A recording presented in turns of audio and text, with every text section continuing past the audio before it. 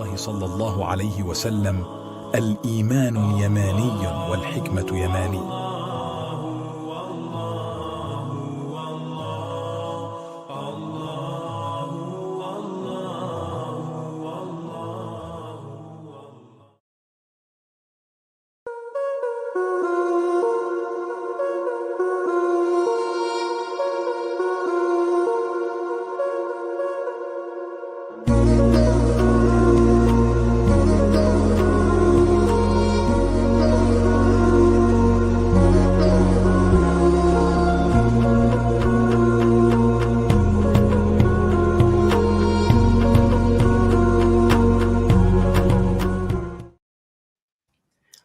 Assalamu alaikum wa rahmatullahi wa barakatuhu.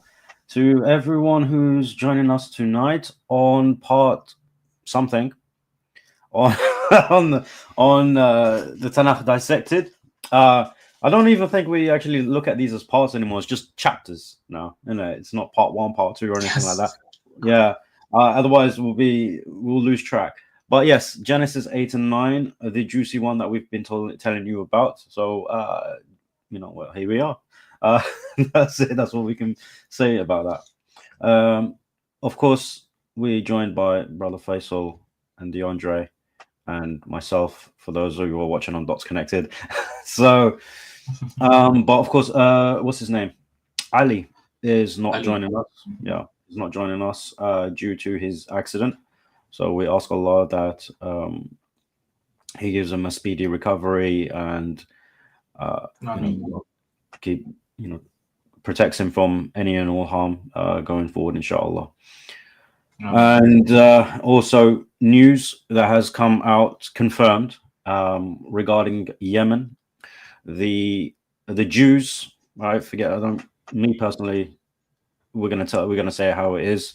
The Jews have bombed Yemen again in these months, and on my community post, I've asked the brothers and sisters to donate to a charity that I know is reliable and that I myself have donated to in the past regarding donating for the people of Yemen when considering Eid al-Adha is coming up. So they'll need that support to live their lives and have their resources and enjoy Eid just as we do. But also we also know that there are tensions rising, and there are unconfirmed reports at the moment regarding missile strikes in Pakistan. So make dua that the people of Pakistan, our brothers and sisters, are protected from the scum Hindutva, and may Allah eradicate the enemies of Islam everywhere that they are. So yeah, there's a lot of calamity happening in the world directed at Muslims, so make dua for all of them. And of course, no one needs to mention Palestine and Burma and Uyghur, or maybe we do have to mention Burma and Uyghur because many people have forgotten about them as well. So just make dua for any and all that are inflicted across the world, whether by sickness or conflict or poverty. Keep them all in your du'as, inshallah. And the people of Sudan, the people of Chechnya, the people in just absolutely everywhere, subhanallah. So do what you can, make dua for them, and I'm sure you already do, but khalas, there's no shortage of du'as that we can make. Moving on to something a bit more fragrant. Just a reminder for everyone. Let me just bring this up. If you haven't already taken advantage of our Al Bustan deal, just to remind you, if you go here, you get 20% off of Al Bustan. This is only available for the next 3 days, so you only got 3 days left. You have to get 20% off Al Bustan if you get the 50 whether you buy the 50 grams or the 100 grams. And if you purchase 50 grams, you'll get a handmade bukhur soap infused with bukhur. It's a natural product and handmade, and it's worth $8.99. You'll get a free one of those. And if you get 100 grams, you'll get a free mabkhara worth £25.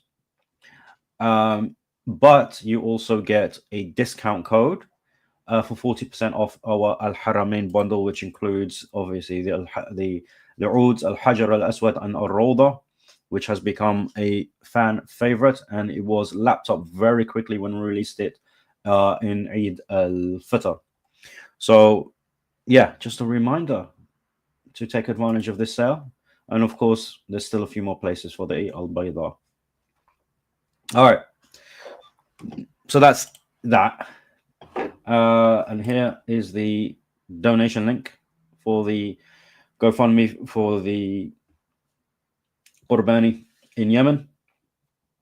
So please check that out and donate whatever you can, inshallah ta'ala. And now on with the show. First and foremost, how are you, brothers? Alhamdulillah. Alhamdulillah. Alhamdulillah. I think this was the most fun I've had in preparing for this particular. Oh, definitely. Definitely. We've had tons and tons of stuff before or so.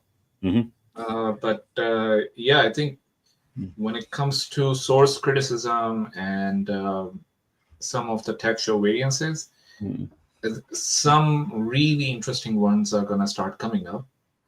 I agree. Yeah. I mean, you guys are saying you had the most fun doing this, but I'm now thinking back, because obviously this series is now a realization of something that me and a group of other brothers started 5 years ago. So we were just sitting on it, that those those brief notes that we all saw when we first started this.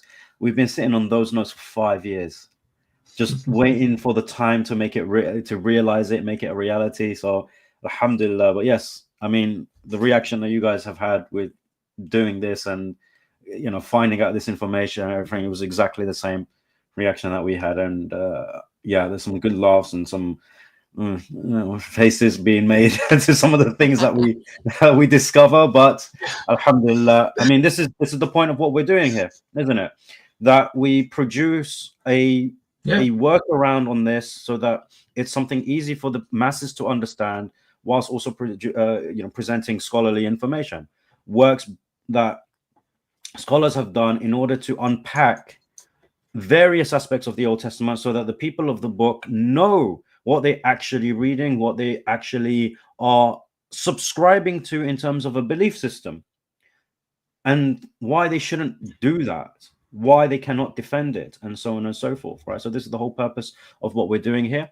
It is to shed light on the reality of the Old Testament, and inshallah, inadvertently, indirectly, bringing people to Islam through these means, when they realize that, okay, these Muslims are presenting this stuff. We think they're a bunch of liars and they're making things up about the Old Testament. But then when we go and check it out, we realize, no, the Muslims are honest because the Quran says to be truthful. So yeah, we're using their sources, we're using their scholars, we're not inserting our beliefs into this. Yes, we do compare it in the end, but when it comes to our presentations, when it comes to our study of what has been in their books, this is all your own books. You got to own it. Exactly. And even when we do the comparison, it is not to highlight, oh, look, the Quran is right because it gives a better portrayal of things. No, a better portrayal doesn't necessarily mean the truth. We are given this comparison, as we've said in the previous streams, is because we are dealing with specific claims that your Christian apologists in particular, not so much the Jewish people, but the Christian apologists that people love to hold on to every word that they say, is that they have no basis to stand upon, especially when it comes to the Islamic dilemma and the fact that the Quran copies and plagiarizes the Bible as if we need the Bible for anything. In fact, when it comes to our theology, the reason Allah subhanahu wa ta'ala includes information that you can recognize from the Bible is to help you out in accepting Islam. It is not for us. For us, the Quran is sufficient. So this is, it's a very objective approach in where we deal with things and we acknowledge things that we deem to be pagan. We don't try to say that this particular belief is not correct because it's pagan. We say, no, this is the actual interpretation. So if we really wanted to try and put some bias and put a monotheistic Islamic idea onto the Old Testament, there's a lot of things that we wouldn't be saying. So just to highlight that. As always, we're going to be doing our presentation, so please share the stream to as many platforms as you can where Christians are lurking. Let them know about this, because this is a great source of information, a great opportunity for da'wah. And yeah, let them come and defend their scripture, because we always say, you always have these Christians always talking about Islam, always talking about how, you know, the Old Testament has prophecies and foreshadowing and correct texts, and it was authored by this individual and that individual, and they had this intention, all of these positive claims. But when it's challenged, suddenly, like the smoke of my just gone out. They're gone. And actually, the big question of this generation, right? Does the Quran affirm the Bible? We're basically giving a very clear answer of why it doesn't. So my presentation should be shared if you want to bring it up, Akhi. I will. I can start, inshallah. Yeah, it's not a problem. So just quickly, Jews and Christians will be invited to address the points made after the presentation is complete. So bear with us, inshallah, and we'll send out the link as soon as we're done. So let's get on with it. Bismillah. Here we go. All right. So Genesis 8 and 9, that's what we're going to be focusing on. However, for context, we will go to Genesis 5, 6, and 7 at times. So bear in mind that is going to become important, because we won't be able to make sense of the full flood narrative unless you take a look at all of these accounts together. So let's just start with sources right now. We know that there are multiple sources that the scholars of the Old Testament use to put these books together, right? The Masoretic text, the Samaritan Pentateuch, Septuagint, Dead Sea Scrolls, Peshitta, Targums, different sources that are used by them, right? And we always get thrown this claim that, oh, the Bible can be traced back to the 3rd century BCE, when the Dead Sea Scrolls are from. Now, number one, not all Dead Sea Scrolls are from the 3rd century BCE, right? And that is a very, we're basically being very generous, allowing you to go to the 3rd century BCE. Normally, 2nd century BCE probably, or sometime around there. Most of the scrolls are much newer, right? More likely from the 1st century after the birth of Christ, right? So let's talk about this. Do we have anything of Genesis 8 or 9 in the Dead Sea Scrolls? Zero.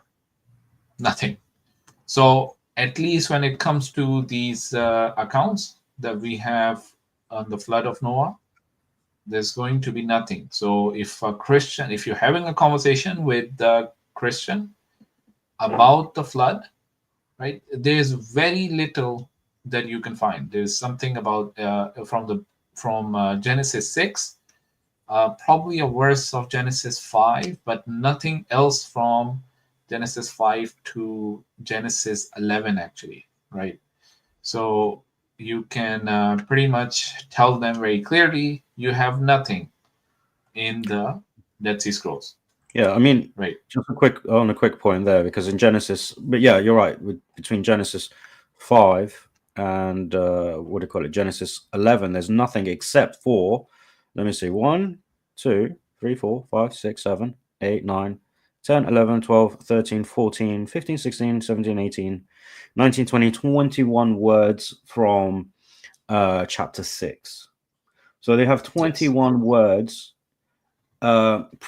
preserved, or partially preserved, from the Dead Sea Scrolls between Genesis 5 and Genesis 11. 21 words in 5 chapters, or 6 chapters.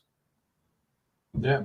And I'll actually bring up a picture of what those verses actually look like when you take a look at them, because they say these verses are there, right, or the words are there, but it would be interesting for people to be able to see those, a picture of those. I'll actually bring those up at the end of our presentation, and everyone has presented. But for now, just to give everybody an idea about where we stood. So when we were looking at the book of Genesis, so far we had covered up to chapter 7 of the book of Genesis, right?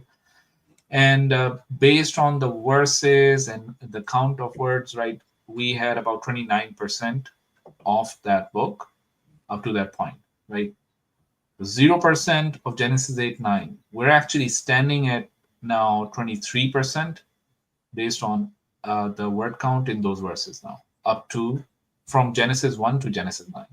So far, we only have 23% of the book of Genesis that we've covered, right? Which is less than a quarter. I just want that to sink in, right? So that you guys remember that it's not like just because you found the Dead Sea Scrolls that you're going to be able to claim that everything is confirmed.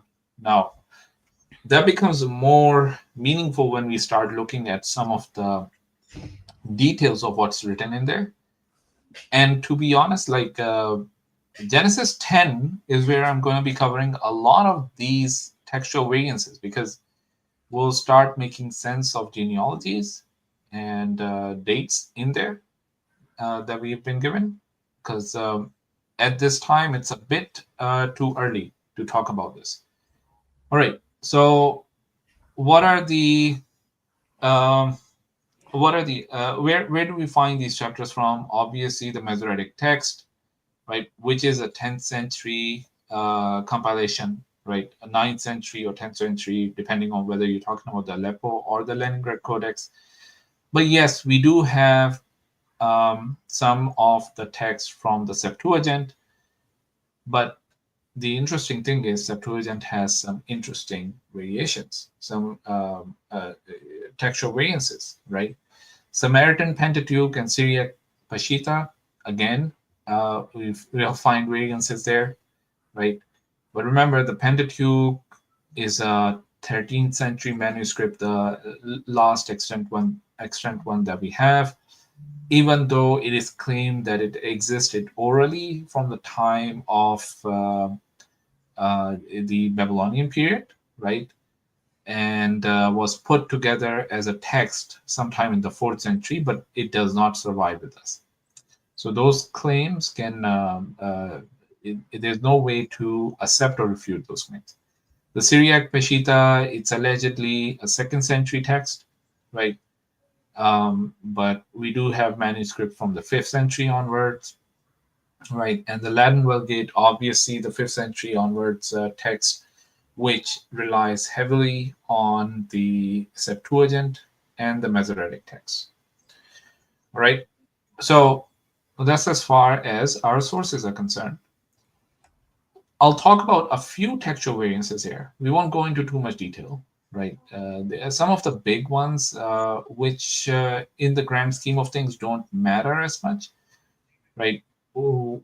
Is Genesis 9 verse 20, right? Where Hadama is used, man of the land, ground, earth, soil, in the Leningrad Codex, right? But in the Septuagint, we basically see that the Greek contains a sort of a synonymous word, not exactly the same, farmer, man of the land, earth, soil, right, tilling, etc. And then the Vulgate carries on the tradition from the Greek text from the Septuagint, a farmer man to work at the land, earth, soil, working as a farmer. So essentially, the variation came in the Septuagint from the Hebrew text, or it was brought into the Masoretic text to make it distinct from the Septuagint. We won't know until we find exactly the same verse in an older text. Remember, the Dead Sea Scrolls do not have a Genesis 9, right? So it's impossible to confirm what it was. So other variances are there, but I'm actually going to discuss it when we talk about the flood narrative. And that's what we're going to be focusing on. So the flood timeline. Now, very interestingly, when we start looking at the flood timeline and the dates, age, and durations that are mentioned in the flood narrative from Genesis 7 all the way to Genesis 8, right? There's a few things that you find which are very interesting. Number one, there are it's almost as if two parallel texts are being merged together, right? And scholars of who do source criticism, they've basically looked into it. They've identified that there are both the priestly and Yahweh's account, and we talked about this in our first stream. I think Fawad did an introduction to that, and then Yes. I expanded on this in our last stream, right? And when we start looking into this, you start seeing some patterns, which we will talk a lot more in a lot more details at, a bit later on, right?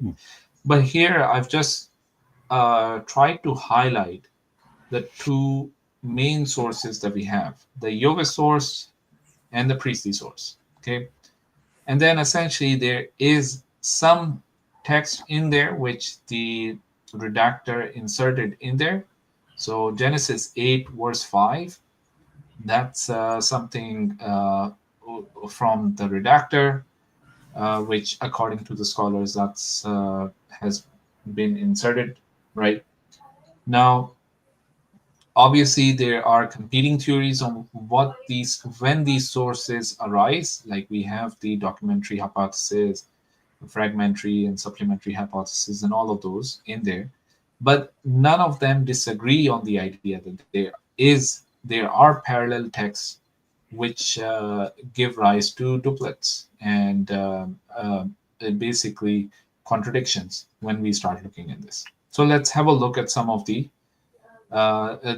texts separately, right? So if we look at the flood timeline in the priestly, right, what we find is, for example, Noah was 600 years old when the flood of waters came on the earth. In the 600th year of Noah's life, in the second month, on the 17th day of the month, on that day, all the fountains of the great deep burst forth, and the windows of the heavens were opened. And the waters increased and bore up the ark, and it rose high above the earth. Now, when you read through this narrative, you actually find that it reads coherently internally as an independent text, right? What we also find are some unique features within this text, which we're going to talk about a bit later, right? I'm actually going to jump on to, I'm not going to go through the whole text here. Our audiences are free to pause this video and read through this for some of these detailed slides where the text is just going to be presented as is from the Bible, right? And you can take notes if you want to. And when the presentation is made available, you can have a look at that, right? So I'm not going to go through each and every point in here. We're going to talk about the differences. So again, the Yahweh source, then the Lord said to Noah, go into the ark, you and all your household, for I have seen you alone are righteous before me in this generation. And after 7 days, the water of the flood came on the earth, right? And rain fell on the earth 40 days and 40 nights. The flood continued for 40 days on the earth. And the water gradually receded from the earth at the end of 40 days. Then he sent out the dove from him to see if the waters had subsided from the face of the ground. Right. So when you're reading through this, you basically see a very different account of the flood. Right. So the first one, the year, the age of Noah is being emphasized. Dates are the days are there, but they're not as clearly written. We do have the 150 days being mentioned in Genesis 7:24, and Genesis 8:3, right? But we find a very different account of 40 days and 7 days in the Yovist account, right? So let's see what this means. Let's talk about some of these issues. I just want to highlight that. So sorry, Akhi. I just want to highlight that both those accounts are very coherent in their own way. So if you actually separate the accounts, they are coherent. They make sense when you follow them.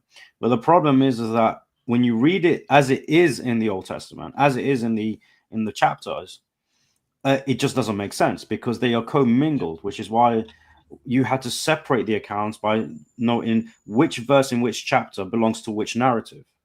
So that's something that people have to understand. And I want Jews and Christians to understand that when you are blindly reading Genesis and just reading through it, it's just clear that you're not thinking about the text, because you are reading contradictory narratives in the same chapter and you don't bat an eye about it. So what's going on? Sorry. So we're actually going to address the way these Christians are going to read it, or the Jews are going to read it at the end, right? Because we do want to have a look at it at the same time. So now, if we're accounting for each one of them separately, a few of the things that you note is that per the priestly tradition,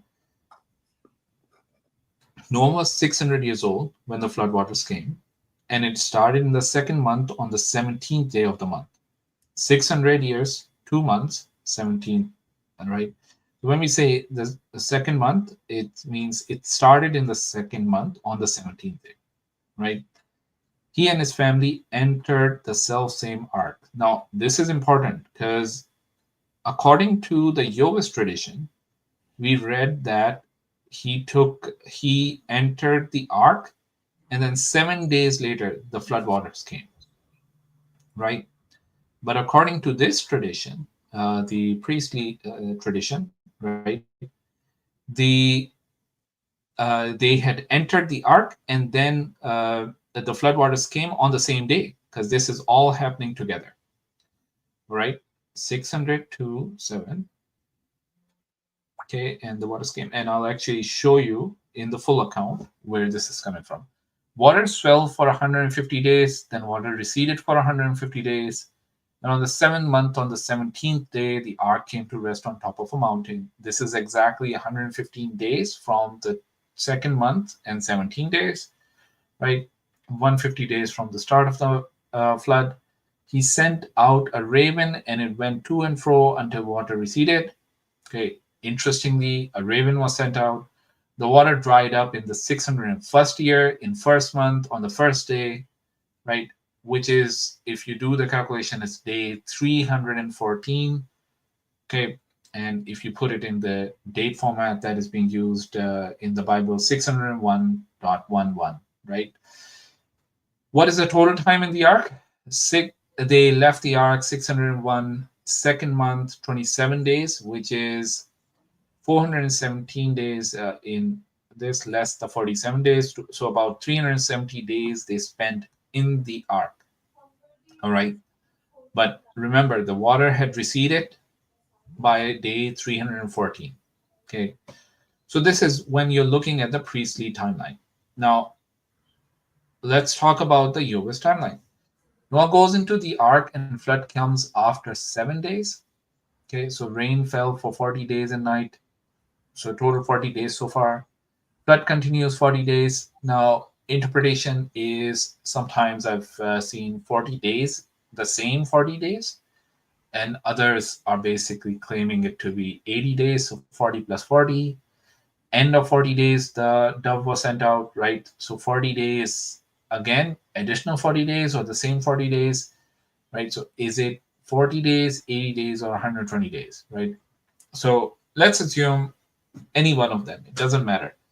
Because the 120 days plus how many days you add for the dove going back and forth does not add up to the 314, 370 days that we've seen in the priestly tradition. Okay. He sends dove and returns the same day. He sends out a dove again after 7 days. It returns with olive branch, right?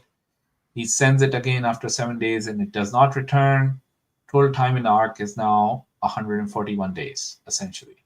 Okay, so 61 or 141 days. Now, there is some attempt by redactors to reconcile the two accounts, but it's very confusing with that, because it doesn't really help with either one of those reconciliations, because the verse 8:5, where this has been inserted, it awaited until the 10th month, in the 10th month on the first day of the month, right?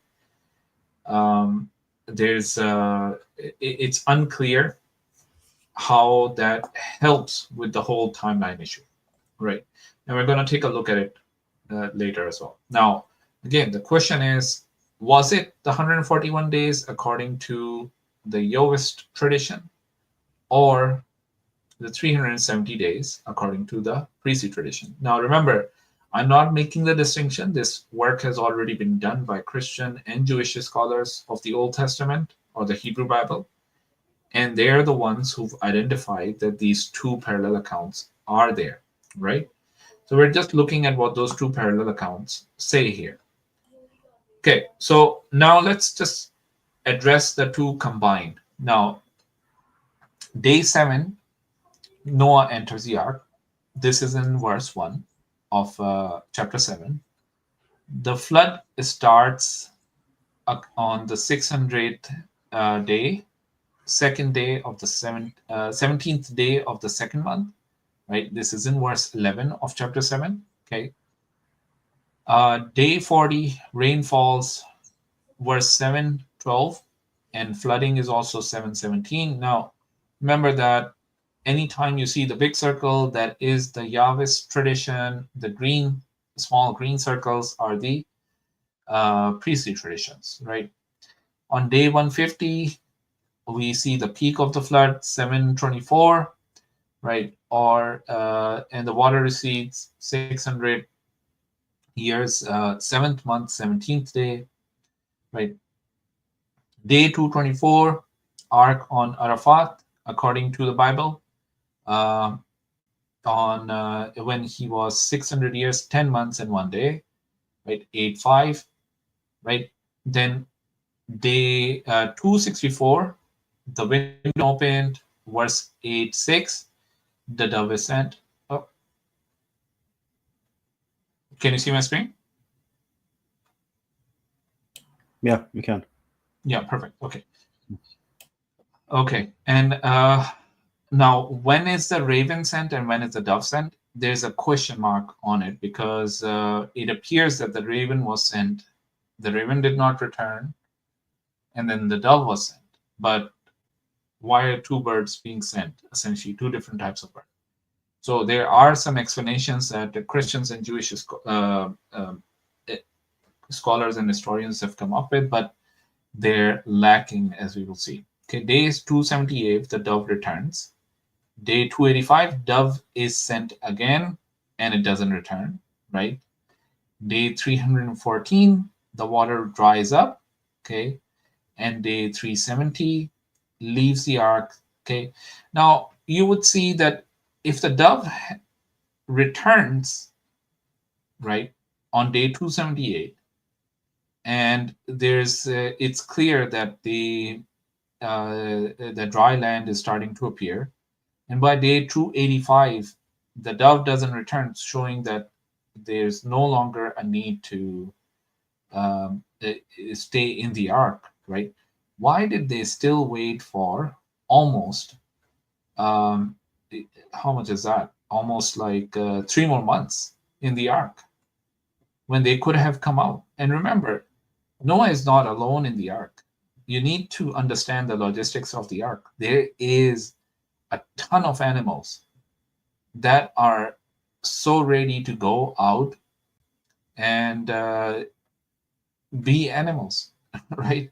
And not just that, the logistics, the taking care of those animals, the excrement from them that has to be taken care of, the food supply that needs to be maintained, and everything else that needs to be done. It's just unbelievable to think about all of that being managed, while outside the dove has flown out, and there's like dry land now appearing. Okay, so lots of questions that can be asked. Now, having a look at this same timeline, right? As we saw, 600 years, right? After 40 days, ark lifted off earth, 110 additional days. Now, this is being calculated by people to justify the two different accounts, right? Because we have two different versions of how long it rained, 40 days and 150 days. So people are basically trying to make sense of this. What people are basically doing is saying that it did rain for 150 days, but by 40th day, the ark lifted off the earth. Right. So they're trying to read into the text some of their interpretation of what it means. Then by 150, after the 150th day, there's another time period, right, which is broken up to account for the two traditions, right? So the 128 days, the next 128 days, the way they're being calculated, we can see the ark resting on Mount Ararat. That's the 224 days, or the 10th month, and day 1 of 10th month, right? And then 264 days is when the raven is sent out. That's another, how much was it? 150 days later, right? And then 278 days, another time frame which is being calculated based on the weekly sending out of the doves, right? So eventually, right, you can see that when Christians and Jews, they are calculating this time period, they arrive at a total of 370 days, which is based on the age of Noah, on when the flood started and when the flood ended. Okay, and this is in line with the priestly account, because the priestly account contains the ages. All right. So, what are the reasons why this is problematic? Number one, definitely there's no comprehensive explanation for the differences here, because we have the raven going out, the dove going out. We have a boarding on the 7 days before and boarding on the same day. We've got 40 days of rain and flood. We've got just 150 days of rain and flood, right? So none of those are explained. Now, what else is happening here is that there's a lot of filling in the blanks here. Okay, when we talk about the 150 days and 40 days, you can see how when we look at the time between ark lifted off the earth and the peak of the flood, we see a calculation of 110 days. This is a calculation just being done to accommodate the two different accounts. All right. It has no basis in the text itself. Okay. Now, in addition to this, we know there are multiple origins. This is not something which is new or unknown to the Christian and Jewish authors. They accepted that there may be multiple authorships to it, and there are multiple reasons why, which Fawad discussed before, and we also covered in our previous stream, right? And these duplets are one of the reasons why we accept the multiple source theories. Now, in addition to this, there are other discrepancies which we would see in the flood account, and we will talk about them later, right? And when we talk about the priestly and the Jehovah's tradition in full, right? But this is just when we start looking into it, it starts falling apart when you start diving into the details of this, all right? Okay, so in addition to all that we've read, there's a very interesting textual variance between the Septuagint, the oldest text that we have, which contains the flood narrative, and the rest of the other sources that we have. Okay, so when we look at Genesis 7:11 in the Septuagint, right, the day of the month in the Septuagint is not the 17th, which is what we see in the Samaritan Pentateuch and the Peshitta and the Masoretic text, but it is the 27th. At the same time, in Genesis 8:3, the Septuagint says that the ark settled on the mountains in the 7th month on the 27th day of the month. Okay. However, the Masoretic text and most modern Bibles, right, confirm to the Masoretic text say the 17th day of the same month. Okay. The Samaritan Pentateuch and the Peshitta again agree with the Masoretic text. So we definitely see that there are questions on what day this all happened. All right. Now, in the grand scheme of things, it's not going to impact anything because these dates are falling within the time period of the flood itself, but these are important variations in the text that we should be taking a look at. Just before we move on, I just want to mention that when it comes to the text of the Old Testament with regards to what we can find in the Dead Sea Scrolls and the Septuagint, there are many scholars that believe that the Septuagint was for the most part faithfully translated by the Jews the Septuagint was a faithful translation of the Dead Sea Scrolls for the most part. So if we are to look at this and say, well, this is the 27th day, according to the Septuagint, which is now currently our earliest text of Genesis 7 and 8, then we can assume that the Dead Sea Scrolls might have had, or most likely would have had, 27 days as opposed to 17. So something happened in the tradition later on, which changed it. So, Actually, Brother Yamni, so there's a lot of unpacking that is going to go on when we dive into chapter 10 and the genealogies.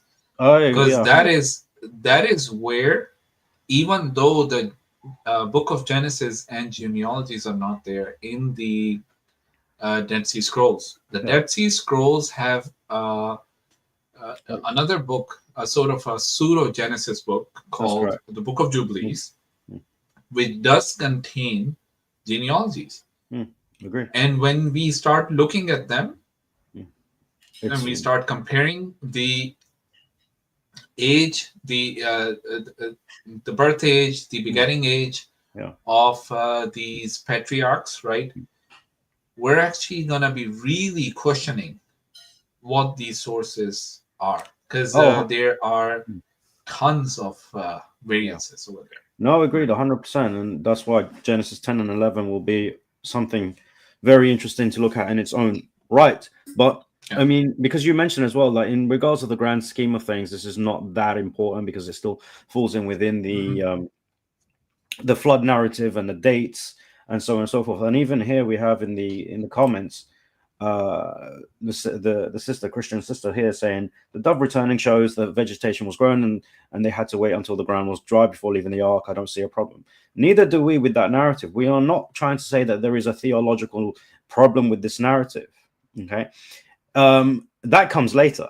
The point here is that you are relying and believing in a book which is clearly composed of multiple authors who have a completely separate narrative with regards to what happened, when it happened, how it happened, what figures were mentioned, right? Because we mentioned the dove and a raven.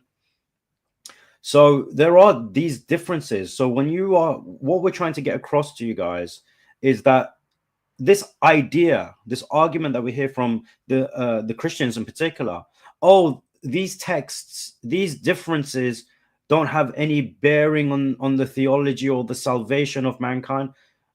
Yes, it does. because you are believing in a book which you claim to be authored by God, but the evidence is very clear that there are multiple authors to the same text who have different narratives, different understanding, and it is a mishmash of these things, which is why scholars, yes, scholars disagree, because this is what's mentioned as well. Look, scholars disagree all the time. Yes, scholars disagree all the time, but on certain points. But in general, the scholars agree of doublets, of the existence of the Yahwist and priestly texts. These are things that are well established within scholarship. Yeah, you would find very few scholars nowadays who would question the idea that these doublets exist, right? There's very few of them, and even if they are going to do that, because yes, we have the hypothesis, the documentary hypothesis, fragmentary and supplementary hypothesis. All of those are there, and they are hypotheses. But what is not a hypothesis is the existence of these doublets, right? So I want to make sure that our Christian brothers and sisters understand this difference very clearly. We're agreeing with you when it comes to the idea of what the sources or the explanation of these doublets are, right? That these are still hypotheses. There's no proof of where these are coming from, right? And that's where the scholars are differing. What they're not differing on, and what is basically in the text is written in stone, as they might say, right, is that these doublets exist. There is a dove and there is a raven, right? There were 7 clean animals and 2 pair of 7 pair of clean animals and 2 pair of unclean animals, and in another account there's 2 pair only, right? Then there's the idea that Noah boarded the same day, or Noah boarded 7 days before.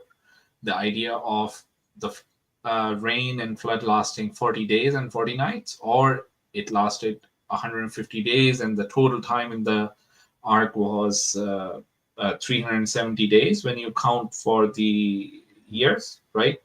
So those exist in your book. You cannot deny them, right? So you can come up with whatever justification you want to, and we're basically talked about the justifications here as well, but it doesn't take away those variations. Exactly. And it's just to highlight that, because you guys have to remember, we did an introduction to this, whereas what do you believe the Torah to be? Now, Christians believe that the Torah is the inspired word of God, okay? That or as it's mentioned in Exodus, that the Torah is something that was dictated to Moses on Mount Sinai. Now, you believe that the Torah or the 5 books of Moses are faithfully preserved as they were from the time of Moses. This is evidence that they weren't. This is the point. And over here, Vino is saying, I agree, but appealing to scholars' authority is always a fallacy. The point here is, we're actually not appealing to the scholars. This is information that the scholars have worked on, and in various areas of Old Testament studies. And we look at the evidence that they are looking at. So we're actually not appealing to the authorities or the scholars. We are taking their work, having a look at it, and verifying it for ourselves. Is what they have, are the things that they are saying, is it something that is actually correct, or is it something that we disagree with? In fact, there are some things that we disagree with when it comes to examining the primary sources that the scholars use. So this is not an appeal to authority or any fallacious argument or anything like that. Yeah, and it would be, sorry, go ahead, DeAndre. You may be able to clarify this appeal to authority. So a fallacious appeal to authority, many people say it's a fallacious appeal to authority not knowing what it actually is. A fallacious appeal to authority is not appealing to a scholar of textual criticism to discuss textual criticism.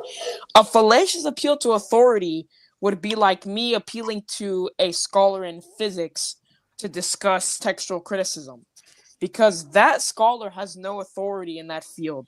That's why it's a fallacious appeal to authority. Now, if you were to say that we're saying that because scholars say so, it's true, that wouldn't even follow either, because we're actually giving an argument We're using the arguments that the scholars are using, and we're backing it up with quotations from the scholars. So either way, that just won't work. Yeah. But not only that, DeAndre, we're actually going to the evidence itself. Exactly, the primary sources. That is what we're examining. This is what we're presenting. Scholarly quotes and stuff. These are just secondary sources that we use to evidence what we're saying in terms of our own reading and our own examination of the same source material. So this is what Jews and Christians need to understand, that what we are presenting, while it may not have a theological impact with regards to certain theological aspects, the biggest theological problem that you have here is the idea that you have a scripture that is preserved and traceable back to Moses and the prophets. That is a huge theological problem, because if you don't have a text that can be reliably traced back to the authors who you claim it can be traced back to, then you actually have no theological basis for anything that you believe. Whether it's what happened in the Garden of Eden. For the Christians, they believe that the Garden of Eden and what happened in Genesis 3 was a foreshadowing of a crucified Messiah. You have no basis for that anymore, because you no longer have grounds to believe that this is an authentic text traceable back to what was dictated to Moses on Mount Sinai.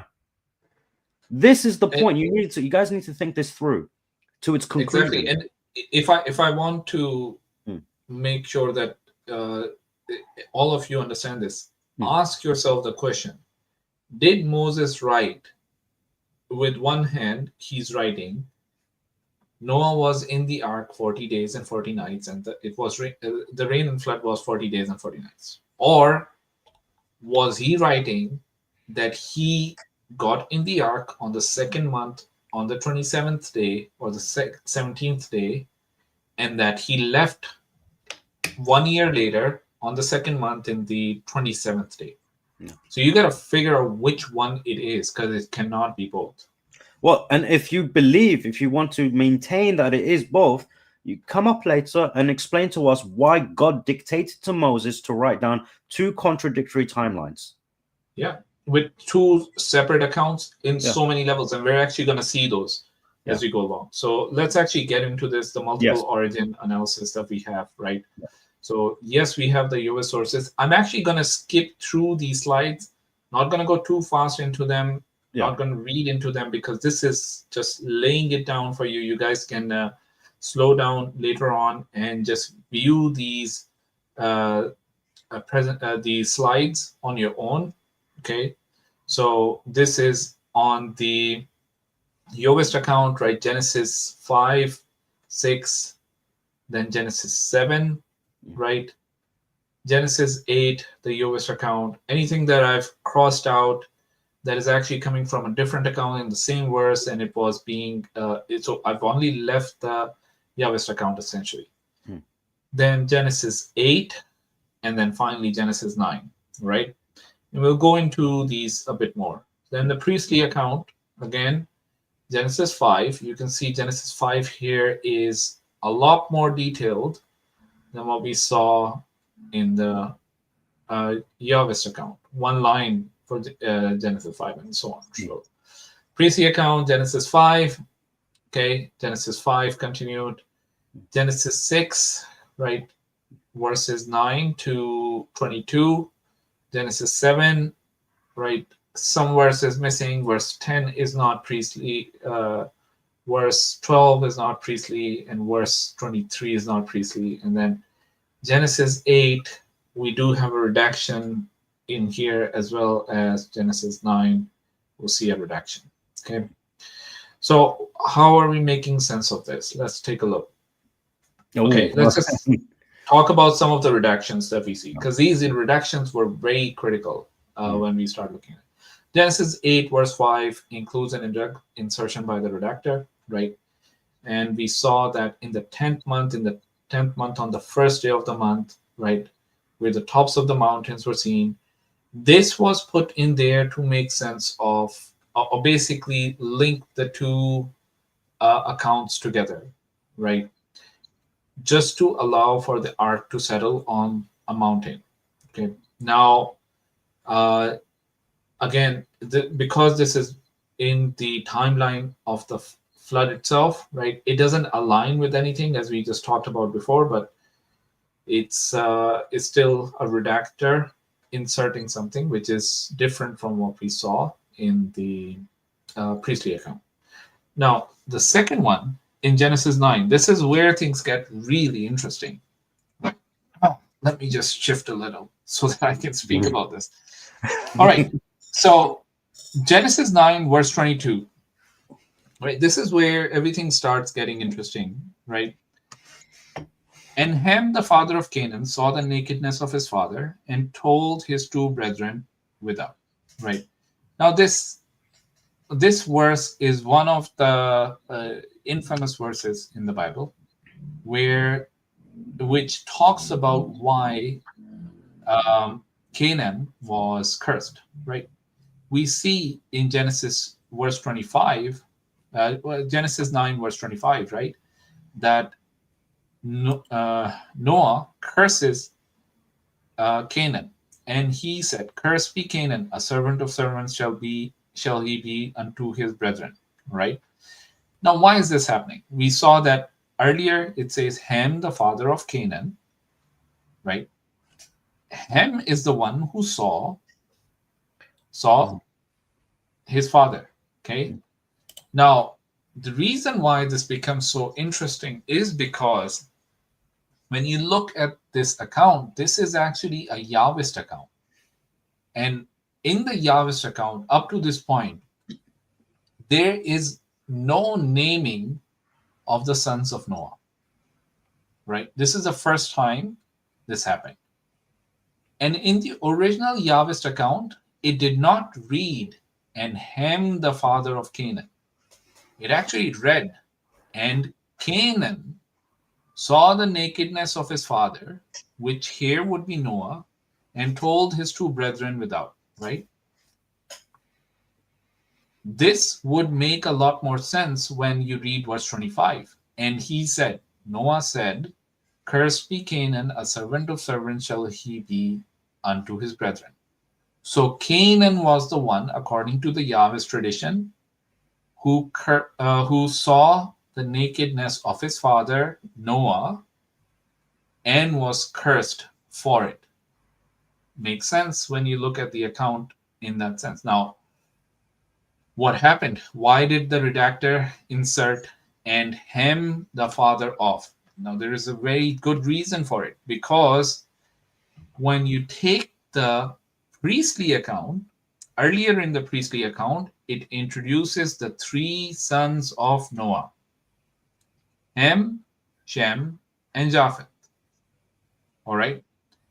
Now, the tasks in front of the redactor was, how do you make sense of these two accounts? Right? So we talk about this in verse 18 in Genesis 9, verse 18, where Ham is introduced. You actually see this other insertion. "In the sons of Noah that went forth in the ark were Shem, Ham, and Japheth." Now, this is not the first time that these sons are introduced. They are introduced before as well, but in the priestly tradition, their names have been given very clearly. Now, you see that the redactor, to make sense of both of these accounts, basically added, "and Ham is the father of Canaan," just to make sure that those two accounts are now aligning with each other. Okay? Because now the redactor has essentially, when he was reading the priestly account, he's seeing Ham, Shem, and Japheth are the three sons of Noah. But when he's read the Yahwist account, the only son of Noah who's been mentioned is Canaan so far, right? So Canaan, when he gets mentioned as a son of Noah, now you have two conflicting accounts. So the redactor, basically, to make sense of it, says Ham, they basically make Ham the father of Canaan, and Canaan a grandson of Noah, essentially. Right? And this is why when you read this, this reads, verse 25 reads so out of sync, because Ham was the one who saw his father, according to the redacted text, basically post-redaction text, right? Ham, the father of Canaan, is the one who sees his father, Noah, in the tent. Now, I'm not questioning why Noah was there, what he was doing. Like, those are matters which my brothers are going to deal with it in a lot more details, right? But really, it's just for everyone to realize that this insertion, right, was made to fix an issue that they saw, the redactor saw in the text version.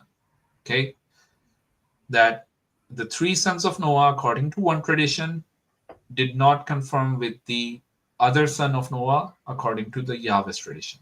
Okay, and they tried to make sense of both of them by basically making the other individual who was in the Yahweh's tradition a grandson of Noah. Right? So this is the explanation that is given by most of the accounts. Now, interestingly enough, when you read the Jewish, what do you call it? Exegesis. Yeah, the Jewish exegesis, you would actually find that the Jews understood that there were Canaan could have been, according to some account, the fourth son of Noah, or the basically the son of Noah who was not confirmed as the son of Noah in the text, but or some considered him as the son of Noah and not a grandson of Noah. And there's a lot of text around it, and some of it our brothers, Brother Yamini and Brother DeAndre are going to cover. All right. Okay. So I hope you guys remember this when Brother Yamini and Brother DeAndre come back to this particular text and talk about this matter. All right. Okay. So let's summarize the differences so far that we've read. Right now, do you want me to just play this, or do you want me to send a link to Joel Biden's two flood events? No, we can go through that very quickly. Okay, because it's about 10 minutes. Oh, let me see. Does it play? I don't know if it plays. I mean, it's not that, because essentially what this video is for the people watching is a confirmation of what we said, mentioned by the scholar Joel Bayan, who very clearly sets out why there are issues within the text. And he is an Old Testament scholar who deals with the documentary hypothesis. So this is a short video, essentially to demonstrate that the scholarly research done by Joel, as well as others who deal with the same topic, we are confirming that based on our own reading and study of the same source material. Yeah, because all of these variations, I'm not the one who's coming up with these. It's the scholars who have already identified these. I'm going to try and see if I can pull that one up. That's fine. I'll be right back. On slides, it's not coming up. I need to play it through YouTube. Give me a second.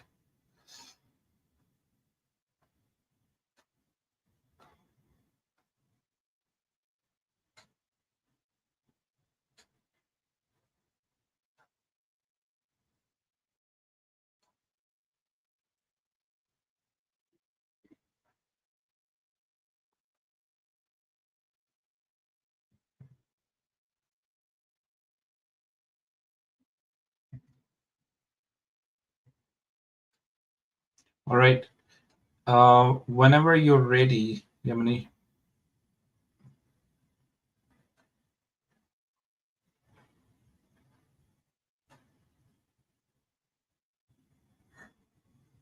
I think he said he had to leave. Yeah, he's going to be back. We're going to wait. All right. So, yeah. So far I know it's a ton of information, and There's so much more that could be said here, but I'm just trying to scratch the surface and make sure that you guys understand how questionable this text really is, right? And I know, Brother DeAndre, you'll have a lot to say about Oh that man. particular text. Okay. You know, I have quite the bit in store with regards to this text. Are you back, Brother Yemi? I shared Yeah, the video. You can play that. Where am I playing it? There's a second Oh, right. screen. Yeah. Sorry. There we go. Yeah. Okay. I'm gonna just play it at 1.5. Hopefully that's not too fast. If it is, we'll slow it down. Let me know if you can hear this. This is the story of Noah. Yes. Noah's like a good guy, right? He walked with God. That's what that means. He's a good guy. He has 3 sons: Shem, Ham, and Yafet. And the rest of the earth is bad. It's corrupt, filled with violence, right? And God tells Noah how to make an ark. Right? We don't have to go into the details, but pretty good set of instructions. Here's exactly how you build an ark. And God announces his intention to bring a flood. I am about to bring a flood, waters upon the earth to destroy all flesh under the sky. Right? Everything will perish. But God says, I'm going to make a covenant with you. I'm going to make a covenant with you.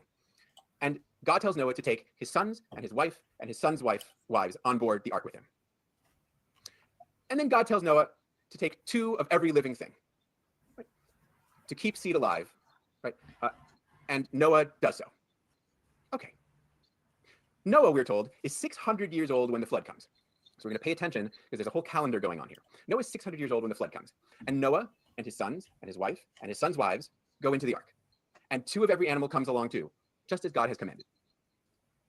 And in the 600th year, in the 2nd month, on the 17th day, the flood comes. And the flood comes from the waters below, from the deep, and from above, the floodgates of the sky. And we might remember the sort of vision of the cosmos that we have seen already, where right, the separation of the waters in creation, right? There's waters above the earth and below the earth. And so what we have here is right, the opening of the sort of barriers that are holding that water back. It's like an uncreation going on here. So the water comes from above and below. And that same day, Noah and his sons and his wife and his sons' wives and 2 of every animal, it turns out they went into the ark, just as God had commanded. Right? That happened on the day that the flood came. And the waters increase, and they raise the ark above the earth, right? And we get all the measurement of how high and covering the mountains. And they raise the ark above the earth until everything on earth dies. Birds, cattle, beasts, all the things that swarmed upon the earth, and all mankind, right? Everything dies.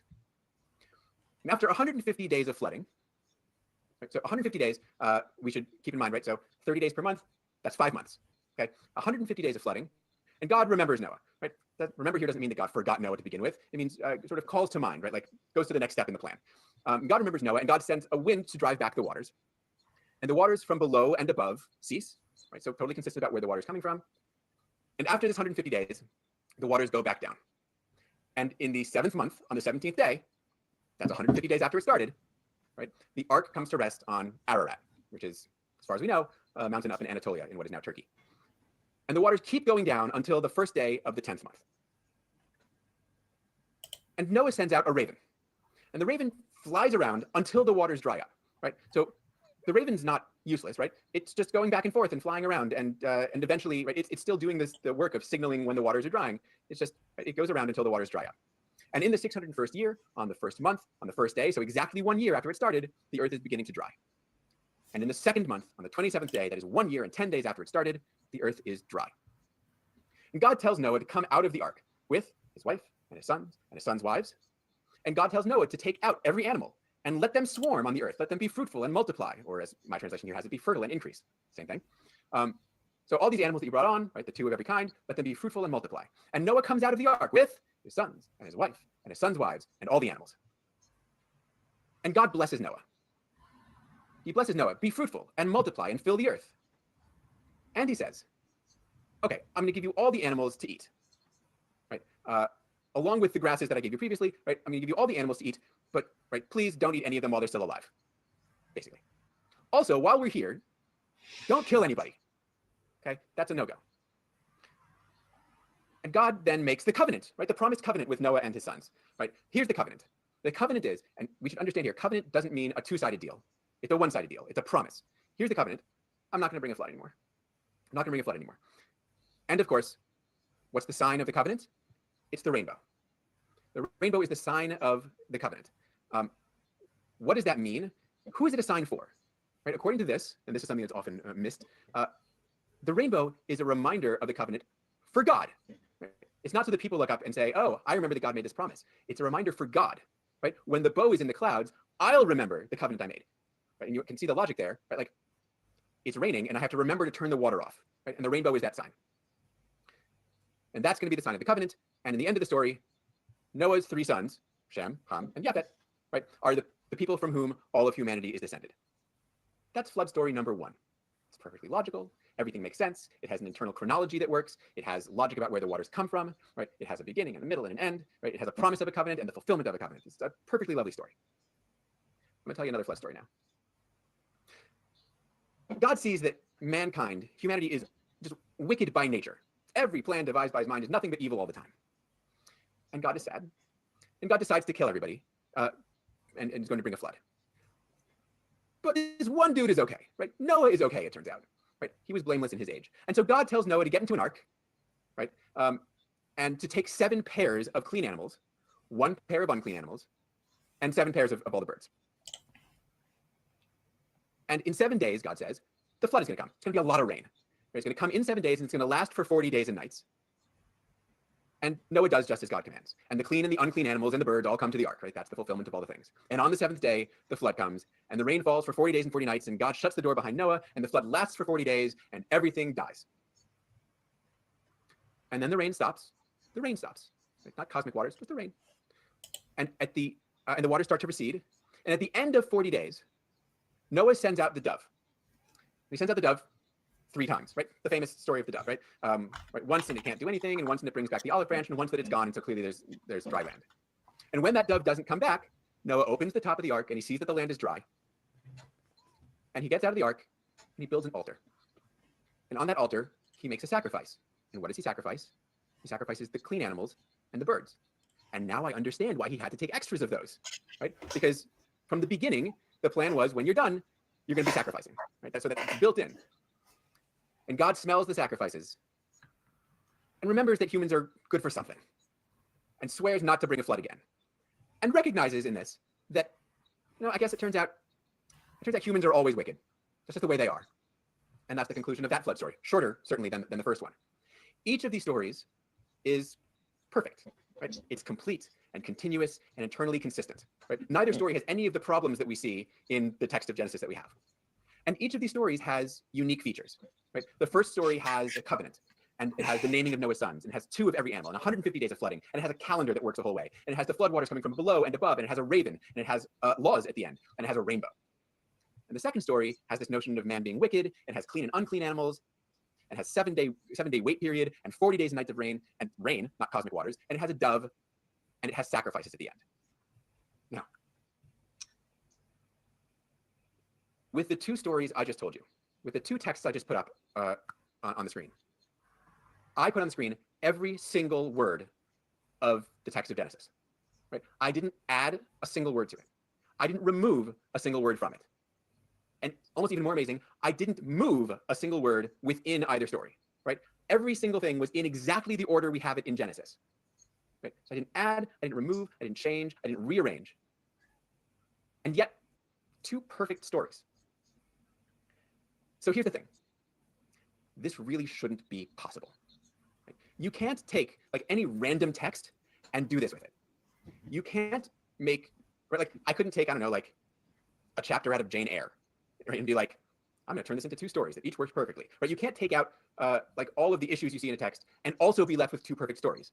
Right? It shouldn't be possible. The only conceivable way it's possible is if the text of Genesis, the canonical text, was in fact originally 2 perfect, separate, different flood stories. And these 2 flood stories must have been woven together into a single flood story. And it must have been done without adding or removing a single word and without changing the order of either individual text.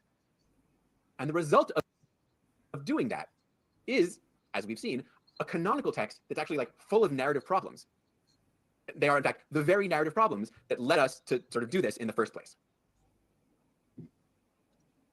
All right. So that is what you heard. So you heard it from the scholars themselves on how they see this, right? And there's a lot more on Yale Bible Study if you go to their page, right? There's more that he covers as far as the Genesis 1 account, Genesis 1 and 2 and 3, right? That's also covered on how these multiple sources are there, right? And just like he said, if these were not originally two separate accounts, it would not have been possible. Okay, so let's take a look. This is what he was talking about, right? When we look at the Yahweh source, we see the account it starts with the wickedness of men, and then the clean and unclean animals are there. Okay, the 7 pairs of clean animal, right? 7 days before the flood, 40 days and night. So these numbers should make sense to you. 7, 7, 40. These are very significant numbers when it comes to a certain they're very superstitious numbers as well. 7 reflecting 7 days of creation, right? 40 days Jesus spent in the what's it called? Sorry, the 40 days Jesus, the Lent, right? That they celebrate. Yeah. Right. So he spent in the wilderness, right, and so on. So these are very superstitious numbers when you see in the Yahwist account, right? And then according to that account, only the rain happened, the doves were sent out, the sacrifices were made after the flood, and so on, right? The priestly account, very different, as he was talking about. The covenant is made. Noah's sons are identified as part of the covenant. 2 of every animal only is taken. 150 days, right? Calendar references are given. No, not the 40 days, not the 7, and so on. The flood is from below and above. The rain fell as well as the flood waters from the earth, right? A raven was sent out and went to and fro. All right, it didn't just do nothing. It was going to and fro. Laws given, right? The Noahide laws that were given in Genesis 9 are part of the priestly account, and the rainbow as a proof of God's covenant, and so on. So these differences are there, and we'll look at these in a lot more detail here, right? So in the Yahwist account, we see that the sons of God started procreating with men. The sons of God procreating with daughters of men, right? And then it talks about the existence of giants and long life of mankind, right? And then corruption and violence, right? On the priestly account, there's a mention of it, but it's not as detailed as we see in the Yahwist account, where the priestly account only says the earth was corrupt before God and was filled with violence, right? Then the Yahwist account, he decides to spare Noah, who was perfect in his generation, and him and his house were to be spared, right?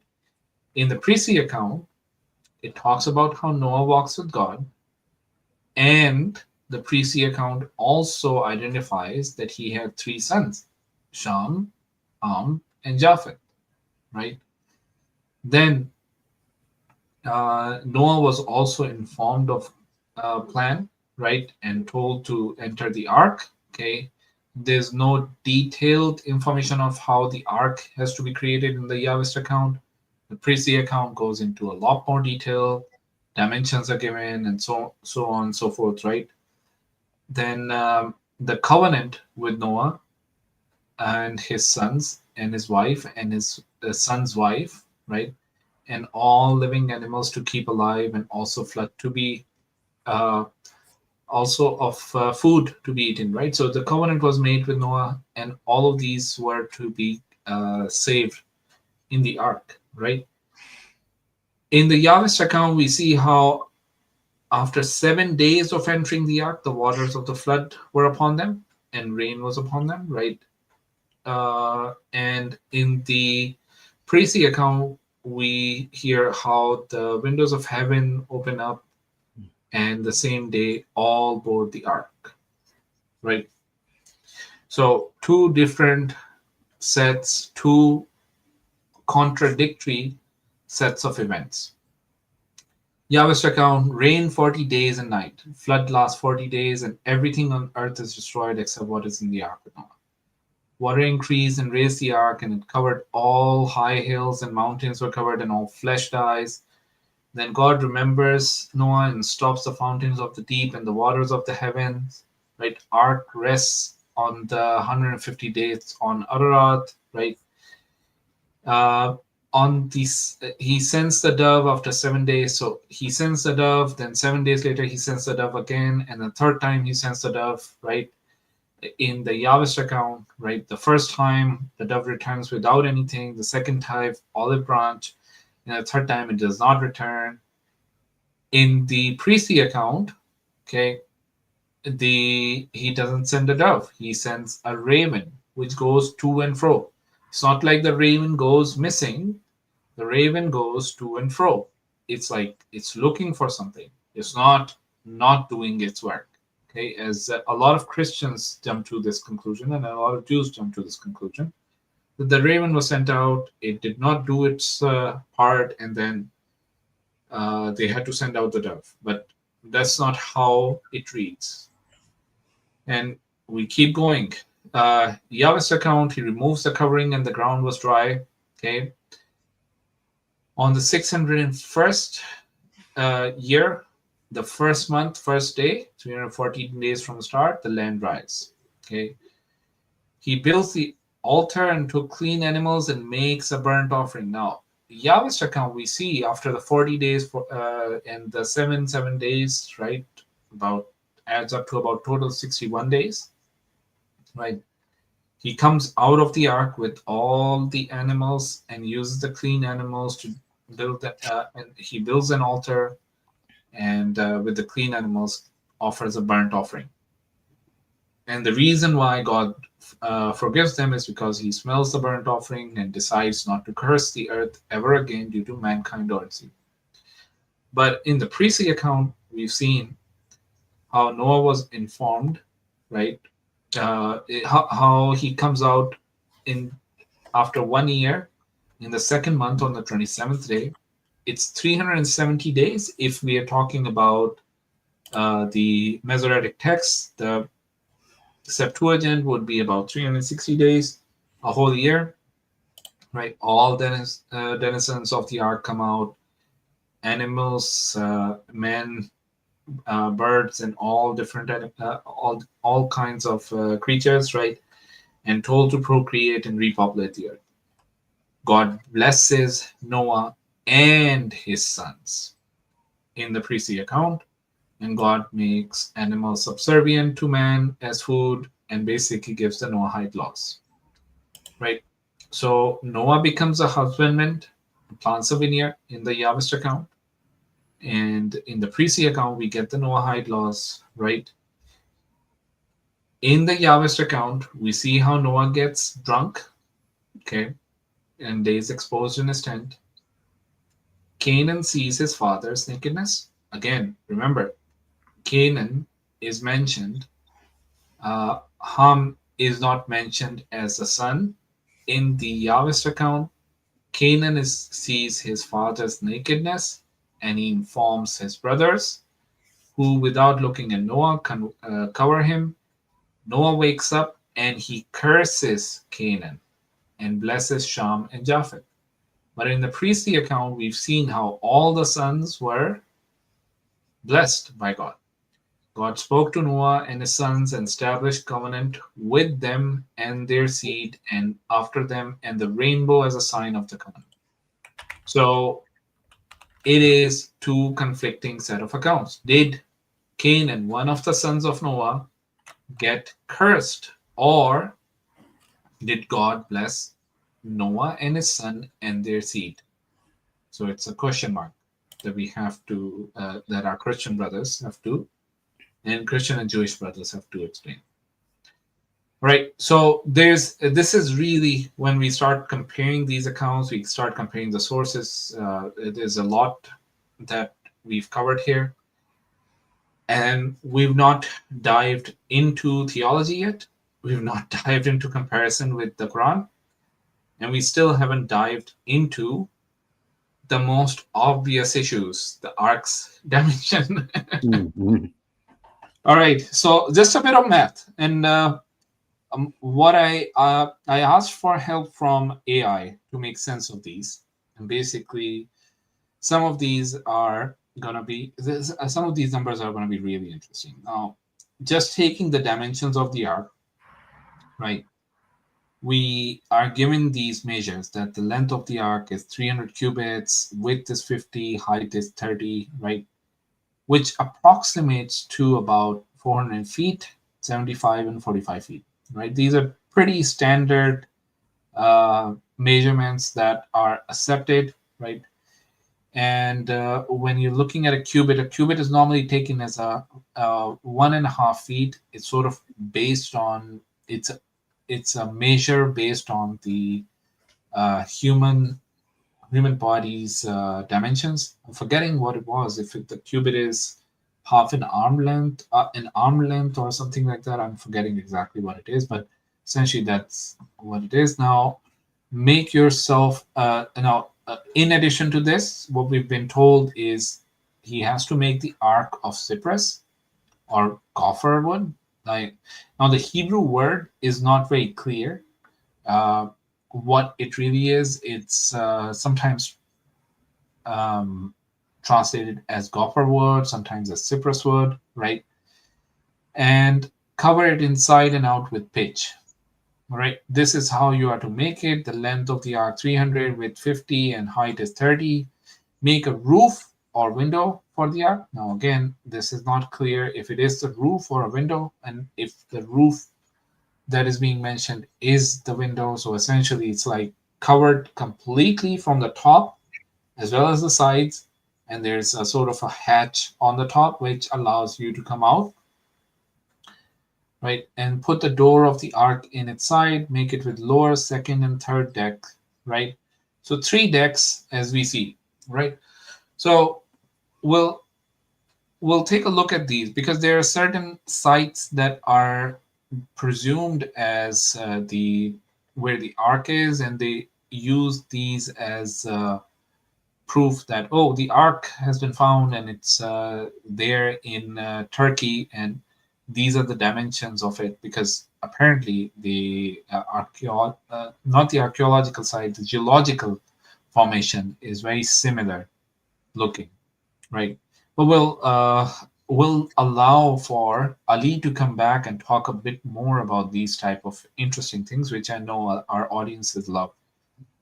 All right, so this is the size when you start comparing the ark of Noah as per the book of Genesis with some of the ships that we have today, right?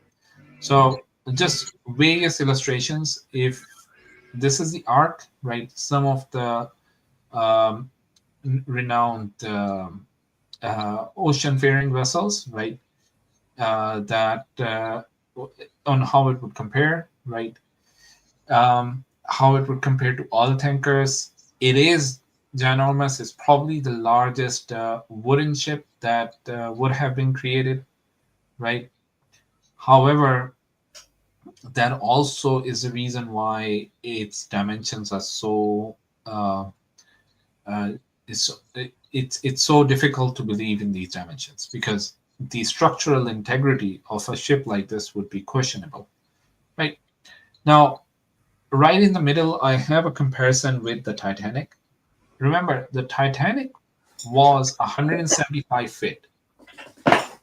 Noah's Ark's height is 45 feet. So the Titanic is 4 times as tall as Noah's Ark. The length of Noah's Ark is 450 feet, whereas the Titanic was almost 900 feet. So almost double. The width of Noah's Ark is 75 feet, whereas the Titanic was 92 feet, right? So about 1.2, 1.25 between that, right? So what are we left with now? In addition to this, obviously the wood is the Noah's Ark is made of only wood, whereas the Titanic was made of steel. Okay, so we have two different ships in two different times with two different compositions, but the Titanic had almost 3,600 people on it, with provision for 3 weeks only. The food on the Titanic was for 3 weeks because that was the length of the voyage from across the Atlantic. Compare this with what is supposed to be in Noah's Ark. There would be about 50,000 plus animals, right? If we there are some ways in which Christians try to explain this, and we'll talk about those as well, Christians and Jews, right? There would be 2 million plus insects in there, right? And then about 8 people who are taking care of all of these animals and all of these insects. And then there is provision for a whole year for all of these creatures. I just want you to realize how much that's going to be. So we'll talk about this in our next few slides, right? So let's just do a bit more math, right? So what is the total volume that we can expect? Okay, so we remember how we talked about 450 feet by 50 feet by 75. We've basically rounded it to 50 from 45 just to make it easier for us, right? So the total volume of the ark, we come to about 1.5 million cubic feet, right? If we assume that it had 3 decks, according to what the Bible is saying, then each deck is about 500,000 cubic feet, right? So large cargo ships, modern large cargo ships, have a similar volume, even though their design is much more efficient. Remember, there's a lot more engineering going into cargo ships, and all the work that goes into ensure that the ship doesn't just tear apart in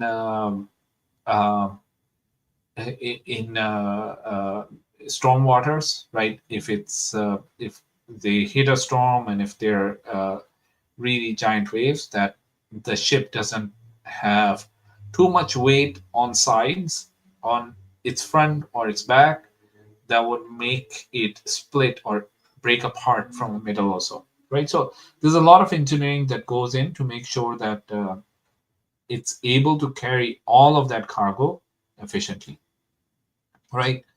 Now, so we're basically assuming we're being very, very generous. Now, what's the required capacity? Just a calculation on the animal space requirement. Now, instead of species, we're actually taking kinds of animals. So essentially, all the different types of wolves, we're basically saying we're going to ignore the different species of wolves that are out there, different species of dogs that are out there. We're going to just take a pair of one kind, right, which is essentially a pair of wolves, not a pair of Arctic wolves and a pair of wolves found in other places. Just we're being super simple with this calculation, right? Even with that estimate, right, we have 8,000 different animals that we need to put on board. And the space requirements can vary. Smaller animals like birds, reptiles, rodents probably need a few cubic meters per enclosure, but larger animals like elephants, giraffes, right, they might need 200 plus cubic meters, right, per individual animal. So a very rough estimation, just trying to that AI gave me, is about 436,000 for these 8,000 kinds. Again, remember, kinds and not species, okay? So we're going to get rid of one of those type of wolves. It's either the Arctic wolves or the wolves in India. Figure out which ones you want to keep, right? Then food, right? If it's about 436,000 cubic feet, that means it's going to take up a whole deck. Then we have food and water storage. The food storage requirement comes to about another deck completely, right? Now remember, we have insects as well. We have some of these other animals. So yeah, in that way, you can justify that just by keeping one type of wolf and not the other type of wolf, just by keeping one type of bear, the polar bear, let's get rid of the grizzly and the brown and the black, right? You're able to make sure that you have enough capacity to have these animals survive, right? Now, again, we're assuming so much here that the food is not going to go bad. It's going to be stored in a way that it's going to be ventilated. There's not going to be any bacteria, any spoilage, wastage, anything like that, because there's no renewable food sources on board. So lots of questions, right? And then obviously waste disposal. We didn't talk much about that, but that's also another issue that's happening in the Ark, right? So obviously we talked about the kinds versus species. We talked about the estimated animal count. We're being very generous when we talk about the 7,000 to 8,000 animal count, right? But that's not all that is required to repopulate the Earth with all the species that we have today. And then the pairs and the sevens. Now, remember, clean animals. We had 7 pairs of clean animals, not just one pair. So that is also not factored into that number. And then the space efficiency. Are we saying we're going to cramp all of those animals in those enclosures without allowing them any room to move or anything at all like that? There may be some explanations that they can come up with, but it does not make any sense naturalistically, right? Yes, you can come up with theological explanations, but then again, we're talking theology, and we'll discuss that separately. And then some people basically claim the juvenile animal theory, that the animals taken on board by Noah were all the young of the animals, not the old. We don't have any proof. The text doesn't say that. It's just a theory. Right. So all of these assumptions to try and make sense of this. Now, if we take all of this, if we were to allow for the correct number of species and animals, right, that we would need to repopulate the Earth, we would need almost 450 semi-trailers of cargo space. It would be a ton more than what we currently have, right? So it's just tons of questions on the dimensions that are provided in the Ark.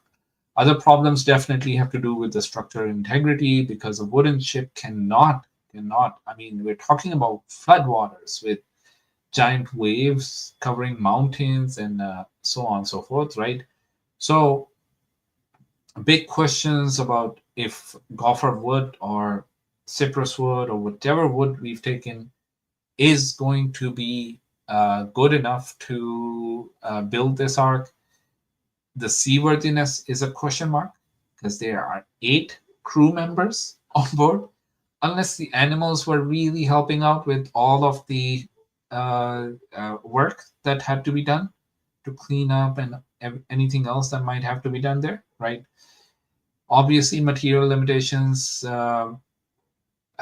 gopher wood, nobody really knows what type of wood essentially is being talked about there, but nothing on this planet right now that exists can confirm to the idea of the sturdiness required to build that Ark.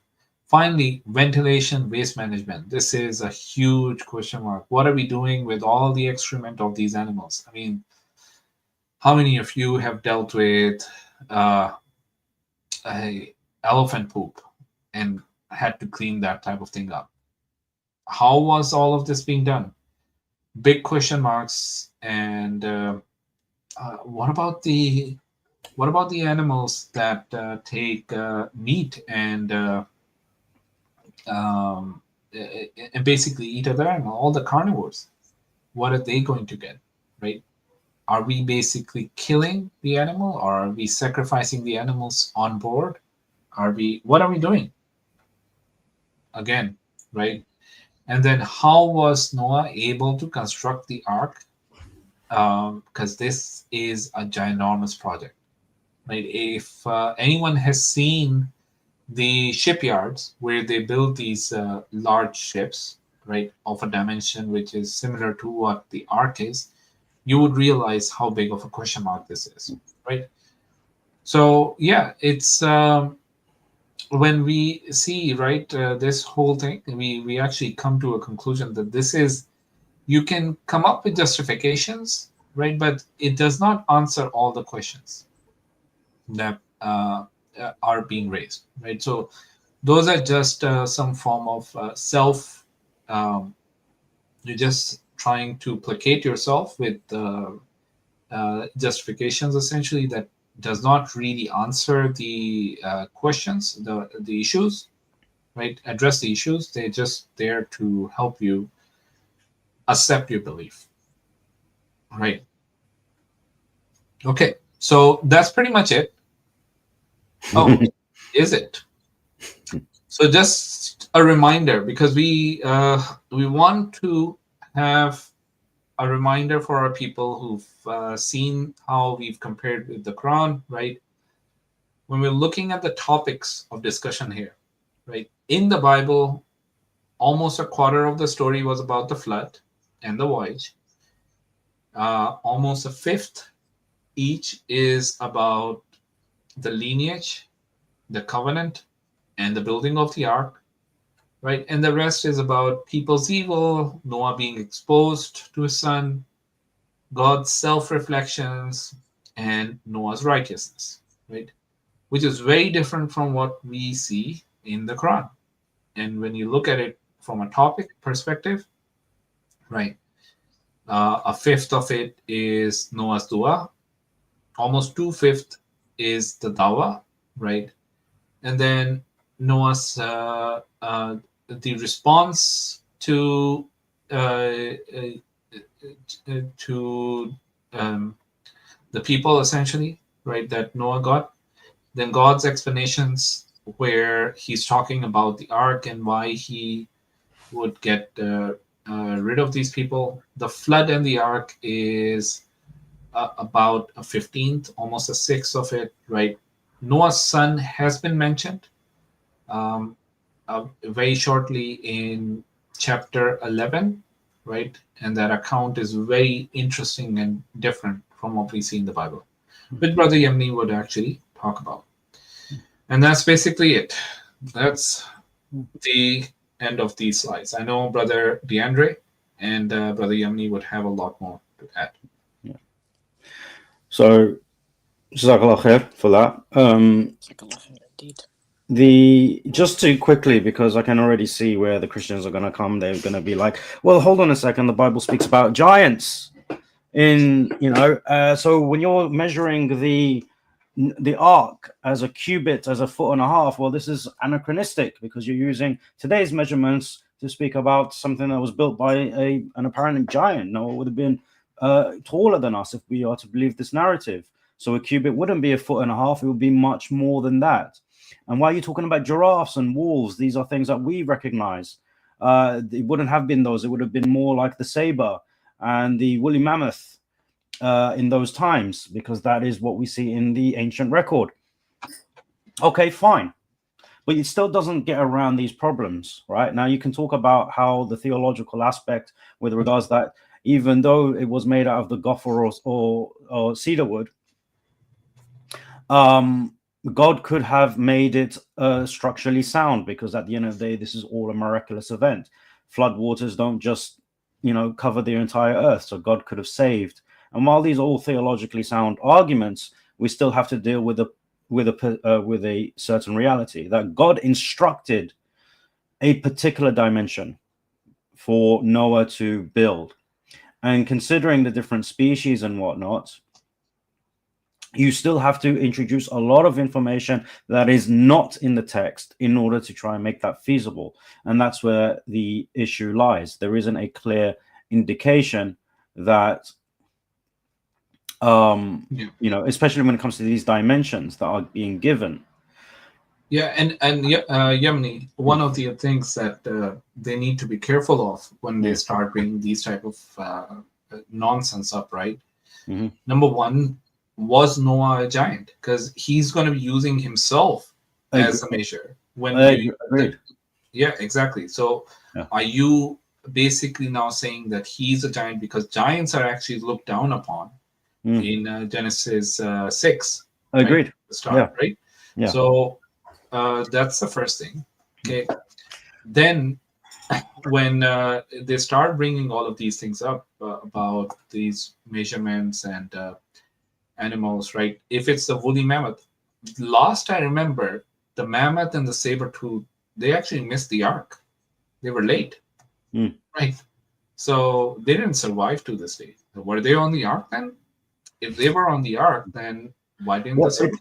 Yeah, I mean, it's a lot of stuff that you would actually have to look at historically, in it, to try and verify this, you know, because how did they actually go extinct? You know, was it because they missed the ark? Was it something that happened afterwards? Is it because of evolution? What essentially, how are you going to explain this?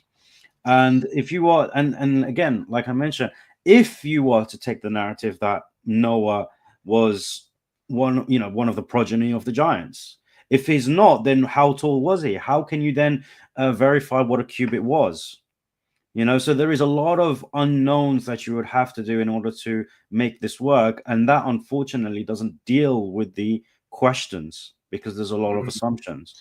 And what Faisal did is give you like in terms of small animals that we have today, as opposed to large animals that would have been back then, to show that even if you include the small animals that we recognize and the insects and everything, it still doesn't work from a historical perspective. We are not denying the miracles, but we're saying that the miracles have a basis in history where the space is still required. And if you are to, and because you have measurements, right, and this is where we can make a comparison with the Quran doesn't provide dimensions. So we don't have this issue. In the Quran, Allah simply instructs Nuh to build the ark, okay? And in the tafsir and the exegesis of the Quran, it mentions that the angels came and taught him how to do this. And of course, it would have to be big enough to contain what the animals, and how were the animals gathered? Even the way that the animals were gathered in the Quran is miraculous, that Allah sent them to Nuh. It wasn't him going out and shepherding them all. This is something that is absent from the Bible. So in terms of this whole idea that the Quran copies from the Bible and so on and so forth, this is just nonsense. All right. Yeah. But look, even here, look, like I said, look, they say a cubit is the distance from your elbow to the tip of your finger. Fine. But how tall was Noah for him to measure that? What was a cubit for him? These are the questions that you would have to answer in order to be able to figure out how to do this. Anyhow, we'll get into the theology because I know we're coming up in 2 hours. We'll try and go through this pretty quick. I blame Faisal for this. I did too. I did too. Yeah. No, alhamdulillah. This is good because obviously this is what we need to ensure that there is a thorough understanding of what we are speaking about. Now, just quickly, we want to go back to Genesis 8, in particular verse 20. Do you want to bring it up, Akhi? Yes, I'm going to do that. I don't have notes like you do. I just go straight to the thing here. Yeah, to source. So we have the Christian exegesis with regards to the building of the altar. Now, let us remember that when Faisal was speaking about this, it was present in the Yahweh's text. Now, before I go into this, let us understand that the Yahweh's text is the text that the Christians appeal to with regards to their theological convictions. In terms of the sacrifices, the clean and the unclean, and so on and so forth, right? This idea of foreshadowing. Now, in Eliot's commentary, verse 20, it's mentioned that Noah built an altar unto the Lord. Now, very interesting, because it mentions that the account of this sacrificial act is said to be an interpolation of the Yahwist, or the Jehovist, right? So the Yahwist tradition. Really, it forms an integral portion of the numerous traditions of the flood. Numerous traditions. So this is an acknowledgement of the numerous accounts of the flood that Ali was speaking about in our last episode. Thus, in the Chaldean Genesis, after the sending forth of a dove, a swallow, and a raven, right? So again, it's appealing to another book, right? The Chaldean Genesis, right, where these sources are drawn from. Okay, I sent them to the four winds. I sacrificed the sacrifice. Okay, I built an altar on the peak of the mountain. Now, another key thing here is that this actually creates a massive problem, right? Where was it? Yes. This extreme antiquity of sections ascribed to the Yahwehs is supposed to be an afterthought, and it is seriously detrimental to the whole story. So because this is an account that is not original to the text, it causes a huge issue, because now you don't have a sacrifice, you don't have an altar, because it's an interpolation. So this causes a massive theological problem, and even with that, it is mentioned by the Christian commentaries that the burnt offerings must not be connected to the Levitical ideas. So this idea of foreshadowing sacrifices for sin, it cannot be connected with that. All right, and then furthermore, the sacrifices for the sacrifice of Christ on the cross, because it's an interpolation. B, this wasn't even a sin sacrifice; it was a thanks offering for God saving Noah and his family, and having His mercy imposed upon them. So that's a theological issue that you have there with regards to the sacrifices. And just quickly, in the very next verse, it's Faisal touched on it, the idea of smelling. Now, this is akin to Genesis 6:6, when we have God regretting. But over here, this idea of smelling is a very strong, and this is in the Cambridge Bible for Schools and Colleges. This is a very strong anthropomorphism, which only occurs here, okay, within this chapter, okay, and again in the expression of Levitical sacrifices. But this is again an issue, right? Because we just read the previous verse that says it cannot be connected with the Levitical sacrifice, because this is a thanks offering. It is not a sin sacrifice, whereas Levitical sacrifices were based upon sin. So this sweet savor, this sweet smell of the sacrifices, why God was pleased, again, makes no sense whatsoever. So it's a huge issue, not only from the perspective of a sacrificial, but to anthropomorphize God. Now, Jews, when it comes to Genesis 6:6, they don't like the word regretted. They think this is not something that they can explain. However, when it comes to where is it? Ooh, here we go. When it comes to Genesis 21, we have in Sepharia, in the Talmud, it mentions the Lord smelled the sweet savor, and the Lord in his heart, I will not again curse the ground anymore for man's sake. As it were, God acted more favorably towards his creatures after he was appeased with the smell of the burnt offerings. So this is, again, in this particular instance, even the Jews would impart an anthropomorphic idea onto God, this idea of smelling burnt offerings and wine. Whoever's appeased with his wine, who becomes relaxed, an element of a mindset of his creator. So if you get drunk, you get a particular mindset. So yeah, you have, and this is a massive issue, because when you have constant statements within the Old Testament that denies anthropomorphism, and then you have texts that affirm anthropomorphism to God, this is a theological issue. Now, for Trinitarians, they might say, well, this is not a theological issue for us because you have the Father who is not anthropomorphized in any way. And then you have the Son who is anthropomorphized because he is the second person of the Trinity. Doesn't work for you because the Jewish interpretation is not based upon a Trinity. You have to understand this. This is not the original understanding of Yahweh. In fact, the name Yahweh is, as we can see, something of a pagan tradition, something which contradicts the priestly tradition. So, yeah, that's what I wanted to mention about Genesis 8, the two theological problems within verse 20 and 21. DeAndre, do you have anything to say on that before we move on? No, not on verse 8. I have a couple of things to say about Genesis 9, though. Yeah, no worries. Do you want to go through Genesis 9? Sure. Yeah, let's go through that. All right, so before I go ahead, I'm just gonna check real quick if you guys can hear me. There's no issues with that. Just gonna check. It's Okay, clear. that's fine. Alhamdulillah. All right.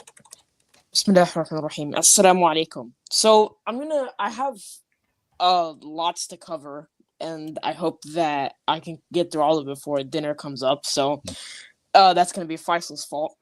But before I proceed, I'd like to give you a bit of a warning, both real and satirical.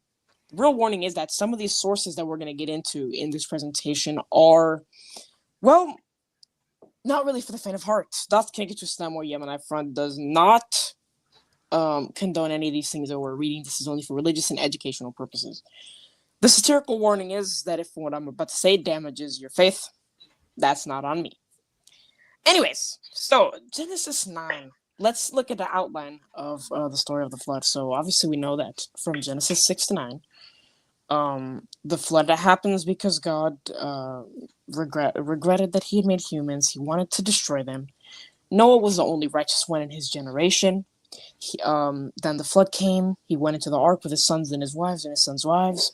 They came out. They made a sacrifice, apparently.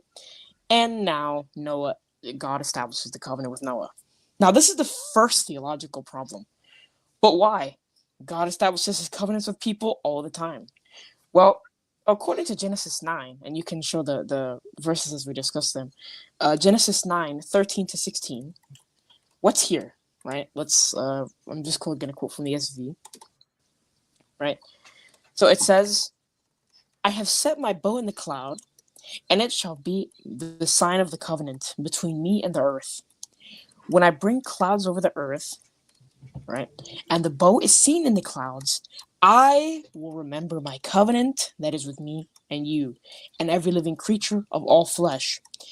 And the waters shall never again become a flood to destroy all flesh.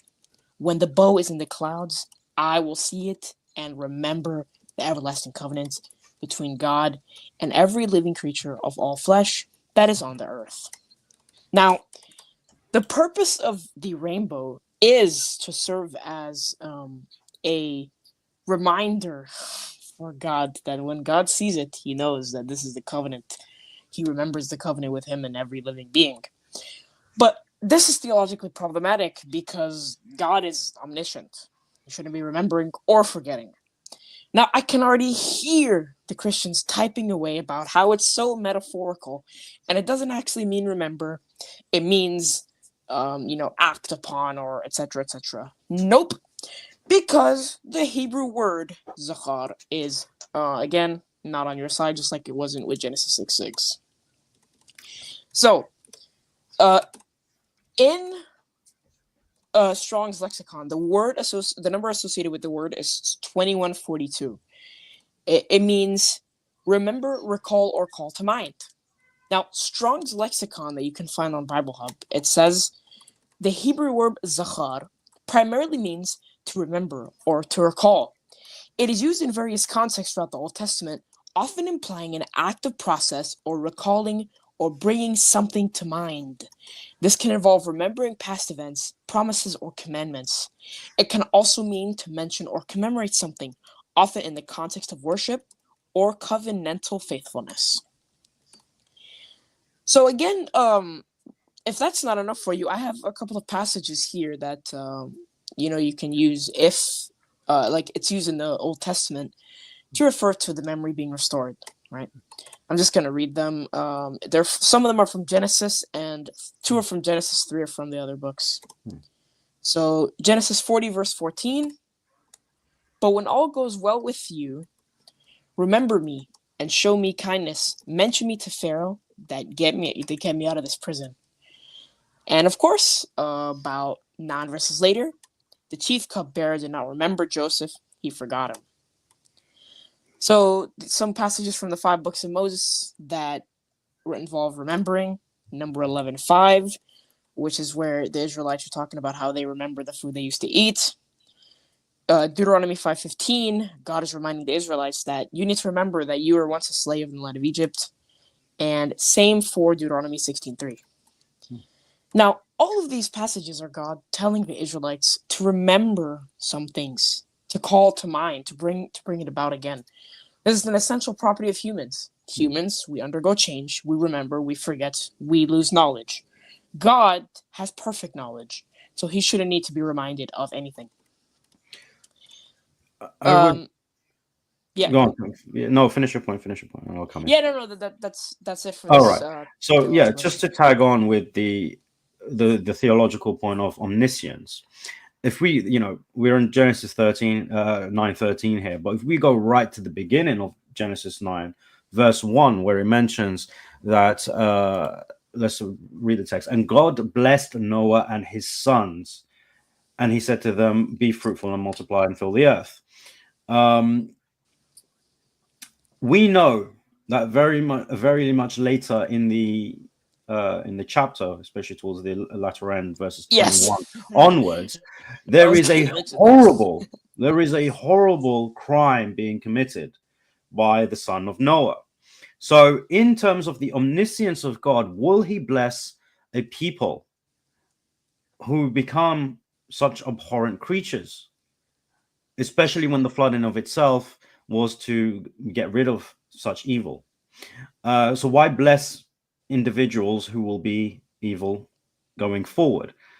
God will not bless a people unless he knows that they will not do anything so abhorrent later on, because that's the point of being blessed. So that is another issue with regards to the omniscient. And we're gonna get into that. Yeah. So here are a couple of more issues with the curse of Canaan before we get into the actual curse. So, I want to mention one other thing with regards to the Noahide laws, especially. Sure, yeah, go ahead. Yeah, because people keep talking about the Noahide laws, the 7 Noahide laws in particular of Noah. But the problem is in Genesis 9, you don't have 7, you have 2, and you can stretch it to 3 if you talk about.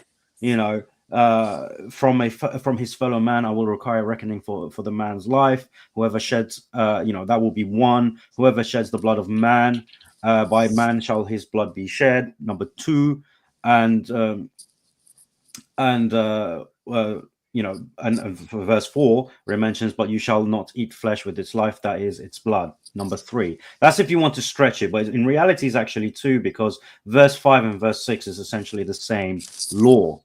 In terms of the shedding of blood of the innocent and the guilty, all right? Because you cannot shed the blood of an innocent, but you can shed the blood of the guilty. Right. So that's the 2 Noahide laws, as mentioned in Genesis 9. So the other 5 are actually not mentioned as being given to Noah. So where does this actually come from? We're not going to get into the details because we're looking at the text. We're not going to look so much at the tradition, but the other 5 appear in other parts of the Old Testament, which are not actually attributed to Noah, or God giving it to Noah. Rather, this comes from the Talmud and the Midrash. The Jewish tradition is where the 7 Noahide laws, as we know them, come from. It is actually not from the text of the Old Testament. So that's something very important to mention. Yeah, and also just because I want to try and do this before we get to the really juicy stuff. You know, Genesis 8, verse 8 and 9.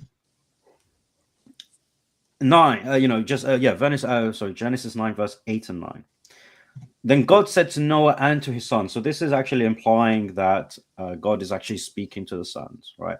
Now, God speaking to them is, again, very, very interesting, because Noah is the one who is, and by the way, Noah is not mentioned as a prophet for some weird reason, even though he is blessed with miracles and a covenant, but he doesn't have the status of prophethood. And he's speaking to them, and I established my covenant with you and your offsprings after you. Sorry. Oh, I lost my train of thought. Yeah, so this promise given to them.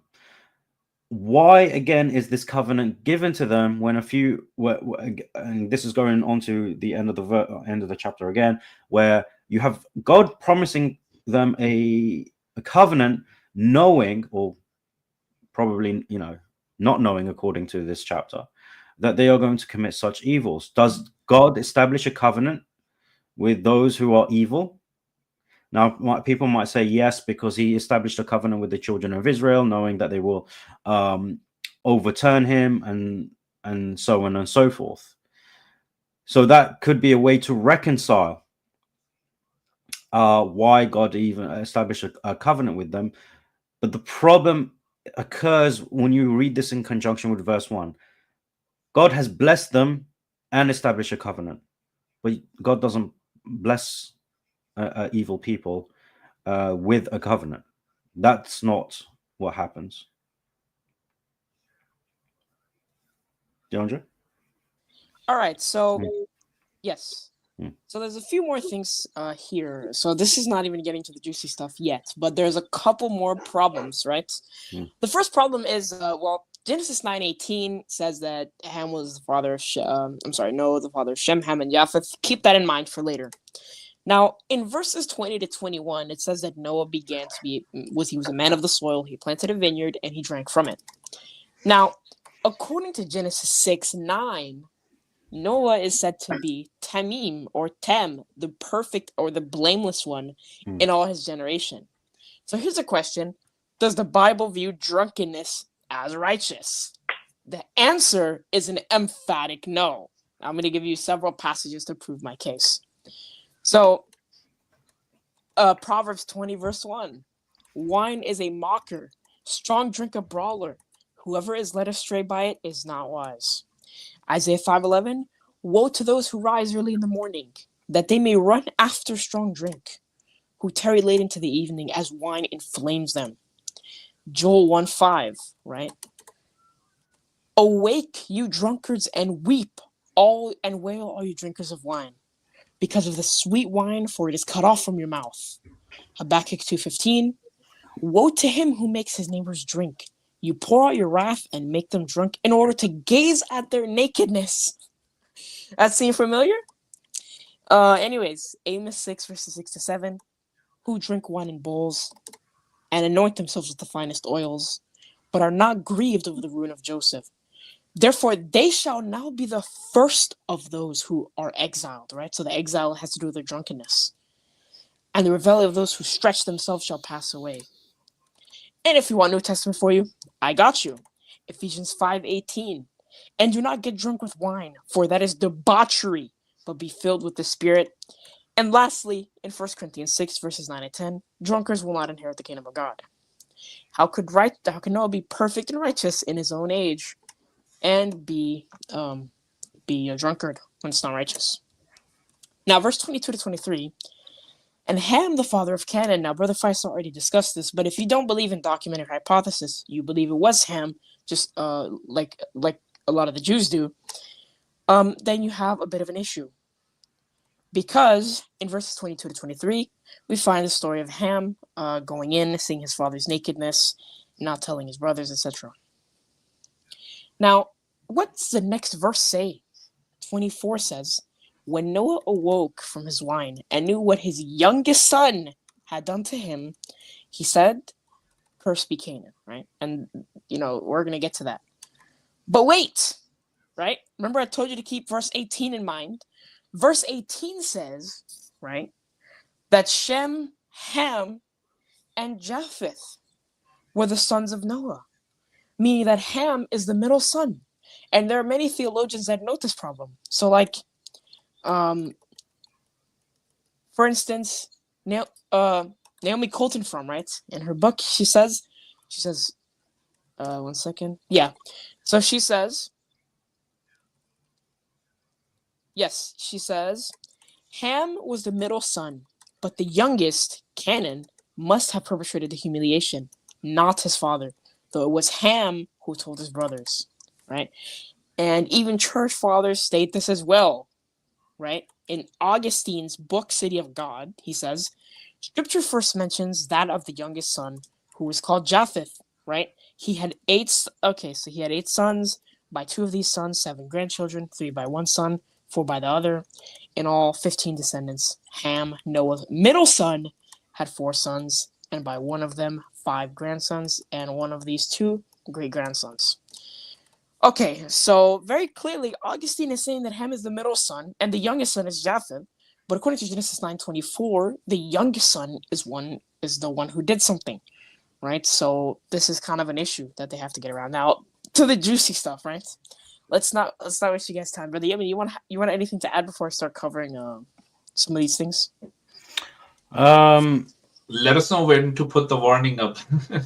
I put the warning up. Well, actually, let's do it now. There Guys, you go. Warning: again, this video references controversial material and may contain sensitive topics. Viewer discretion is advised. If you have your kids with you, cover their eyes I'm gonna and tell their you when. ears. I'm gonna tell you when, okay? I'm gonna give you the warning. So when I tell you when is when you guys do that, right? You guys can cover your kids' ears or eyes, right? Okay. So turning to the curse, if it was Ham who indeed did the action, why is Canaan cursed, right? If it was Canaan, how is that justifiable to be considered the slaves of the Israelites? The blame would be more on Noah of the Bible for being a drunkard. Now, I would like to point out that we don't believe that Nuh alayhi salam behaved in that way, but we're just using that title because that's what the Bible refers to him as. Just a very quick reminder there. Okay, so 26 to 27, he also said, blessed be the Lord, the God of Shem, and let Canaan be his servant. May God enlarge Japheth and let him dwell in the tents of Shem, and let Canaan be his servant. So again, the God of Shem, right? Now, who is Shem? Why is it such a big deal, the God of Shem?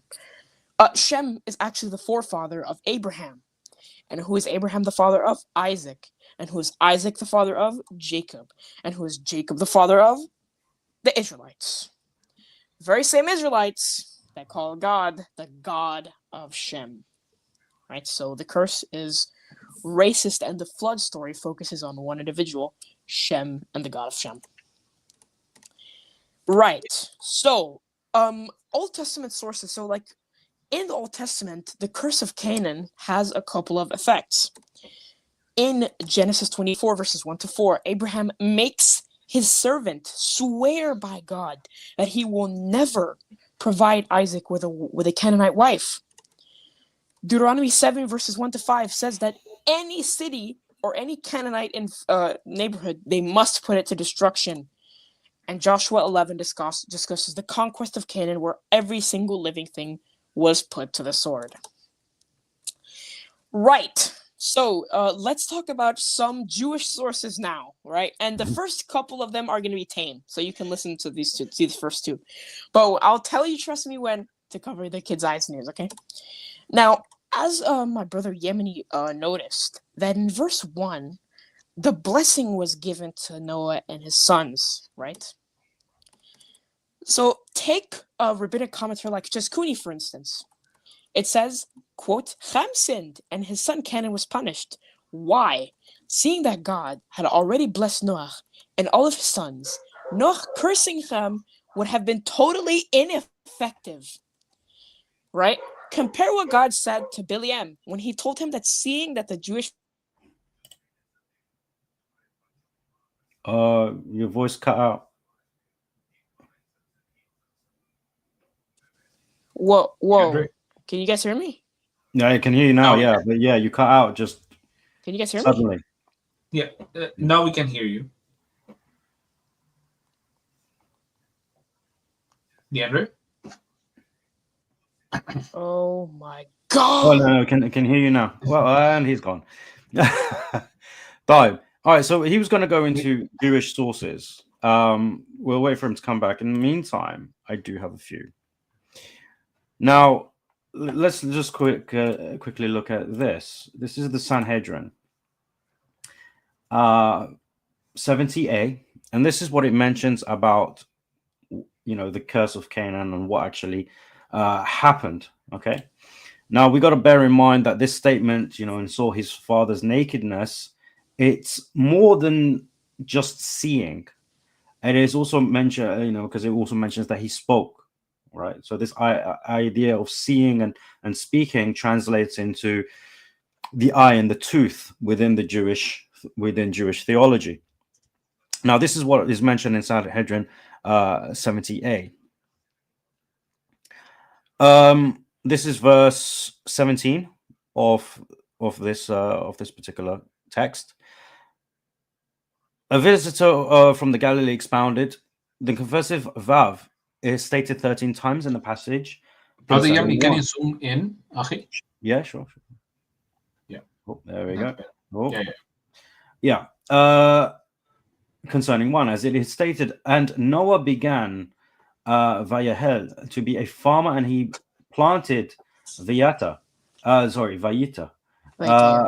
a vineyard, and he drank Vayesht of the vine and was drunk. Right, so these vavs are constantly coming up, and he was uncovered within his tent. And Ham, the father of Canaan, saw the nakedness of his father and told his two brothers outside. And Shem and Japheth took the garment and laid it upon both their shoulders and went backward and covered the nakedness of their father, and their faces were backwards, and they did not see their father's nakedness. And Noah awoke from his wine and knew what his younger son had done to him.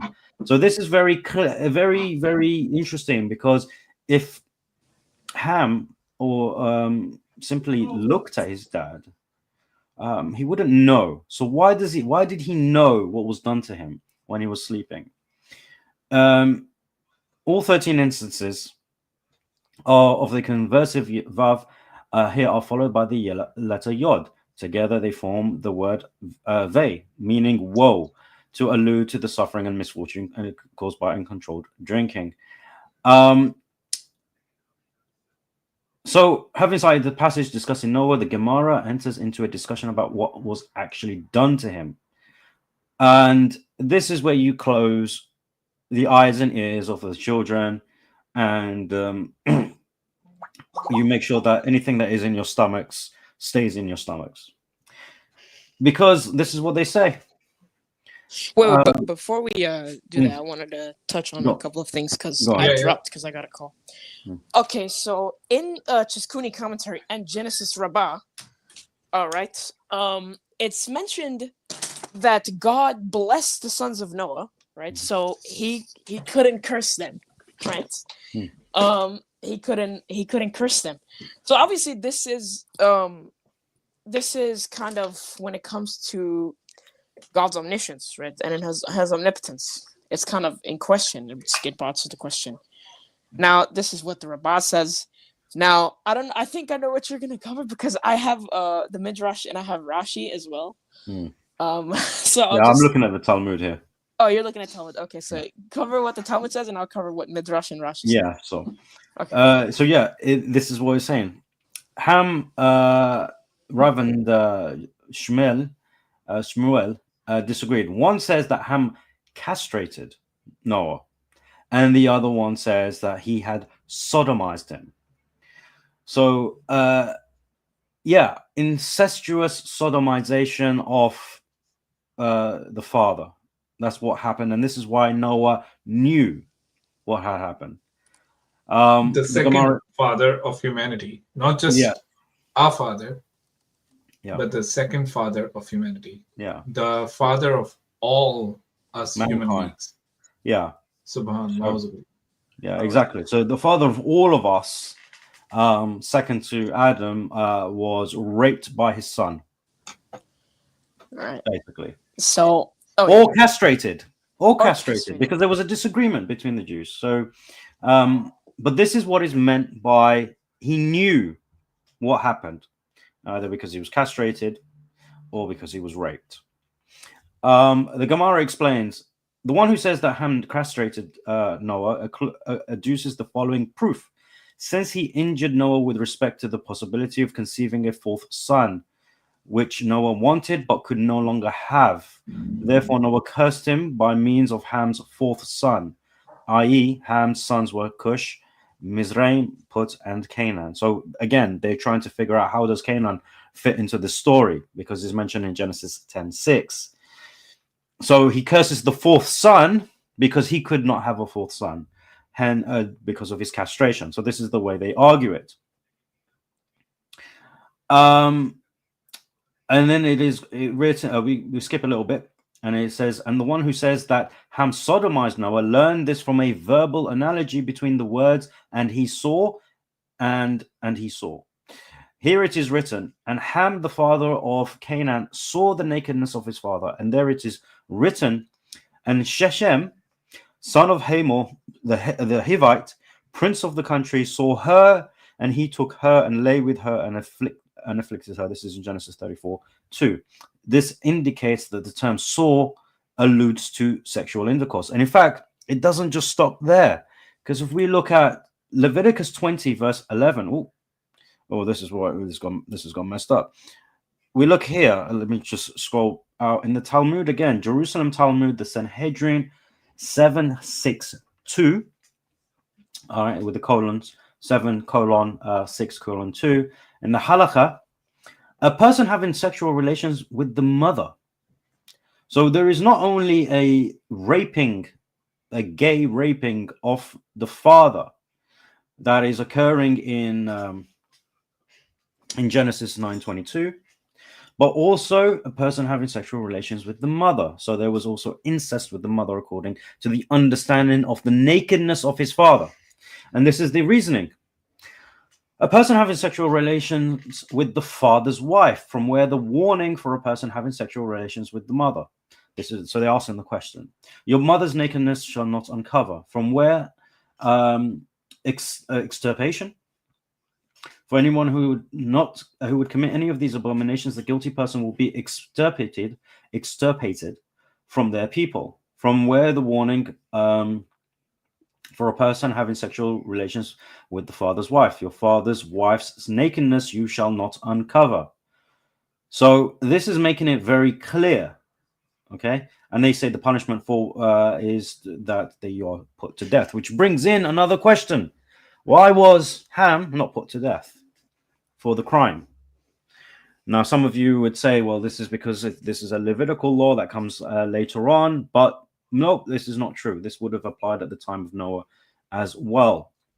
So Leviticus 20:11, when you read the text, it shows that this is also what can be meant by the nakedness of his father, because the text reads, in terms of the Old Testament, if a man lies with his father's wife, it is the nakedness of his father that he has uncovered. The two shall be put to death, and they retain the blood guilt. So that is two texts that we can offer, as well as a few more that DeAndre is going to provide, which shows that this text and this statement of seeing the nakedness of your father and the concept of the eye and the tooth right? So, and this is some sort of understanding later on when it mentions, you know, an eye for an eye, a tooth for a tooth. This understanding is based on what happened with Noah. It is not, it's connected in that sense, in terms of understanding. But with particular to this text, yes, it is. Let's emphasize this, and I hope that you have your kids are not watching. It is an understanding, according to a difference of opinion amongst the Jews, is that Noah was either castrated by his son and didn't let him have a fourth son, which is why he cursed Canaan, which we know this is not the case because this is an interpolation by the Yahweh source. So what is more probable? The more probable aspect is that Ham actually sodomized his father, and that's to put it lightly. In fact, it was a gay, incestuous rape of his father, and potentially incestuous fornication or rape of his mother as well. And that's why you have that statement, the nakedness of his father. Absolutely abhorrent stuff that we are uncovering. And we're not done. We're not done, exactly. I have more, right? But before I do that, I'm gonna read the midrash that I was talking about earlier about the blessing, right? So Genesis Rabbah 36:7. It says, he said, "Cursed be Canaan, a slave of slaves, he shall be to his brothers." Right? Genesis 9:25. Then it says, he says, "Cursed be Canaan, a slave of slaves, he shall be to his brothers." Ham committed the sin, and Canaan was cursed. This is astonishing. Okay, this is astonishing, but they're gonna answer it. Rabbi Yehuda and Rabbi Nehemiah. Rabbi, I'm sorry for anyone if I'm butchering that. Rabbi Yehuda said, "Because it is written, God blessed Noah and his sons," Genesis 9:1, "and a curse cannot be in a place where there is blessing." So obviously, like I said, this is contradicting of omnipotence and omniscience. Now, there are two other sources that affirm the first opinion that is given in the Talmud. So again, cover your ears to the kids, right? The same midrash, Genesis Rabbah, Bereshit Rabbah 36:7. It says, Rabbi Berikia said, "Noah endured much suffering in the ark due to the fact that he did not have a young son to attend to him. He said, 'When I emerge, I will produce a young son for myself to attend to me.' After Ham performed that act to Noah, he said, 'You prevented me from producing a young son to attend to me. Therefore, that man, your son Canaan, will be a slave to his brothers, who are servants to me.'" Rav Yehuda said in the name of Rav Yosef, Noah said, "You prevented me from performing an act that is done in darkness. Therefore, that man, Canaan, will be ugly and darkened." Now, this is very important for other sources. Rabbi Huna, right? So they're saying that this is how they would interpret what Noah said. According to this, he said, in the name of Rabbi Yosef, he said to him, "You prevented me from producing a fourth son, therefore I am cursing your fourth son." So Rashi also says, in his commentary on Genesis 9:25, he says, "Cursed be Canaan, you have brought it about that I cannot have a fourth son to serve me. Cursed therefore be your fourth son." See chapter 10:6. "To serve under the descendants of these elder ones, upon whom the duty of serving me will devolve from now on." Right. So then Rashi actually gives an explanation. Why did Ham do this? Why did Ham do this, right? Rashi says, "Why did Ham maltreat him in this manner? He said to his brothers, Adam Harishon had two sons, and one killed the other in order that he might possess the whole world." Genesis Rabbah 36:7. "Our father already has three sons, and he wishes to have yet another." Right? So Ham basically, he persuaded them, right? He's like, this is he wants to have a fourth son, and he's gonna kill all of us and possess the entire world, right? So there's kind of an allusion to that, right? Now, there is more, right? So we're not done. In the Talmud, Sanhedrin 108b, it talks about Ham, right? It talks about Ham. What it says is, Sanhedrin 108b, it says, "The sages taught that three violated that directive," Now, the context of that is it's talking about like the ark and intercourse not being permissible on the ark. So it says 3 violated that directed and engaged in intercourse while on the ark, and all of them were punished for doing so. They are the dog and the raven and Ham, son of Noah. The dog was punished in that it is bound. The raven was bound in that it spits, and Ham was afflicted in that his skin turned black. Okay? Now, in the Bereshit Midrash, it actually says something else, and I would like you to cover your kids' ears again, because what this actually says is actually insane. So I'm gonna read it to you, but if you're listening, cover your kids' eyes and ears, and it's not for the faint of heart. Rabbi Iya Bar Abba said, both Ham and the dog engaged in sexual relations in the ark. That is why Ham emerged darkened and the dog is exposed when it is mating. Rabbi Levi said this is analogous to one who imprinted his own coinage with his image inside the king's tent. The king said, I decree that his face should be blackened and his image defaced. So Ham and the dog engaged in sexual relations in the ark. And that is why Ham emerged darkened and the dog is exposed or mating. Okay. So Ham, according to this passage, he actually has relations with a dog on the ark. And that's why he becomes black. And to top it off, for the Jewish sources, we have a midrash. Do you want to add anything, Brother Yemeni? I think you were going to mention Midrash Tanhuma Buber. Is that the one? No. You can mention that. I was going to mention another one. Okay. So let's see. I don't think it's very clear enough. I don't think it's clear enough that Midrash to put forward the point. I did have Pink Bereshit in my notes as well about the copulation with the dog. But I do have here from Rabbeinu Bahya. It is mentioned, and if a man will injure the eye of his slave, it's a biblical law that a Canaanite slave is set free if he lost a tooth or an eye through maltreatment by his master. The reason is that they became slaves only due to tooth and eye. Again, going back to what I was mentioning about the nakedness of his father, and it mentions it is written in connection with Ham, the father of Canaan, in Genesis 9:22. Ham, the father of Canaan, saw the nakedness of his father and told his 2 brothers outside. He was first guilty with his eyes by looking, then with his teeth by telling what he had seen. This is why he was cursed. Cursed be Canaan, the lowest of slaves. He shall be to his brothers. 9:25. Once the offending organs had been smitten, the rest of the body has been released from that curse. Now, not only is this a sick, all of these commentaries by the Jews, a sick, racist aspect, because it belittles why black people are black. They are black because their father was engaging in bestiality, but also that they want to make it look like the Canaanites, who essentially are, some of the Canaanites were eventually the Arabs, are to be the slaves of the Jews.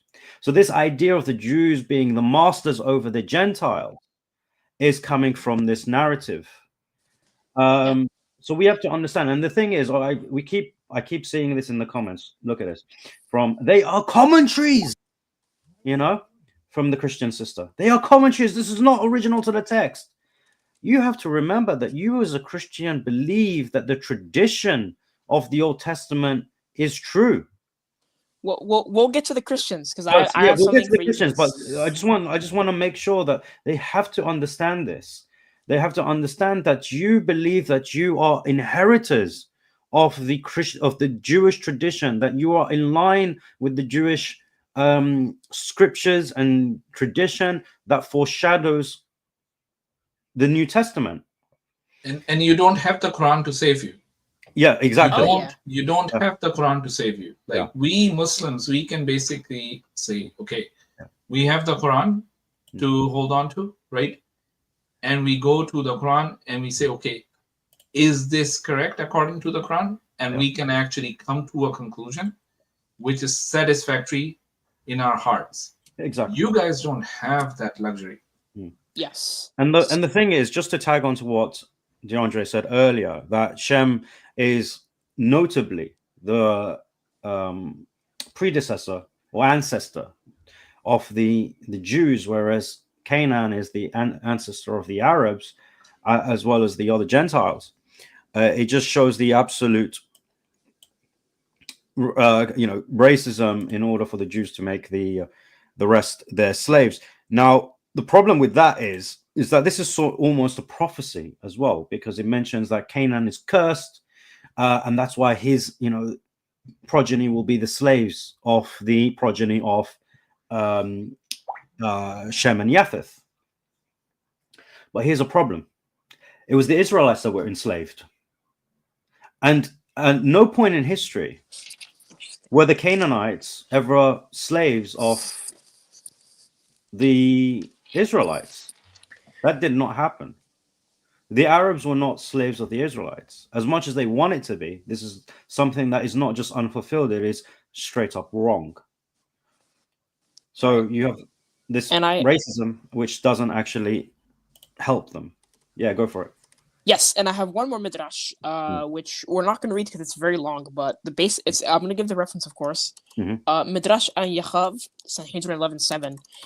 It recounts a story where some Africans, some people who were darker skinned, came up to the Israelites and said, "Hey, we want a part of this land," and they sent someone to debate with the Africans, and what ended up happening is the person quoted Genesis 9:25, and the Africans couldn't answer it. So it's kind of like they are the ones who are a victim to the curse of Canaan, which shows the racism. Now, that is it with the Jewish sources, so the kids can okay. Anyways, that's up for the Jewish sources, right? But what about the Christian sources? Does it have any effect on the New Testament or the early Christians? Well, what it has the effect on is, remember the Canaanite curse? What does it have to do with? It has to do with the Canaanite woman. Remember? In Matthew 15:21-28, the Canaanite woman is being called a dog by Jesus. Now, this shows that even the curse of Canaan today has a tremendous effect on the New Testament, to the point that it influenced the God that the Christians believe in to calling a Canaanite woman, an innocent Canaanite woman, a dog. Now, Origen of Alexandria, he's a 2nd century or 3rd century church father. He has an interesting commentary on this, guys, and I think I read it once, but I'm going to read it again. He said, quote, "The Canaanite woman, therefore, because of her race, was not worthy even to receive an answer from Jesus, who acknowledged that he had not been sent by the Father for any other thing than the lost sheep of the house of Israel." Matthew 15:24. A lost race of souls possessed a clear vision, but because of her resolution and her having worshipped Jesus as Son of God, she obtained an answer which reproached her with baseness of birth and and exhibits the measure of her worthiness, right? And her worthiness, namely that she was worthy of crumbs as the little dog, but not of the loaves. But when she, with intensified resolution, accepted the sayings of Jesus, puts forth the claim to obtain crumbs, even as a little dog, and acknowledged that the masters of a nobler race, then she gets a second answer, which bears testimony to her faith as great, and a promise that it shall be done unto her as she wills. So even amongst the early Christians, and even with the New Testament, the curse has such a tremendous effect. This poses several theological problems, and it is not from an all-just God. Thank you. And with that, I was actually able to get through everything before dinner came up. So, Brother Yemeni, I will hand it over to you for the comparison because we're going on like almost 3 hours. Yeah, I know. 3 hours. I just want to comment on this because one of the brothers said Canaanites were taken as slaves when Beni Israel conquered Palestine. They took them as prisoners of war during the time of Yusha. Now, my claim was more specific than that. In terms of the Canaanites, we acknowledge that the Canaanites refer to the Gentiles in general. So anytime the children of Israel would take slaves, they would refer to them as Canaanites. But more specifically, especially when we look in modern times as well, and what the Jews say and what they believe with regards to the Arabs, okay, because you have to understand, even within the biblical narrative, there is a clear animosity to the Arabs, okay. We will see this when we get into the life of Ibrahim alayhi salam within the Old Testament. This is what I was saying, that in terms of the Arabs were not taken as slaves by the Jews at any point in history. And during Yusha's time, the Palestinians or the Philistines were not Arabs. They were, just Canaanites, okay, but not yet Arabs. With regards to the comparison, this is just quickly to go over this idea that because I'm not going to really go into the Quran too much because Faisal already covered that, and I mentioned it in the previous stream. So if you've missed that, go back and watch that. But just quickly, in terms of these ahadith, we have Sahih Bukhari. Can you zoom in, Akhi? Yes, I am. Oh, wait, hold on. Give me a second. That's the wrong screen I'm zooming in. Here we go. Is that? Let's go. That's better. So Bukhari 3339.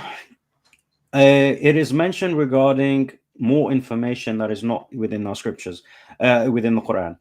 Now, Christians need to understand that when we are talking about this idea that the Quran copies from the Bible, or that the Muslims need the Bible to affirm their faith, you completely forget that Islam is not the Quran only.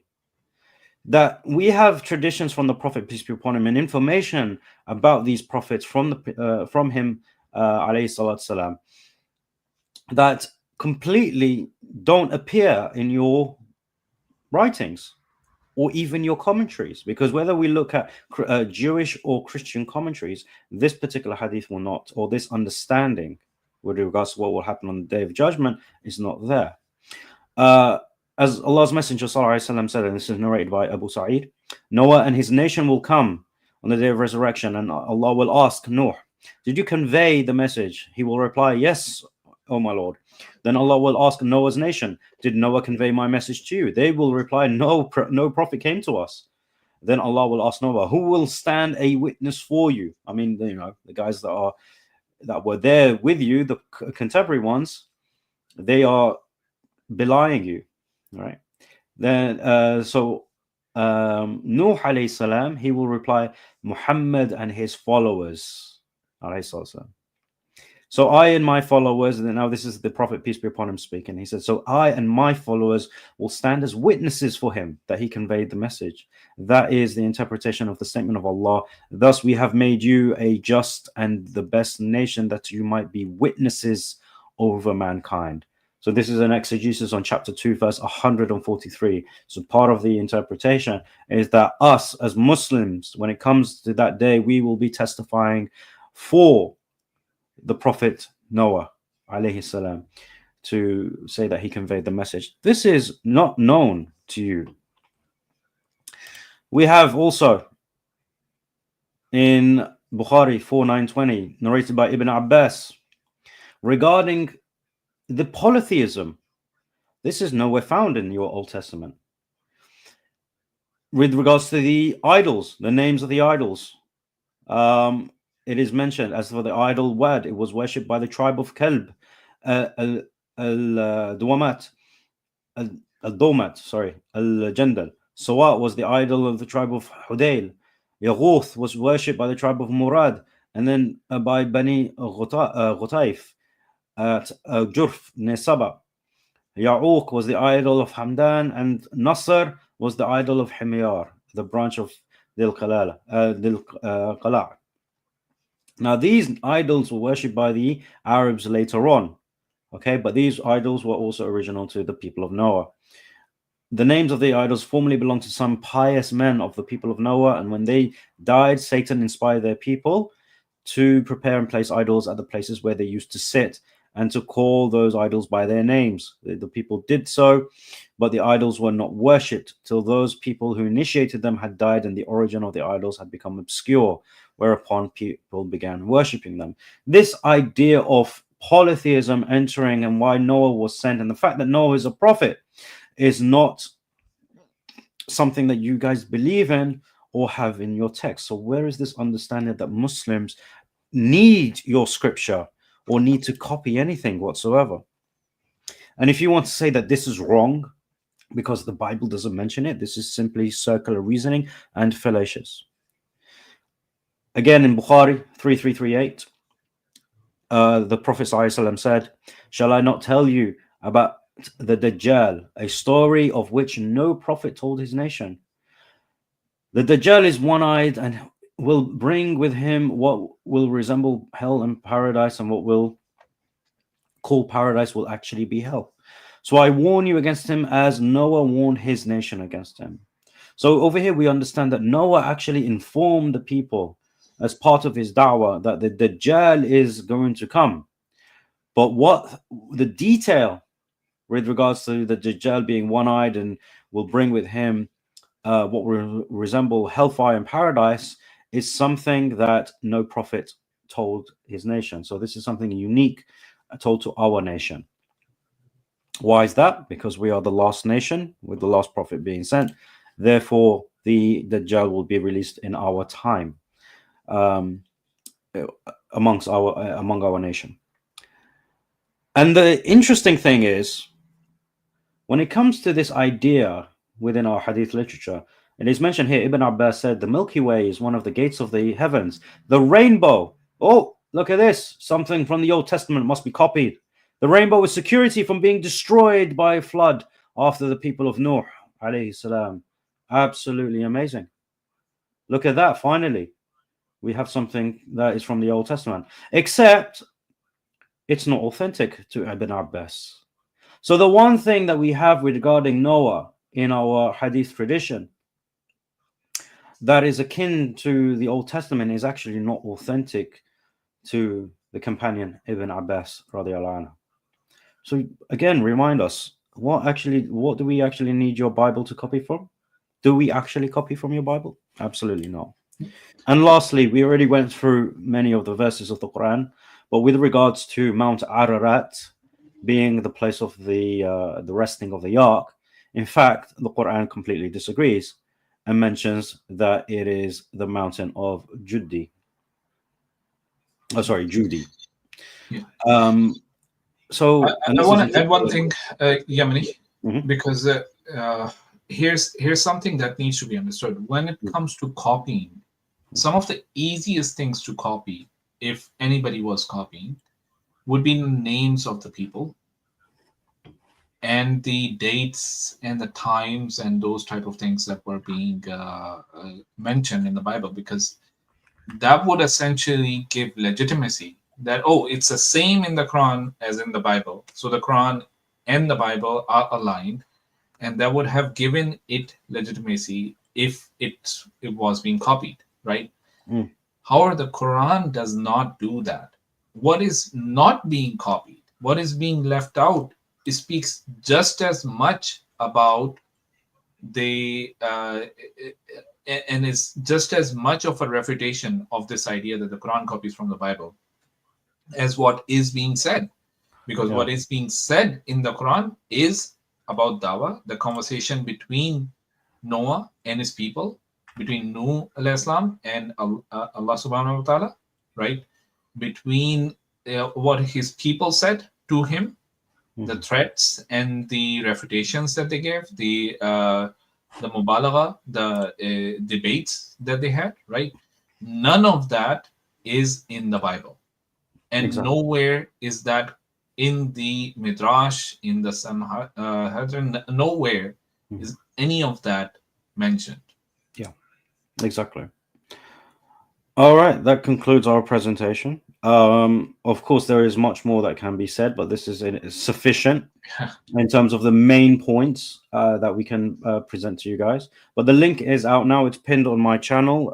Faisal, if you want to take the link and pin it on your side as well. Let me do that. Yeah. So yeah, now Jews and Christians are invited on to discuss and reach an understanding of what. Can you share the link in the private chat? I'll copy it from there. Okay. In the private chat. Yeah, that's fine. There we go. Got it. All right. We've got our honorary guest, Muslim dude. Assalamu alaikum, bro. Assalamualaikum. Is my mic okay? No, it's too low. It's too low. How about now? No, still need more.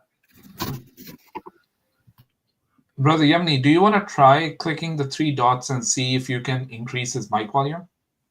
Let's have a look here. From the backstage. Oh, I can't. There should be an option for you to. Yeah, but it's not giving me that option for some reason. Because he chose to mute himself. That's why I can't do anything with it. Oh, okay.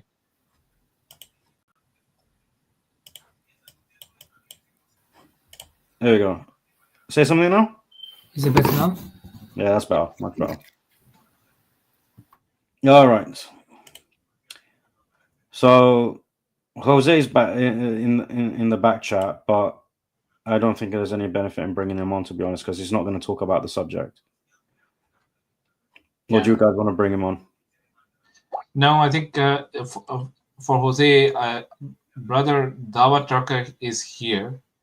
And I think we're waiting for Brother Dawa Tucker to sort of respond. I actually sent him a message. Brother Abdurrahman, if you're listening to this, I sent you a WhatsApp message a while back.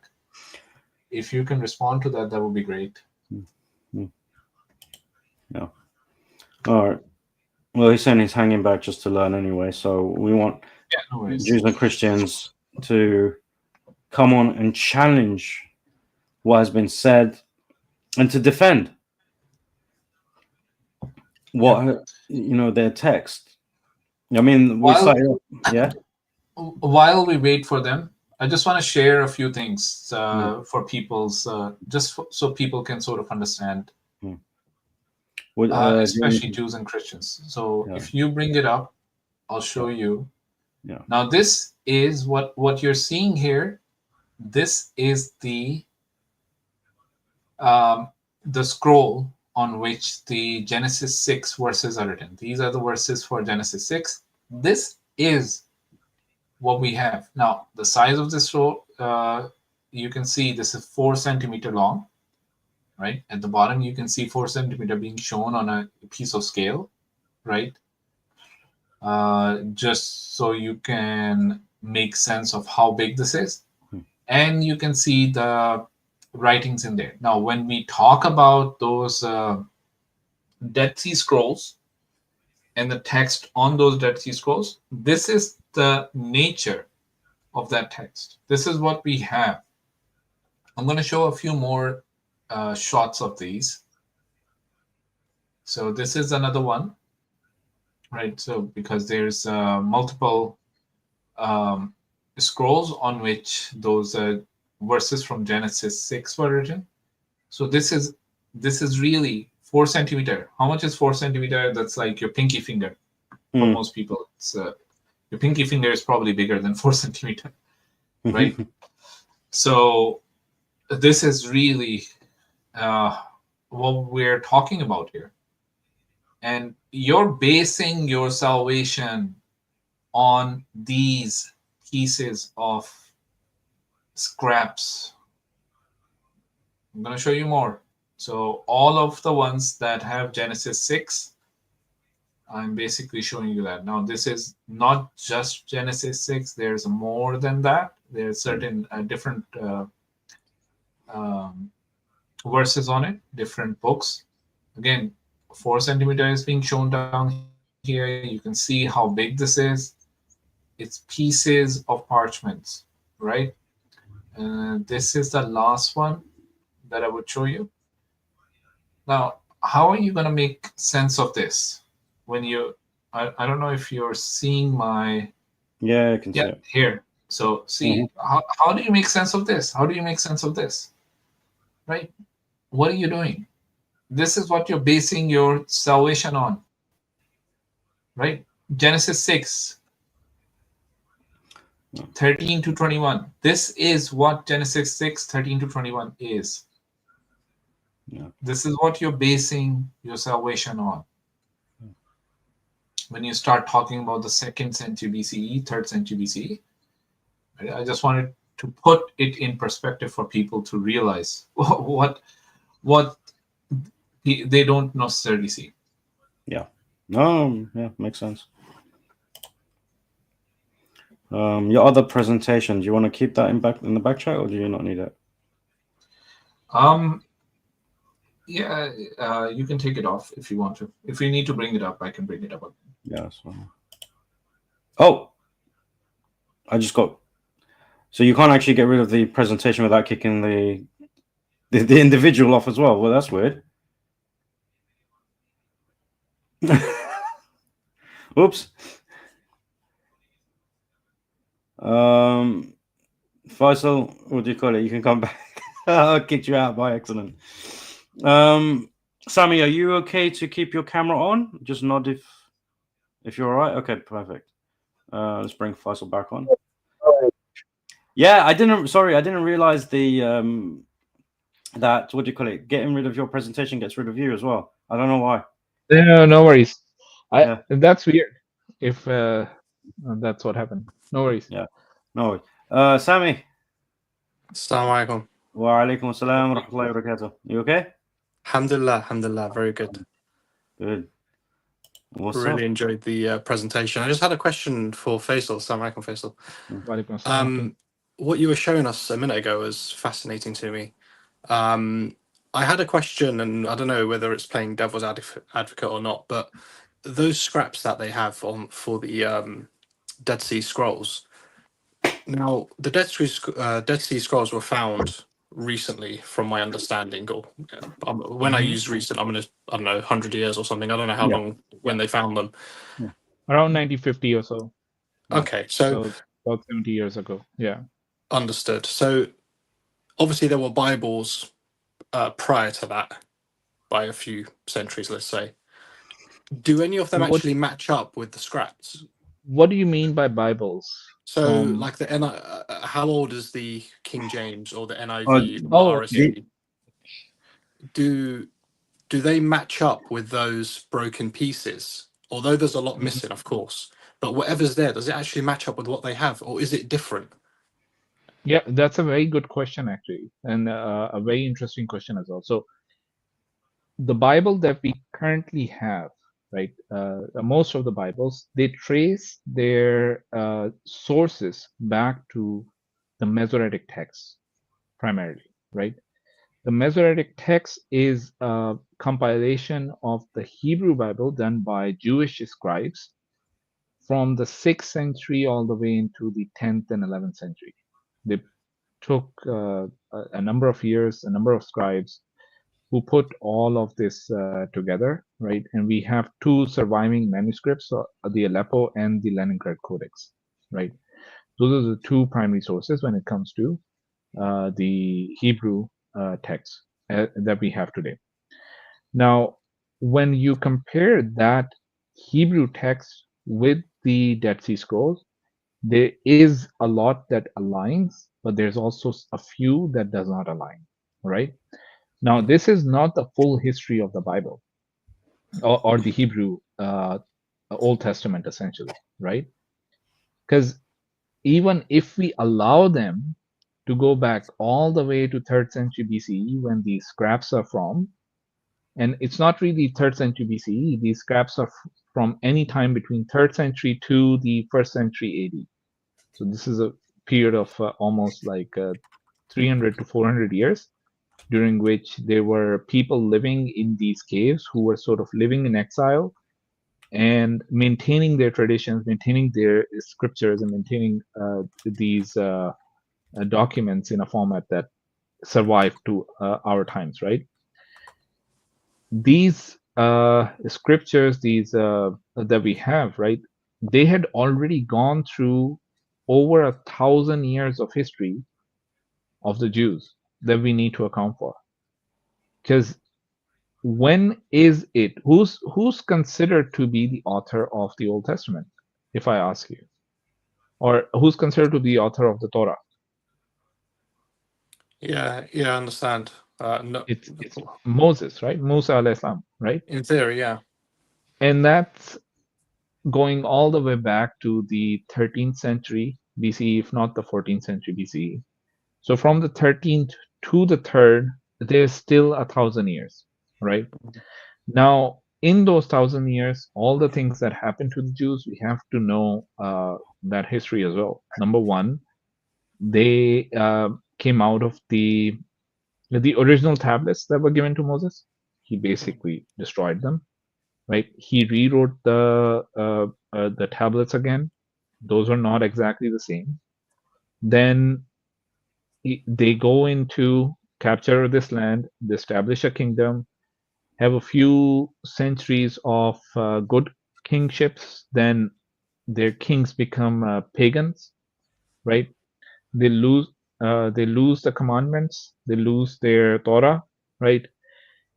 Then when they're fixing some things in their temple, they suddenly find a copy of the Torah. They have this epiphany that, okay, now we've got the Torah, we've been doing everything wrong, let's fix ourselves, right? They try to reestablish the original Torah, or what they thought the original Torah was. How did they go about doing that?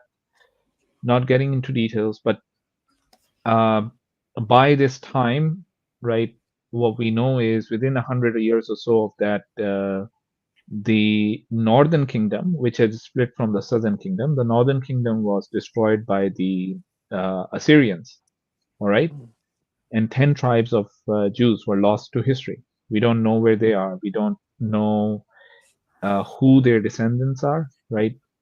We just have some people who claim to be their descendants, who the Jews basically refer to as the Samaritans, right? But the Samaritans end up with a different tradition, claiming their tradition to be the original Jewish tradition, or the original Israeli tradition, not to use the term Jewish, because the Jewish tradition is more the southern kingdom tradition, right?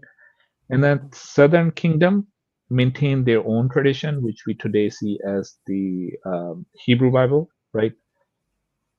And this continues until round about the 6th century BC, 5th century BC, when the Babylonians just destroy them. They take over the southern kingdom as well. They exile the Jews, and the Jews, not only do they no longer have a place, their temple or their kingdom, they also forget their language. The language starts transitioning out, right? So the script changes. They used to write in Paleo Hebrew in the early period. Now it's a different form of Hebrew. The style of writing changes, and so many things are happening. It was Now, more akin this, to the Aramaic. Yes, it's more akin to the Aramaic language, right? Which is a sort of an offshoot of the Hebrew languages. That's how it is understood. Now, the Babylonians get defeated by the Persians. The Persians allow the Jews to come back, established a second temple, right?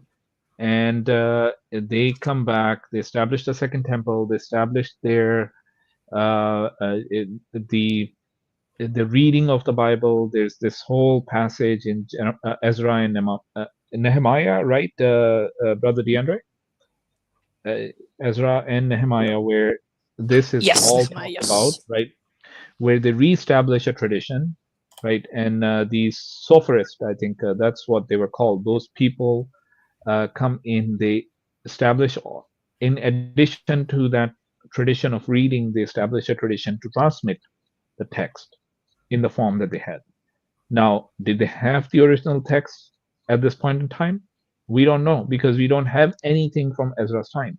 We have something from about 200 or 300 years after, right? So even if we grant them the whole history and we say, okay, your text as it is in the Masoretic text, which is being translated in all the Bibles across the world, is more or less similar to the Dead Sea Scrolls in certain aspects, not in every aspect, right? First of all, we don't have a big chunk of the Masoretic text in there, and then we have a lot of other books which they don't even include, but they are part of the Dead Sea Scrolls, or they've been uncovered with the Dead Sea Scrolls, right? Okay, so they weren't Even if we canonized. grant all of that, yeah, they're not canonized. Hmm. If we grant all of that, right, we still have this whole chunk of history which they have to navigate through to establish that the text that they have is actually from who they claim it is. I think there's an important point to mention as well with regards to the similarities of the text. Whilst the Dead Sea Scrolls, at least what we have of them, and the Septuagint are very similar in terms of a faithful translation of the text, the reason Jews reject the Septuagint is because the Masoretic text is very different from the Dead Sea Scrolls. Now, in terms of like any significant differences, there isn't much at all. As Faisal said, most of it is pretty close, but there are several variants that are not, the same. So that's the nuance there. It's close yeah. enough to be called that. That on a surface level reading of it, you'd basically come across and saying, okay, these are very similar texts, and there's not much of a difference there, right? But when you get into the nuances of what each one of them is conveying, right, that's where the scholars, and you start looking at the debates that these scholars are having, you start realizing that there are, even though there are few differences, or there are differences in one word in a particular verse, or so on and so forth, right, they can have an impact on how you view the text theologically. Yeah. And the thing is as well, this is just when we're speaking about the canon as we recognize it.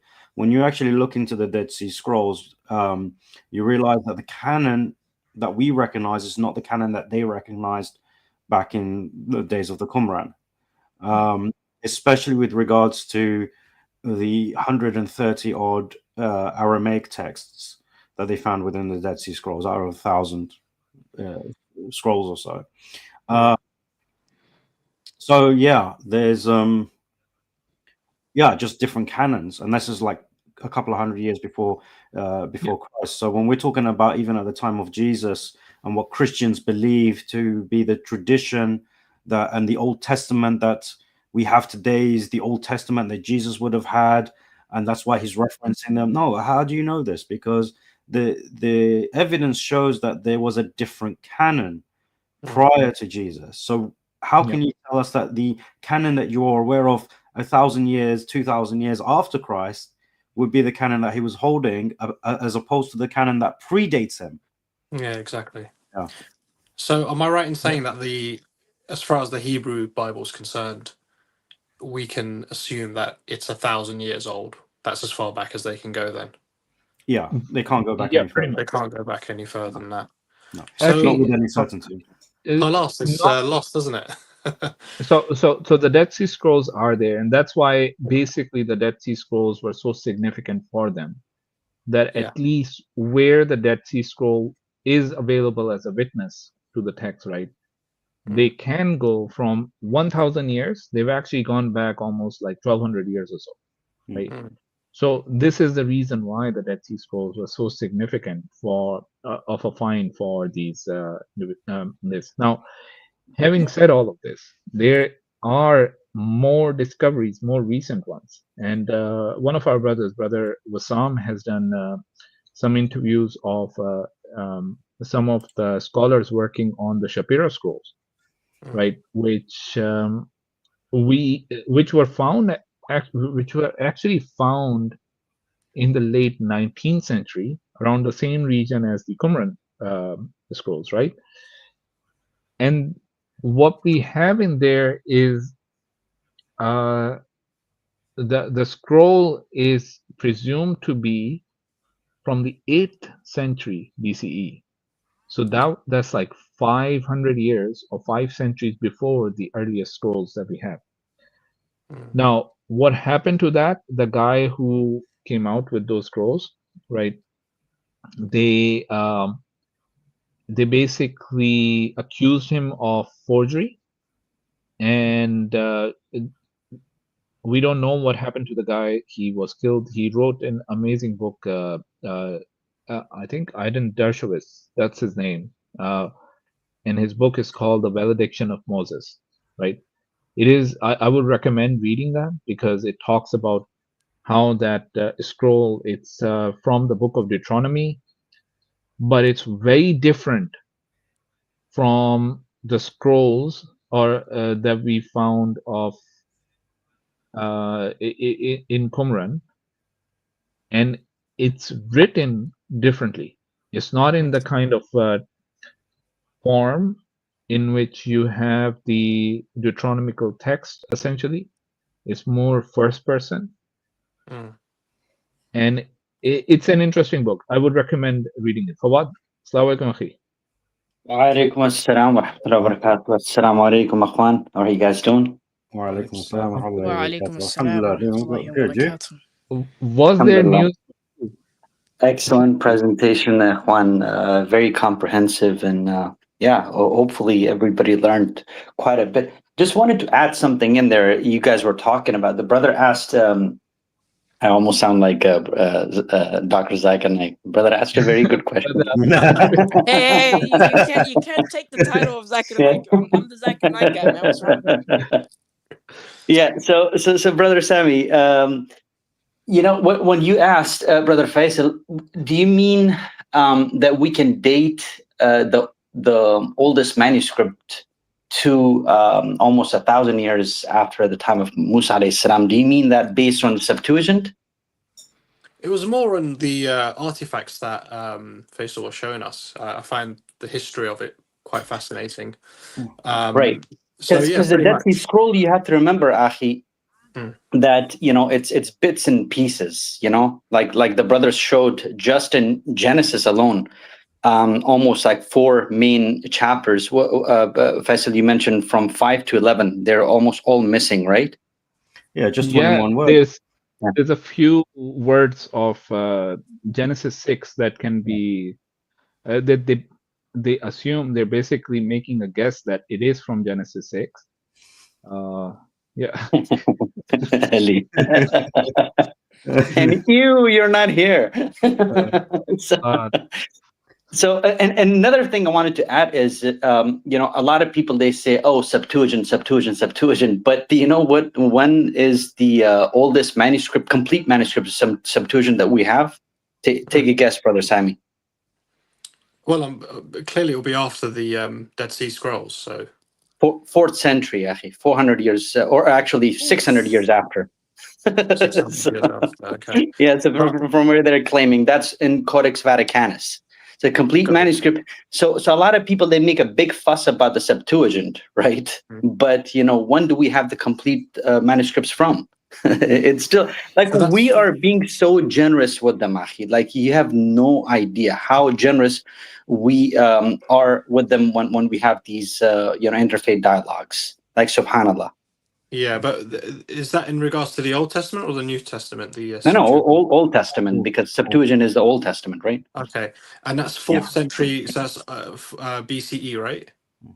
No, 4th century after the time of Christ. Yeah. So yes, it's circa. Gotcha, okay.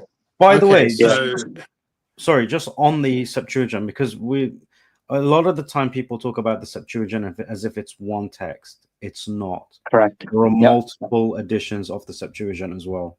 There isn't one edition of it Yeah, in history. I see. and there are times when they don't see eye to eye as well. There are books in one version which are not in the other version, and so on. Yeah, so no, my question was more like, I understand we have scraps and little bits and pieces, but do those bits and pieces actually match up with what they have now? Because if they do, you can read in between the lines and make the rest of it up and then say, okay, the that's earliest you what can they're go back doing. is 1,000 years. That's what they're doing, right? That's what they're doing. Yeah. They're reading between the lines. They're basically saying, oh, this would be talking about this scripture. Now, here's the thing. Whatever is not written there, how can you be sure that it is 100% that? Number one. But at the same time, I mean, we're basically granting them all that they're claiming. That, okay, it goes back to 2nd century BCE, but that doesn't prove your claim, right? Yeah, it's still It's a too non far. sequitur. Even if we accept the whole premise, right? Those premises that we can go back all the way to before the birth of Christ, 2 centuries, 3 centuries before the birth of Christ, but the conclusion that they're drawing, that we have the originals, or the conclusion that they're drawing, that this is the book that was revealed to Moses, right? That is a non sequitur. You cannot arrive at that conclusion from all the evidence that they put forward. A Muslim dude also has something to say on this subject. So he's trying to gauge when he can come into the conversation here. Well, Assalamu alaikum. Can you guys hear me? Is it clear? Yeah, it's fine. Yeah, just one thing on that, Sami. So I think we tend to forget that like the Jews have been around for a long time, from like the 12th century BCE until, let's say, the Dead Sea Scrolls. What were the Jews doing in that period? That's very important, like, you know, to understand. And there's like from that period, what we know that the Torah that the Jews have today teaches, Jews were doing things which were contrary to that. Like, forget about what the Torah itself says, but there are communities in like Egypt in the 5th century BCE. They're in a location called Elephantine, and we have like 400 pages of like what they were doing, basically, like actual dated to that period of manuscripts.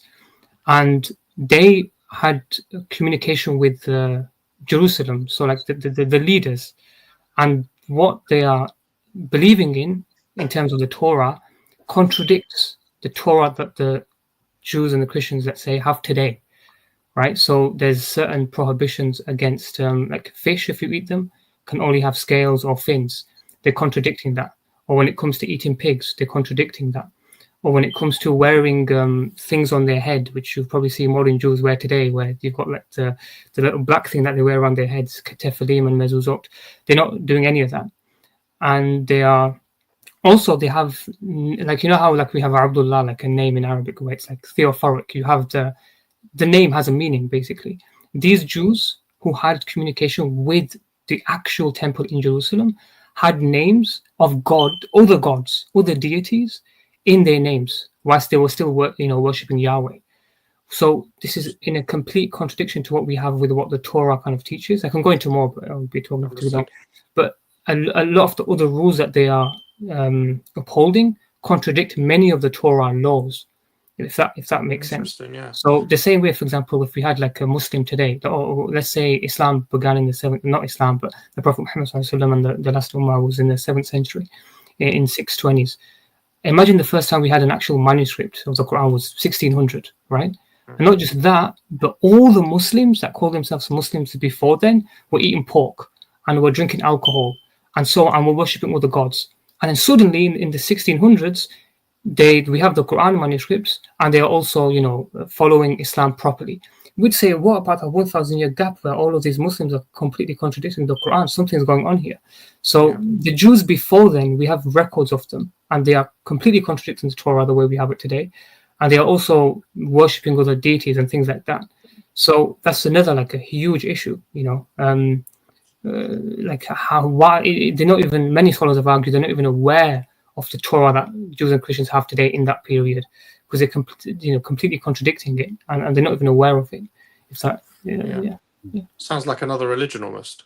Well, Yeah. well, So Jews what have not always been monotheists, right? Mm. If you look at their history, they talk about how they flirted with the idea of polytheism, hedonism, and all sort of theisms before the Muslims came about, and actually through us they were guided back to the right path. Indeed. It is really the monotheistic Jews that you see today are a result of them being with Muslims for so long. What are most Jews today like? Have you ever noticed that? Are most Jews monotheistic, Torah abiding? Honestly, the ones that I know eat pork and do whatever they want to do. Yeah, but why do They they do still that? have What is they go for their, they have their bar mitzvahs and whatever. Yeah, but what's their theological belief like nowadays? Most A lot of them Jews, are atheists. most of them are atheists, Yeah, right? if you push them, they're So atheists. Jews The have average. been throughout history. Jews have been like these. They We were have this term they're in adoptionists. Kharbuza. We basically call them Kharbuza. Kharbuza kharbuze ko dekh ke rang badalta hai. This is basically what it means is whatever company they're in, they start following that sort of company. So the only time they became monotheist is because of the Muslims. They were among the Muslims. Yeah, true. Understood. I mean, the thing is, you got to bear in mind we're only 9 chapters into the Tanakh. We're going through the whole of the Tanakh, chapter by chapter, and it gets significantly worse. Yeah, than what we see. You think what we covered today, especially with Genesis 9:22, is bad? No, it gets much worse.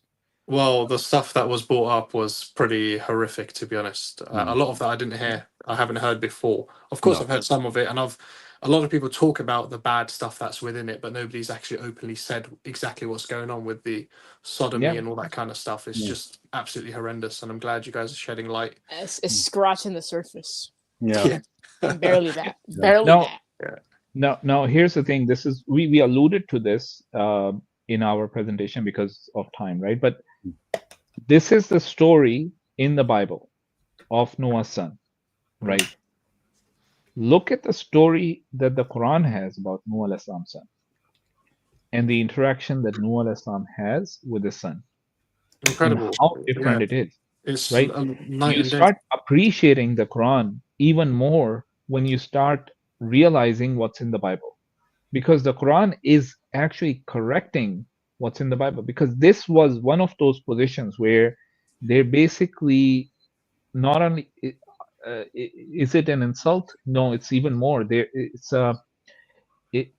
What do you call it? They're attacking the character of a prophet, and Allah is coming and protecting the prophet, and that story in the Quran now is a testament that Noah alayhis salam, nothing like this happened to him. This is the true story of his son. Yeah, we should maybe show on the stream Surah Nuh, translated or something. We only touched on it a little bit today. This is Surah Hud. But there's Surah Nuh, and then of course there's more of the story in other chapters of the Quran. So Surah Nuh, when you go through the surah, right, you would actually find that surah, it focuses on Nuh alayhis salam's plea to Allah, that this is what I've done with my people, and this is their response. Now I have only you to look towards, Allah subhanahu wa ta'ala. Yeah, but even that, right? It's one of my favorite surahs, and especially like the dua at the end of it. And it would be nice to translate the parts that we have of Nuh from the Quran, just to show them the difference between the Quran and the Bible. Well, we actually did that in our previous stream, where we went even into more detail regarding the differences. Yeah. And I actually have a presentation on specifically the comparison of the story of Nuh alayhis salam in the Quran and the Bible, and I've actually shared some links in the back chat as well. That presentation was shown in our previous stream as well. So if you do go back to Genesis 5-7, you'll see that presentation. I'll rewatch it. Yeah, specifically. Before I leave, brother, you mentioned the book by Dershowitz. Would you mind putting it in the chat or something? And I can. Yeah, sure. Let me. So I'm actually going to put it in the comments. Yeah. Okay, I'll find it. Wait, in the what comments. book is that? The Valediction of Moses. Oh, the Shapiro Scrolls, right? Yes. Oh, okay. I'm already having like why he disappeared, and maybe he found the the Yeah, Ahmed exactly. quote within it, or something interesting that contradicts everything. Whatever the reason was, because we don't have the original scrolls that he had found and that were to be submitted to the British Museum. Yeah. Those scrolls are lost to history now. We don't know where they are or who has them. Were they stolen? Were they destroyed? Were they were confiscated by authorities? And the authorities are no longer talking about them. We don't know the history anymore, right? It's sort of lost into history. What happened to them? They say he committed suicide, right? But it's again, it's also one of those things which we don't know. What we do have is some of these scrolls were, or some of them were, they made I'm forgetting what it's called. They basically made a sort of a copy of the scroll, that what's written on the scroll, right? And when the scholars today had a look at it, they're realizing that this was actually a general scroll, and we should be accounting for this as a valid testimony to the Old Testament. Now, the big reason why the scholars disagree with it is because of how different it is from what's currently in the book of Deuteronomy. Do you know how long ago this was when he found these scrolls, allegedly? 1880, sometime in 1880. Oh, okay, so not recent enough to have pictures and video of any No, kind of proof. This is lost. I mean, it was found around the same place. This is before everything, all the advancement in technology and our methodology for the Dead Sea Scroll, right? This is basically around about the time. At that time, they didn't have radiocarbon dating or any of those methodologies to identify whether this is old enough. Now we can't do that. The reason why they're claiming that it is from the 8th century BCE is because the scrolls are written in Paleo Hebrew, which is older than the current Hebrew, because Hebrew as a script changed when they were in the Babylonian exile. I see. And the Shapiro Scrolls, we highly recommend you watch Brother Wassam's interview. Do you have links for him? What can you? Yeah, I'll find the link. But one thing that I before I forget, what's very interesting in there, if you actually read, and eventually, of course, the brothers will get to Deuteronomy, but just wanted to give you sort of like a hint of what's about to come. So in Deuteronomy, chapter 1 to 11, right? It's all about ethics, right? And from 12 to 26, that's where the sacrificial system is mentioned. Okay, from 12 to 26, it is completely missing from the Shapiro Scrolls. It jumps straight from 11 to 27. The name, how Christians, they always make such a big fuss about the name Yahweh. That you guys don't have this name in the Quran, etc., etc. Guess how many times the name Yahweh is mentioned in in the content? The Shapiro Scrolls. In the Shapiro Scrolls. Take a guess. 0. Well, you'd think it would be in there many times, but yeah, it's not there. It's not there. It's not there at all. It refers to God by the term Elohim. Okay. Yeah. Exactly. Okay. And it's a very interesting read. One more thing. Too much. No. Just I'll say one last thing. In Jeremiah chapter 7, verse 22, it says, For in that day I brought them out of the land of Egypt. I did not speak to your fathers or commanded them concerning burnt offerings and sacrifices. Doesn't that sound strange? Why is God saying that he never commanded them to do any of this? The entire Deuteronomy is full of sacrificial system. But the entire theological claim that Christians have is based on the sacrificial system, right? You jump in the gun, bro. You're not actually saying this, right? Now, guess what? In Shapira scroll, you don't find a single sacrificial system. Subhanallah. Anyway, And I mean, but the sacrificial system, the way they portray it does have. It's mostly about codes and ethics, right? And it does have the type of sacrifices that we Muslims have, which is like aqiqah and what are some other sacrifices that we have that they have, like Thanksgiving sacrifices and stuff like that. Nothing for the unintentional sins and stuff like that. I see. So and it's in first person narrative, so that lines up very much with the Islamic narrative. Indeed. Well, as I was thinking, or I think the fact that the Dershowitz disappeared or suicide or whatever. No, sorry, not Dershowitz, Shapira.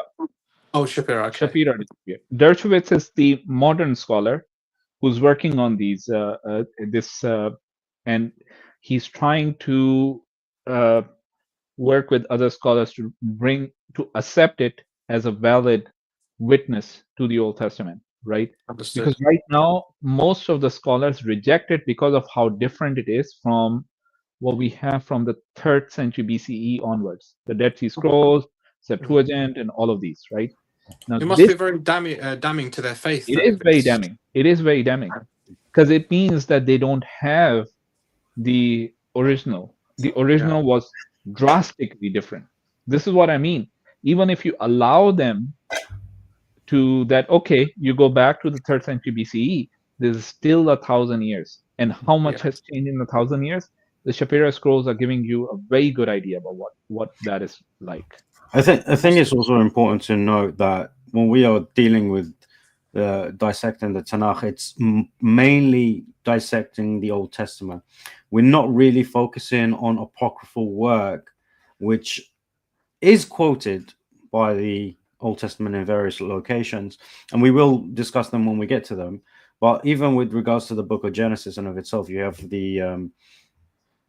various apocrypha writings that are associated with the book of Genesis, written in the similar time period. But we're not really commenting on that because then that just opens up a whole new can of worms. So you can only imagine that when we are finding the problems that we are finding with the text as it is, as we recognize it today, there's already that many issues. Imagine what would happen when you actually look into the whole of the literature behind that time period that the Jews would have accepted and would have written. Yeah, understood. Well, Barakallahu fikum, Ikhwan. Barakallahu. I won't take up any more of your time. No. Thanks for clarifying. Okay, masalama. Well, masalama. Yeah, just grab the links from the back chat. Okay. Will do. All right. Well, we know there are Christians in the back chat, in the chat. Why are you guys not coming on? Yeah, that's what happens every single time, Akhi. Like we put these presentations and just when we tell them, all right, come up, challenge the narrative, just tell us why your text is the way it is. Tell us how you deal with the theological issues. This divine seeker guy just yapping about in the chat, but does not want to come up. I don't even think he's a Christian. I don't think he's a Christian. Yeah. Well, anyway, it doesn't matter what you call it. But the point here is every single Christian here at some point has had to appeal to the Quran and try to go back to the Quran in some way to actually save them. Oh yeah. It's not going to work. So you have to deal with your own text now. Your own theology crumbles and your own preservation narrative crumbles, and we're here waiting, and you're just like, nah. And then when we're presenting, like, it's like a kennel. I mean, it's the same. It's really the same with our Holes in the Narrative series, which is, Oh yeah, again, they love to talk and everything, but as soon as we present the information in detail, suddenly they disappear. You got to tell us why you're not. I mean, literally, we are. The reason we call it the Tanakh Dissected, it's because we are literally shredding it in terms of evidence. So over here, Mr. Steve is saying, to be honest, I don't think you have presented a precise question. And yeah, we have.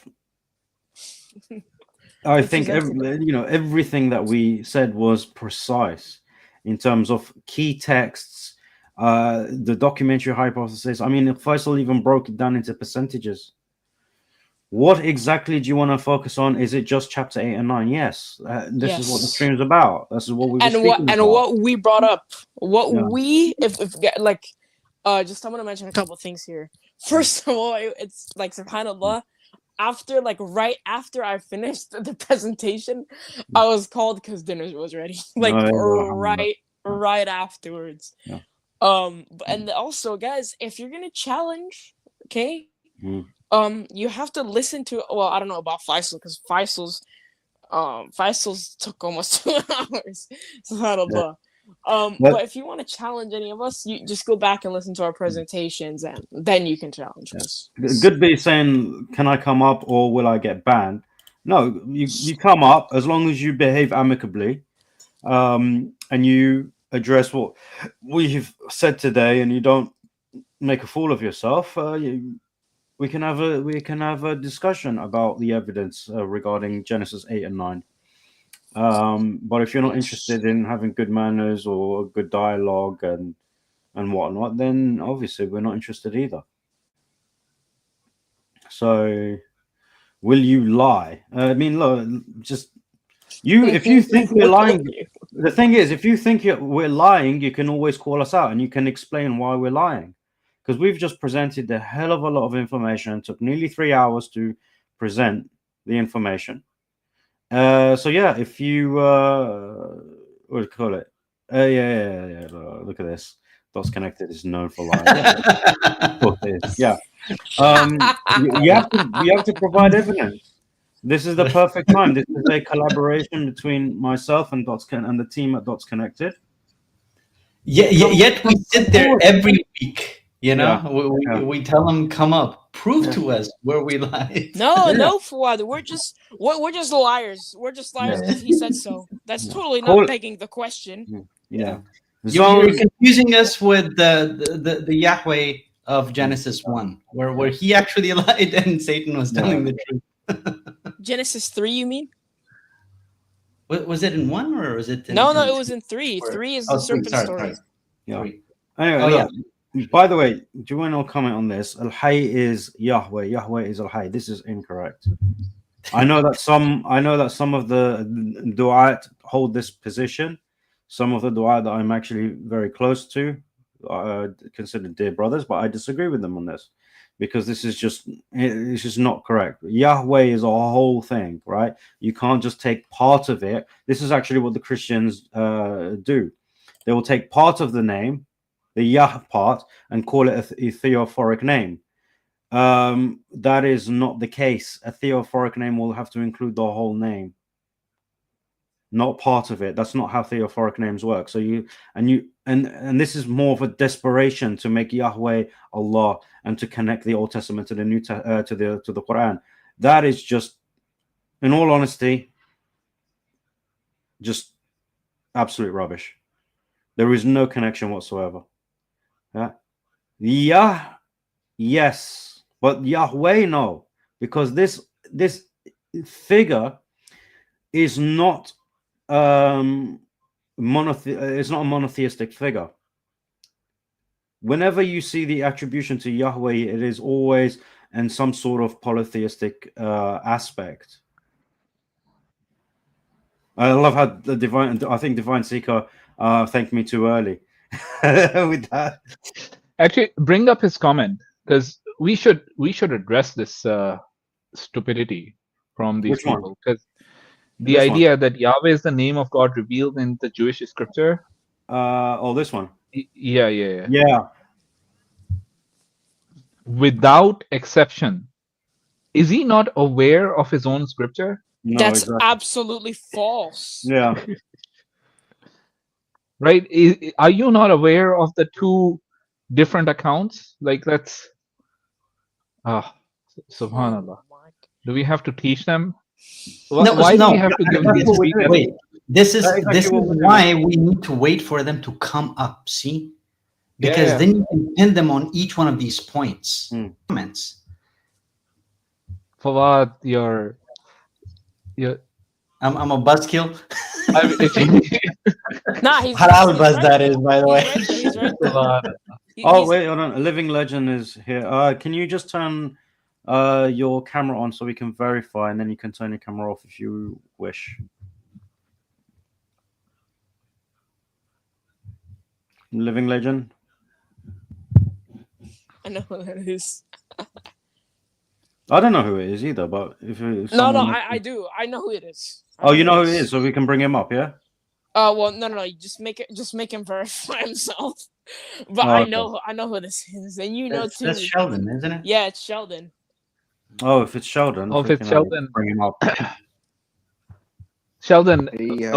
You just know that the headline that you have at the bottom, it doesn't show up when you're in the back chat. So if you want us to bring you up without getting into this trouble, right, make sure your name is appearing up on the top, and whatever you want to put in the headline, you can put it there. Yeah. Okay. So what aspect of our presentation do you want to challenge? Yeah, so it seemed like in the beginning when you were critiquing certain parts of the flood account, a lot of your arguments seem to appeal to the idea that there are two different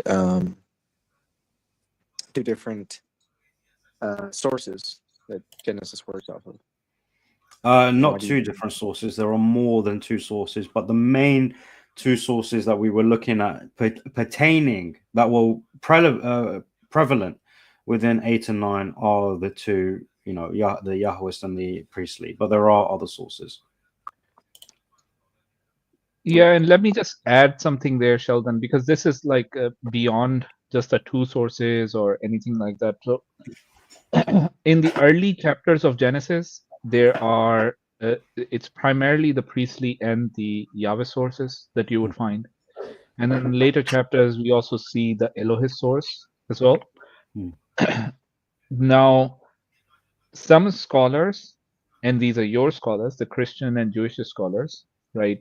They believe that it's not just one source; it's really it's one school of sources, essentially. So there were multiple people who ascribe to the Yahwist tradition, right, who have made these changes or who were using a particular set of sources, right, that they had, which they threaded together with the other sources when they found it, right, and came up with the Yahwist tradition. Right, there are multiple hypotheses again, and this is just some of the hypotheses on how we came about this. But it's not just one Yahwist tradition only or one priestly tradition only. It's really a school of traditions that is being addressed here. Yeah, but let me see if I can still man your well, not so much argument but contention. You think that because we are using a documentary hypothesis, i.e. a theory, that we in reality have nothing to stand on when we are criticizing the Old Testament in this way. Is that correct? Not entirely, but I don't think that the document hypothesis is entirely solid. There's a lot that goes against it. What is the evidence against it?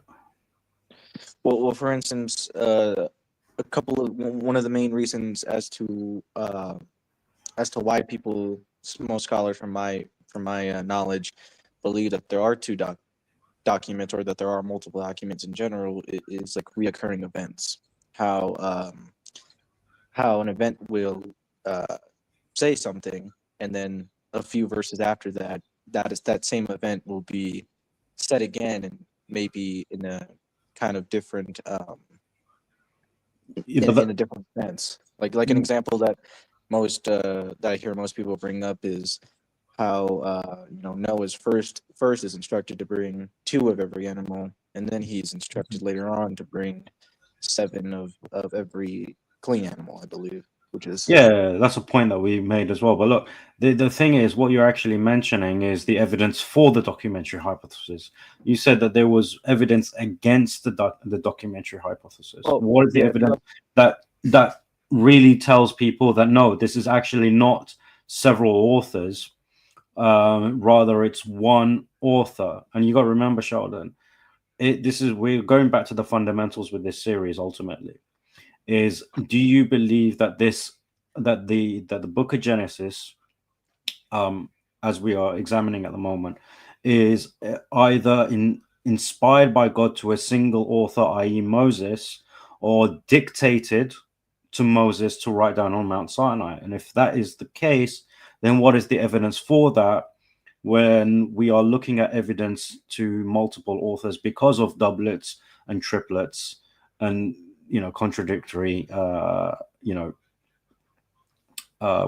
narratives? Yeah, so what I'm trying to say is that that when you try to use doublets as a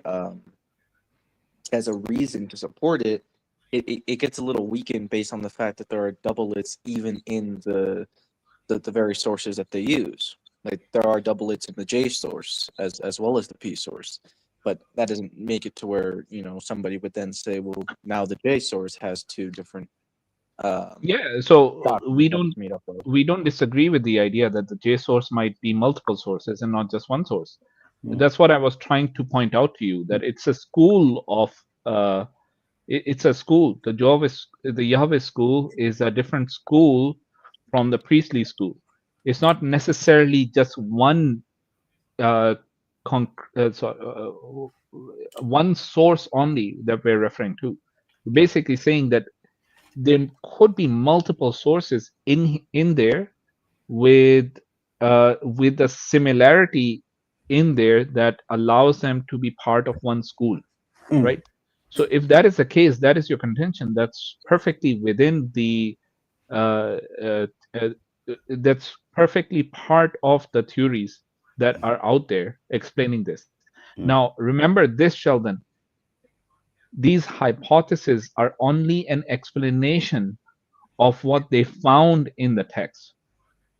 Regardless of how you look at it, the doublets, the contradictions exist in the text, and you need an explanation for those doublets, those contradictions, those multiple events, multiple versions of the same events happening, right?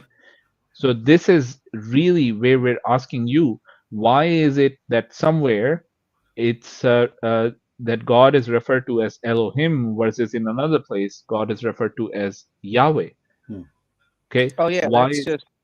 That's just like the changing of names. Like in other places, you'll find that in a single verse, you'll find that Jacob is referred as Jacob, and then he's instantly referred as Israel. No. So this is not the exact same thing as what happens when Yahweh. It's not the same thing. It's not the same thing. How so? I think it would be easier if you guys give him a specific example. Give him like a specific example of like a contradiction, for instance, that you guys. Well, we want to keep it within the realms of Genesis 8 and 9. That's what I'm saying, 8 and 9. So, do you guys recall any clear contradiction that you can show him? And let's see what he has to say about that. Sheldon mentioned it himself with regards to 2 kinds of every animal, and then you have the concept of 7 pairs of clean animals and 2 pairs of unclean animals. This is a clear contradiction. The fact that you have the clear interpolation of the sacrifices, as mentioned by Christian commentaries, with regards to the Yahweh source, whereas in the priestly source, there is no mention of a thanks offering or an altar being built. So there was a few. And the problem is, with regards to the Yahweh source and the priestly source, it's not just a changing of names with regards to the name of God. There are clear theological attachments to this particular name. When we look at Elohim and what Elohim wants from the people, it is repentance. It is what's it called? To establish covenants and whatnot, right? But whereas whenever you look at the Yahweh's tradition, you see what the Christians believe in today, which is the concept of sin offerings, sacrifice, evil, that mankind is inherently evil. This is the narrative that you find with the Yahweh source. So we understand why you hold on to this idea of Yahweh, and this is the way Yahweh wants, because that inadvertently, that is the narrative you follow, as opposed to the priestly narrative. In addition, you would find that the Elohist account, those are more transcendent. The Elohim God is more transcendent in nature, whereas you look at the Yahwist account, and God is very much anthropomorphized in multiple places, like in Genesis 2, Genesis 3, right? We see that in 8. Yeah. So we see all of those differences. So that's the reason why the authors, not the authors, essentially the proponents of this idea that there were multiple sources, they claim that there must have been multiple original sources which were put together or combined to bring this text together. Now, if you are the one claiming that that is not the case, right? Give us an explanation of why these duplets are there. Give us a feasible working theory and prove it to us that would be a competing theory to what's out there. So if you can do that, go ahead. Very well. Well, the evidence I would try to give is that, duplets are they're just something that's used in writing at that time. It's not something that would. Where are you getting that from? Well, like I said, one of the reasons why I would say that is because even within the JP sources, you see duplets. Duplets in the J source and in the P source. Give us an example. You're claiming there are duplets in J sources. Give us an example, something that we've come up with so far.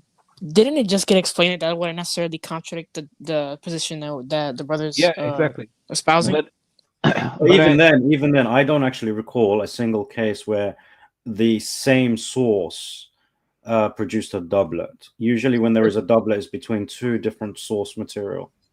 And even if there is, I haven't done a deep study of this. I'm actually doing the study as we're going along in the chapter by chapter, right? So I want to see that example, and when we get to it, we'll try and respond to it. But I need a concrete example. You can't just come in and throw a claim out there without actually bringing up proof. No, to help Sheldon out, because the concept of doublets and triplets really only appear within the 5 books of Moses, and even then towards the latter part of the books of Moses, it doesn't appear as much as it does in the former parts. So you would find it in Genesis and Exodus for the most part, but Leviticus, Numbers, and Deuteronomy. But he just left. Okay. I think that's a typical Sheldon thing to do anyway. Yeah, he just disappears in the middle. Oh no, there you go. He's back. So because you only find it within the 5 books of Moses, and not so much, if at all, afterwards in the writings and the minor prophets, he might be thinking, well, that's why this was the writing style at the time. So, But then, so Yamani, here's the thing, okay. The whole book of Deuteronomy is a completely different source, right? no, I agree. And then you have some of the other books that fall within the Deuteronomy school. I agree. And then you have certain books in the Tanakh which fall within the Yahweh source, others in the priestly source, and so on. So there is traces of this type of distribution within other books as well, right? That they have now. Granted, like I'm not a full-fledged scholar of this. That if you bring up any of these from any source, that I would be able to respond to you immediately. I'll probably take it back, do my own study, and then we can have a conversation of it. But I need a concrete example that we can look at and basically decide whether or not your claim that there are doublets within the Yahweh source, or doublets within the Elohim source, or doublets within the priestly source, right? That claim, does that even have any validity to it? Yeah. No, but this is what I'm saying. Is like I'm trying to help Sheldon out with his arguments, because that's the whole point, isn't it? We want them to provide arguments, try and steelman the position, and then we'll see what the reality is. Because we're not here to, like, at the end of the day, we're not here to just bash the Old Testament. We want to find the truth about it. It's not about bashing it and tearing it apart or whatnot. It's about what is the reality of it. Let's expose the reality of it, whether it's for you or against you, and deal with those differences. So, you know, but like you said, Faisal, you could posit this argument that because the doublets and triplets don't come later, that shows that it might be what do you call it, a writing style at the time. You don't have any evidence for the writing style at the time, because you have no evidence of the writing style at the time by the children of Israel, because you have nothing extant from them. And secondly, the document, the source material is completely different, so you would naturally see less of it, because it's not the same sources that are as prevalent as the Elohim sources. Yeah, so, and Yamani, when we did it, we actually we showed them exactly what is the Yahweh source saying. I highlighted it to them. You can pause the screen, you can read it if you want to, right? We're taking it from your own scholars, right? We even showed you a video of how your scholar reads the whole text, right? And shows you how it is a coherent text taken from within the Bible, right? And he reads a second set of texts taken from the same Bible, right? And both of them are a complete, coherent story, narrative. Yeah. So there's too much against what you're trying to point out here. But you see, I don't know if Sheldon actually heard this part. Sorry, just let him have a word in, because otherwise he's going to try and respond to three people. Go right ahead. I just wanted to add to what Faisal was saying to help him out a bit. Go quickly. Yeah. So, Sheldon, basically, brother, what we're saying is this: it's not just an ad hoc explanation that scholars came up with, right? You have to understand the implications behind these doublets. It's not just doublets as in, oh, you know, the same story is being repeated. No, the style is completely different. The vocabulary is completely different. The depiction of God, the name of God used over there, the rituals, the practices, all of that is different. Do you understand? Sheldon? Yeah. Yes, I understand that. So, but go on. Maybe give an example of a doublet in the.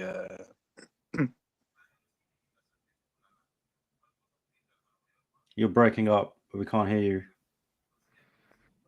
I think he's probably switching between apps on his phone. Maybe that's the reason why he's breaking it. Yeah, okay. Wait for him. I lost him completely. We'll wait for him to come back up. Yeah, I think he's trying hard. That's fine. That's what we want. We want them to try to defend, and if they have a rebuttal, then that's perfectly fine. Yeah. If they prove us wrong, then that's also perfectly fine, because at the end of the day, we're not divine. We make mistakes, but we also do pride ourselves in checking what we research and before we bring it forward, because we want to be as accurate and as honest about the text as possible, even if it is a text that we do not believe in. Oh, look at this. Sorry. Can you respond to the Islamic dilemma? Did these guys not realize that that's what we do as part of this series? Yeah. Didn't you hear the whole thing as we explained? No, bro. This guy's gonna come up, bro. 3 hours. Every single episode. Yeah. Every single episode, we make a comparison between the narrative in the Old Testament and the narrative in the Quran and the Hadith to display how there is no confirmation whatsoever. I mean, hey guys, look. When it comes to defending their when it comes to defending their Old Testament and the New Testament, and even in some cases their early church, right? Because Brother Yemeni, you had mentioned if you say, if you're a Trinitarian and you say that the Father is not anthropomorphized but the Son is, that's like the view of the early church, right? That's kind of the view of Justin Martyr. That's the view of Tertullian. It's the view of Theophilus of Antioch. And so when it comes to defending their stuff, all they have is, but your Quran though. That's it. Yeah. That's it. Yeah. And here's the thing. Look, if the Quran had affirmed the Bible, the curse of Canaan would have been mentioned in the Quran, right? The story of the son of Nuh alayhi salam is mentioned in the Quran, but it is so different from the story of the sons of Nuh alayhi salam in the Bible. You are the one, if you're claiming that there is an Islamic dilemma, you are the one who has to come up and tell us how the Quran is affirming the Bible when it's changing the story completely. There's nothing in that story that is that you can basically say this is coming from the Bible. At the moment, they are wrestling with the Christian dilemma at the moment, because Fawad, you gotta relax. You gotta relax. No, too much. I'm talking about this one, where they actually have two different narrative accounts. I'm not talking about the one that we're planning on doing. Yeah, I'm not the one that we're working on, Fawad. You can't be. Yeah. That I'm give me a keeping panic it hush hush. Yes, that's right. So since there's nobody waiting backstage, let's give him a couple of key differences in this flood story. Right, the Quran is explicit that Nuh alayhi salam preached to his people for what is it, like 900 odd years? Well, it doesn't mention it in the Quran. If we it doesn't mention that, but I think it's in our literature. Yeah. It mentions that, right? So let's make a distinction then. From instead of saying the Quranic narrative, Islam. We put it as the Islamic narrative, because this idea that the Quran affirms the Bible, this is the Islamic dilemma, is on the basis that Islam is based upon the Quran alone, which is not the case. But let's put a pause on that, because we have someone called Mills in the backstage. Mills, can you turn your camera on just for verification, and then you can turn your camera off. If you don't turn your camera on, we cannot bring you on, because we want to make sure that everyone that comes on behaves themselves. And this is the way to do it, because we've had many people come on before and do all sorts of horrific things to block streams. Mills? All right, well, look, I mean, the thing is, we're not desperate for people to come on. You're the ones that need to defend your faith. So, Fawad, you can carry on until he actually verifies. All right. So subhanallah, so the Quran is very explicit that this prophet Nuh alayhi salam, he preached to his people, right? And he urged them to abandon idol worship, right? The Bible does not elaborate at all on why Noah, peace be upon him, was deemed righteous, or why the others were not. Nor does it mention Nuh alayhi salam preaching at all to his people, right? The Quran describes how the leaders of Nuh alayhi salam, his nation, rejected him and eventually issued threats against him, right? It highlights their active opposition constantly, and this is completely missing from the Bible. The Quran recounts that the people openly challenged Nuh alayhi salam to bring forth the promised destruction. They're constantly taunting him, right? In response, Nuh alayhi salam, he supplicates to Allah subhanahu wa ta'ala, and God eventually destroys them, right? This is completely missing from the Bible. One of Nuh alayhi salam's sons in the Quran, he disbelieves and is not saved from the flood according to the Quran, right?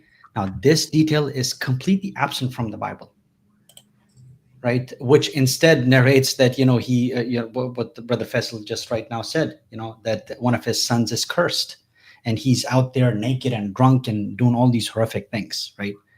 So all these things, they're completely different. Like, it's a religious text, but, just the common saying goes, the devil is in the detail. So, I mean, pay attention to the detail, guys. And that's where you will see that apart from the name, right? Nuh alayhi salam, there's absolute, and the flood and the ship, right? That's it. Those are the only three things that you can find in common. The rest, nothing is in common.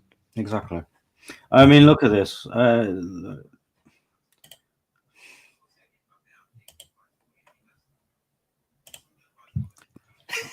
is brother DeAndre? This guy, this Christian. Is this? It says verse 543. About the Desi guy. I think. No. This is the Keegan guy. I think the one about Tawassul. Yeah. Oh, okay. Wait, what did he say? So he's saying verse 543, and I have your hadith. We can discuss that, but DC 2I won't let me up. Yeah. No, just simply, what is this stream about? Is it about the Quran or is it about the Bible? Like, really?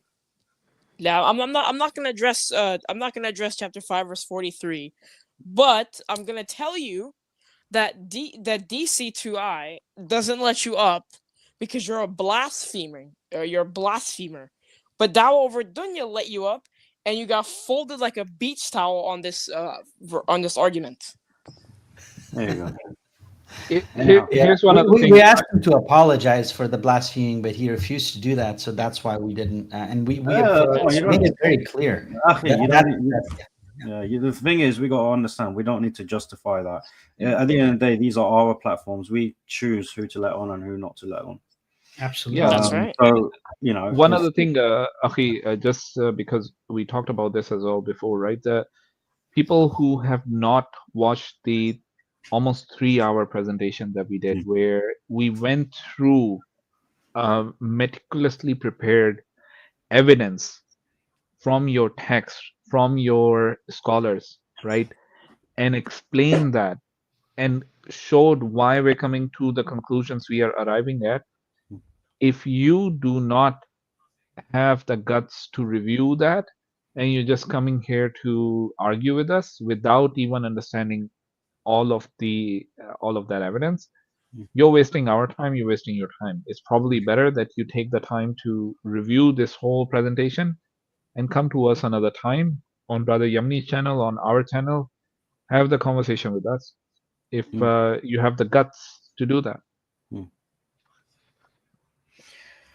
Yeah, and like we said, we know that there are Christians in the chat, but they just don't want to click the link. They don't want to defend their faith, their scripture. So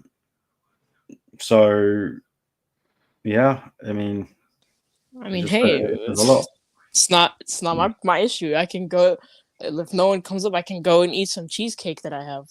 What does that have to do with me? cheesecake.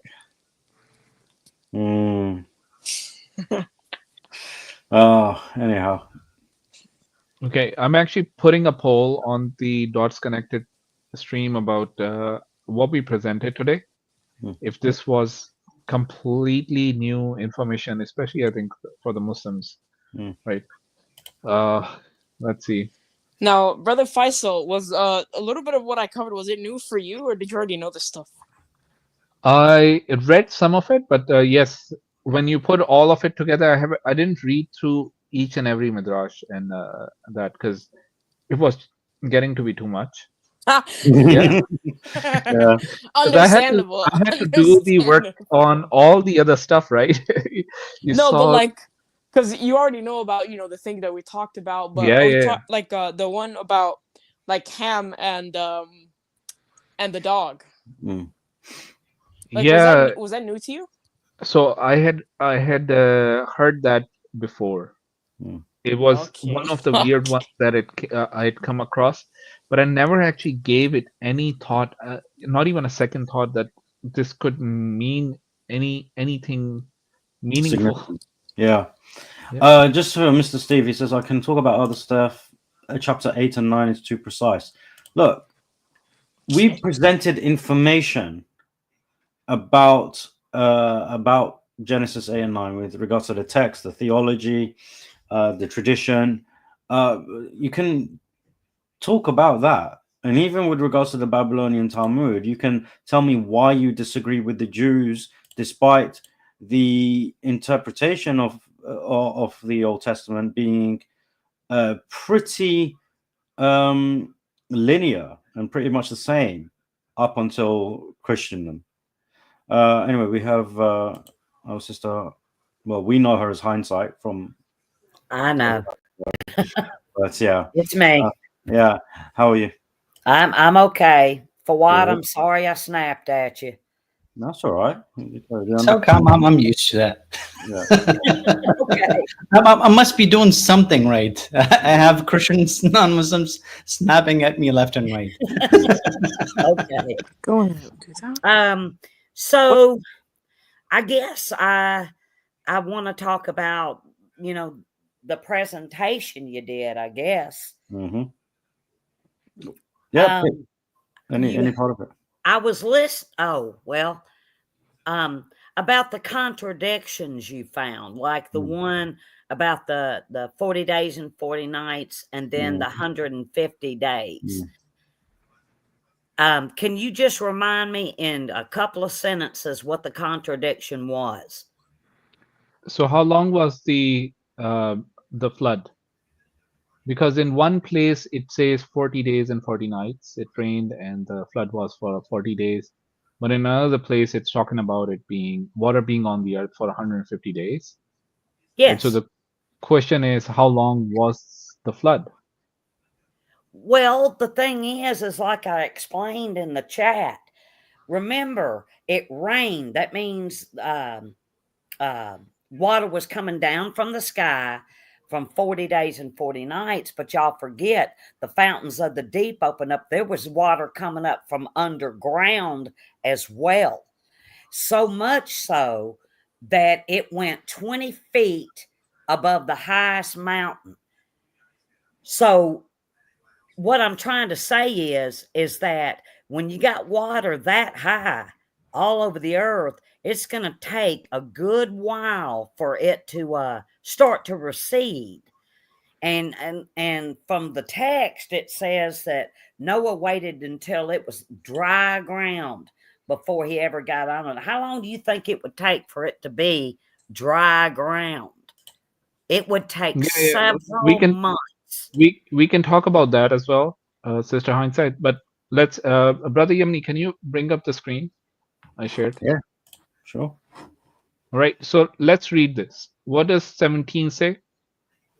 The flood continued 40 days on earth.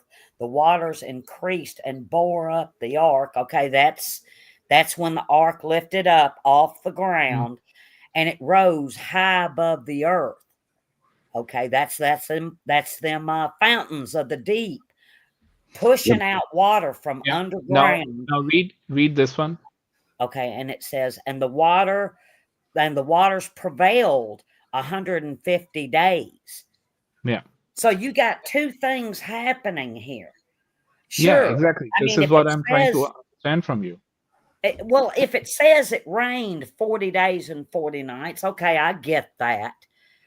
But also there was water coming up out of the ground, and it was so much so that it covered the highest mountain by 20 feet. That means God wanted to kill everything. It would take several months for the I'm waters to ask prevail on the earth. So what I'm trying to ask you is, what does the text say, right? How long was the flood? Right? It So when said you're reading the text, it All right, talks wait a about minute. 40 days in one place. Flood continued 40 days on the earth, and the Right. waters increased, and it rose high above the earth. Right. So that's essentially saying to you that in those 40 days, the waters prevailed to the point where it's 20 feet above the mountains. So it took 40 days for the earth to fill. Wait a minute. Wait a minute. Look, read that. Wait, scroll back down again. Go back to where we were. This one. All right, right there where it says that it has the waters increased and bore up the ark and rose high above the earth.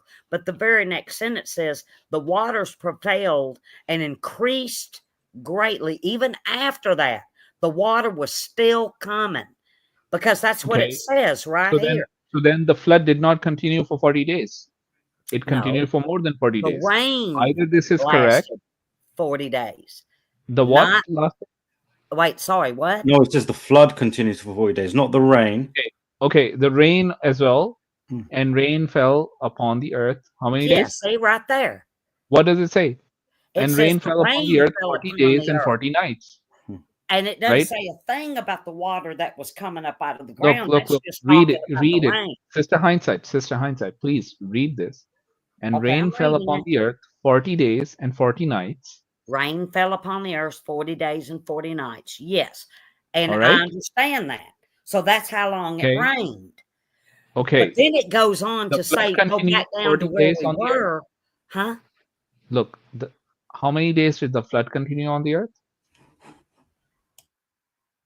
40 Well, days. it says the flood continued for 40 days on the earth, but I'm going by the sentence you just showed me before that it said the rain fell upon the earth 40 days and 40 nights. Yeah. So that tells me when I read further, if I come on down here, it says the flood continued for 40 days on the earth. But Okay, then in so the very 40 next days. sentence, it says the waters. Even if now I that's grant after- you, I'm sorry.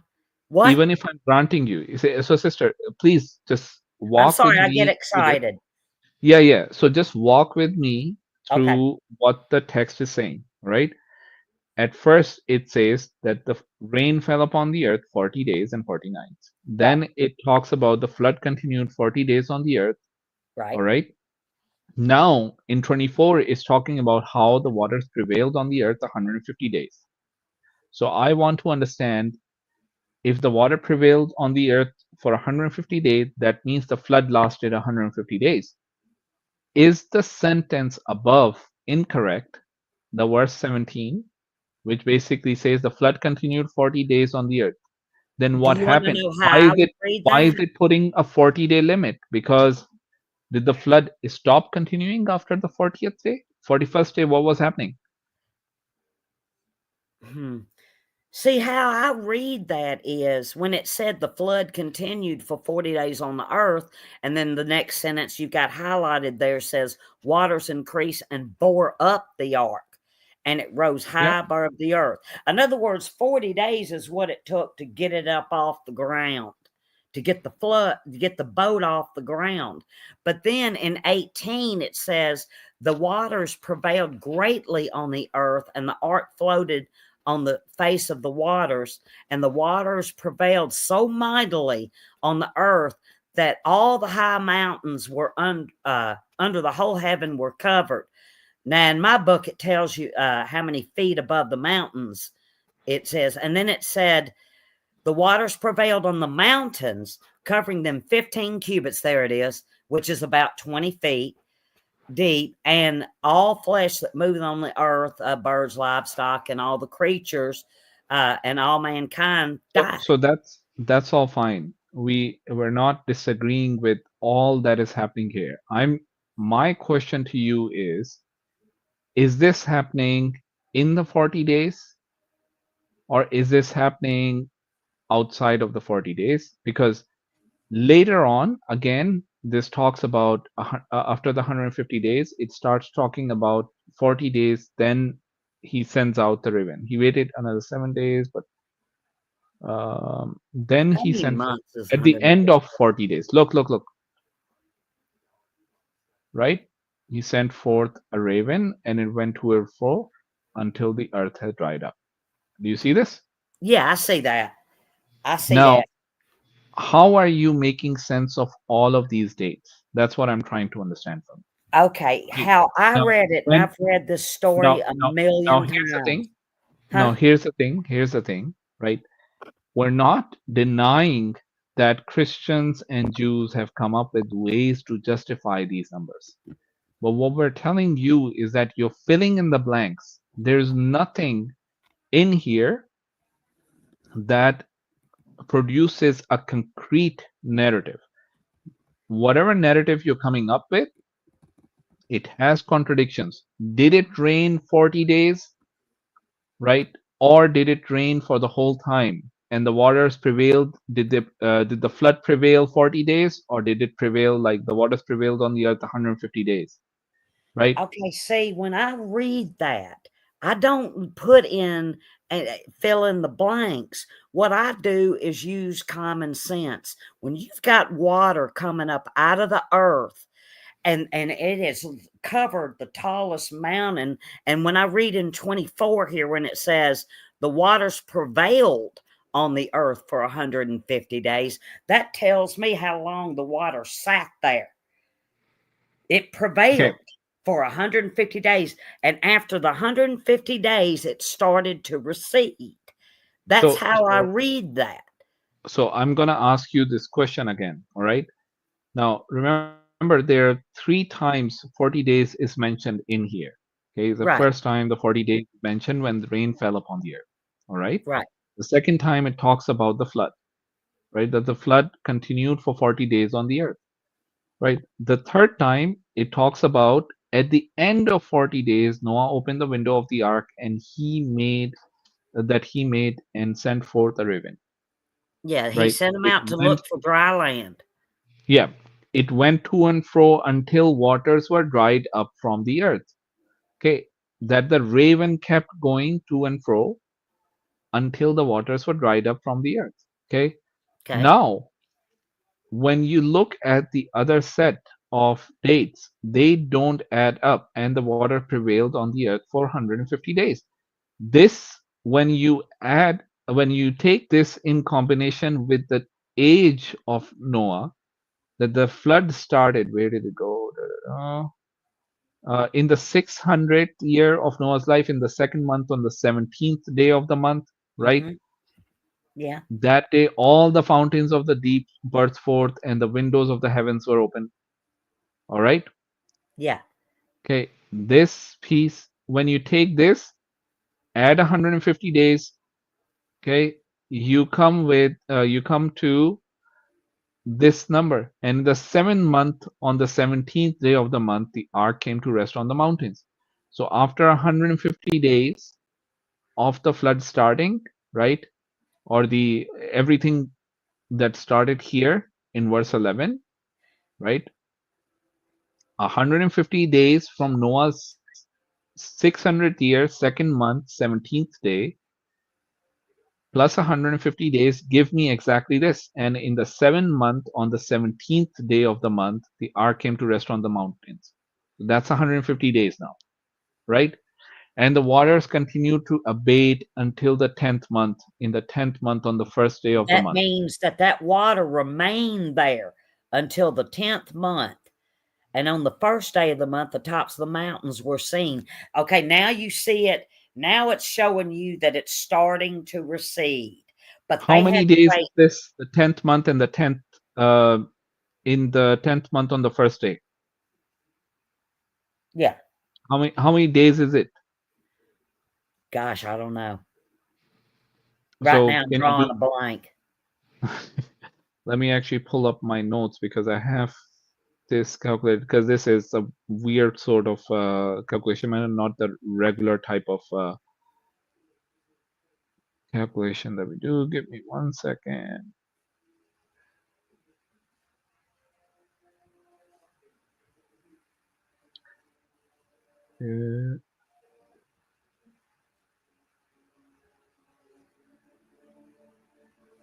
Give me 1 second. I'm just pulling up my notes because I did this No, that's okay. calculation. Take your time. Right. So the 10th month on the 10th on the first day, right? That's 271 days. All right. From the So first day? yeah. So this one, this particular one, right, is where we've basically seen that it is an insertion. That's why the what do you call it? The scholars basically say that a redactor inserted this date in there because they wanted to come up with a date that adds up the 140 days, the 150 days, and the all the other days. Now, here's the thing: even if we grant all of this, that it adds up to 270 days, which is, let's say, it is 150 plus 40 plus 40 plus 40. Let's say there are 340s in here. We add those all up: 120 plus the 150, 270. That's how you guys explain it, right? So if we add it up to 270 days, all right, the question still becomes, right? You're supposed to go out when the dove has come back. So 3 weeks after that, the floodwaters are gone, everything is gone. Why now are we waiting all the way till Noah is 601 601st year, second month? No, the waters were dried. So Well, when the this is dove what was it sent says. out and it came back with the olive branch in its mouth or olive leaves, I forget what it was. When he came back, that just Here it showed is. that there was vegetation starting to grow. But they still had to wait on the boat so they could walk out on dry ground. Do you see what I'm saying? I can see what you're saying. I'm not denying that there are explanations for it, but the explanations do not take away that there is a conflict in how everything plays out, right? Because the text is clearly talking about two different time periods for the flood. It's clearly talking about two different ways in which the flood water came about. One is where all the fountains of the great deep burst forth and the windows of the heavens were open. The other one talks about only the rain fell upon the earth 40 days and 40 nights, right? So there are definitely questions that you guys have to answer, right? This is in the text, and you Okay, can come up with explain. justification. Let me explain how I see it, and then you come back and tell me what I'm missing. Okay. Let me, I'm trying to do it in short. Okay. It rained for 40 days and 40 nights. Okay. And then after the 40 days and 40 nights, there was enough water on the ground to lift it up off the ground, the boat. Okay.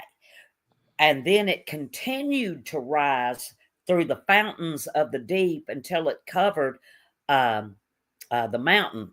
Now it says it prevailed for 150 days, which tells me that's how high the water was for 150 days. And on the 150th day, the waters started to recede, so much so that the mountaintops were you were starting to see them again. And so Look, it shows you the water is going down. Yamni, can you bring up this screen, Akhi? Just tell me what I'm missing. I'm actually going to bring up something which explains this better than you're trying to explain, right? Okay. I'm not denying that there are explanations that people have come up with, right? But And what if it's the truth? we're gonna bring it up. No, it's not the truth, right? That's the point. So here's the thing, right? Boy, This is I wish you could one. make that bigger. Can you make that Okay. just a little bigger? I want to Oh. read that. So ignore what's on the right. Okay. I'm just gonna zoom in on this chart here to try to give you an idea about That's better. how Christians try to explain this. All right. Now, this is besides the point that there is a difference between the Septuagint and the Masoretic text. We're going to ignore that, right? We're just going to say, okay, so day -7, right? When Noah is in his 600th year, second month, 20th day, right? We're 10th day, because we're taking the Masoretic text, which says the 17th. Okay. Right. Noah loads the animals. He stays in the ark. Right. Now, this is actually in conflict with another verse in the same passage, right, where they board on the same day. Now, Noah loads animals in the ark. They stay in the ark for 7 days before the flood comes in. Then they explain that, okay, 40 days, the water, it rains for 40 days. All right. And 40 days, the flood continues. This is, it's basically claimed that it's part of the 150 days. Now, this is definitely different from how the 110 days is, the 10th month and 1 day is being calculated, but we'll just continue. We'll just go through this, right? They take this as part of the 150 days. Now, this is somebody's interpretation. I'm not saying that it's correct. Neither am I saying that I'm denying it right now. Okay. Let's just go through what their interpretation is. All right. Then they basically claim that the water rises till the 150th day when the ark rests on the top of a mountain. Then the mountains become visible by the 243rd day, which is about 73 days, when it's the 10th month and the first day. All right. Then 40 more days before, according to verse 6 of chapter 8, right, at the end of 40 days. Now, we don't know if it's 40 days after. Give me 1 second. Give me 1 second. Sorry, guys. 40 days after, right, he sends out the raven. He sends it out again the second time. He sends out the dove at the same time, apparently. He sends out the raven again. And then we have these 23 days, which are not accounted for at all. Then he's waiting after the first day of the first month of the 601st year. He's waiting another 56 days until in the second month on the 27th day, he basically leaves the ark. Now, this narrative does not align completely with the text, because in other places in the text, it talks about them leaving by the dove, and the dove came back to him in the evening, behold, in the mouth. Then he waited another 7 days. Dove did not return to him anymore, right? That's what verse 12 talks about. And then by that time, he leaves the ark, right? According to verse 15, right? But what we are pointing out to you is when you read these two narratives and you decouple them, they're completely concrete narrative. One which says it only rained 40 days and 40 nights. The flood only stayed 40 days and 40 nights. After the 40th day, he sends out a dove. 7 days later, he sends out the dove again. And 7 days after that, he sends out the dove for a third time. All right. And the dove does not return. So he just leaves the ark then. Right. The other narratives basically talks about that Noah was 600 years in his second month of that year, right? On the 17th day, the water started flooding. It lasted for 370 days. And when he was 601, a 1 year, second month, on the 27th day, right? The flood stops, right? And he comes out of the ark by then, right? So there are two separate accounts. Now, the question is, both of those accounts are very comprehensive. They talk about everything that Noah's story needs to include, right? And uh, they're cohesive in the sense that everything is mentioned in there. They make sense in of themselves. So the question we're asking you is, how do you explain two separate accounts that are both cohesive? But when they're put together, they give you these contradictory elements in there. Does that make sense to you now? Yeah. Right. And this is, by the way, if you see at the bottom, right, see how the red number says 2458, the one above says 3298. Yeah. This is not even accounting for some of the other problems that we'll talk about in our next one, right? This is just a hint for some of the people. Is there any way that you could put the link in the chat for this chart right here and let me save it? If you give me your email, I can send it to you. I don't think I can put a link to it. Oh man, that's all right. That's all right. But can you tell me where to find it? Just look it up on Google on images. You may be able to find this particular chart. But Okay. there are other charts as well. And like I said, people have different ways in which they've interpreted it, right? So you would see that the dates here are slightly different when you go through them. If I go through another chart, it's the one that I used here, right? It's again slightly different. What they all agree on is this final day, 370, when you're using the Masoretic text. If you were using the Septuagint, basically this would be 360 days.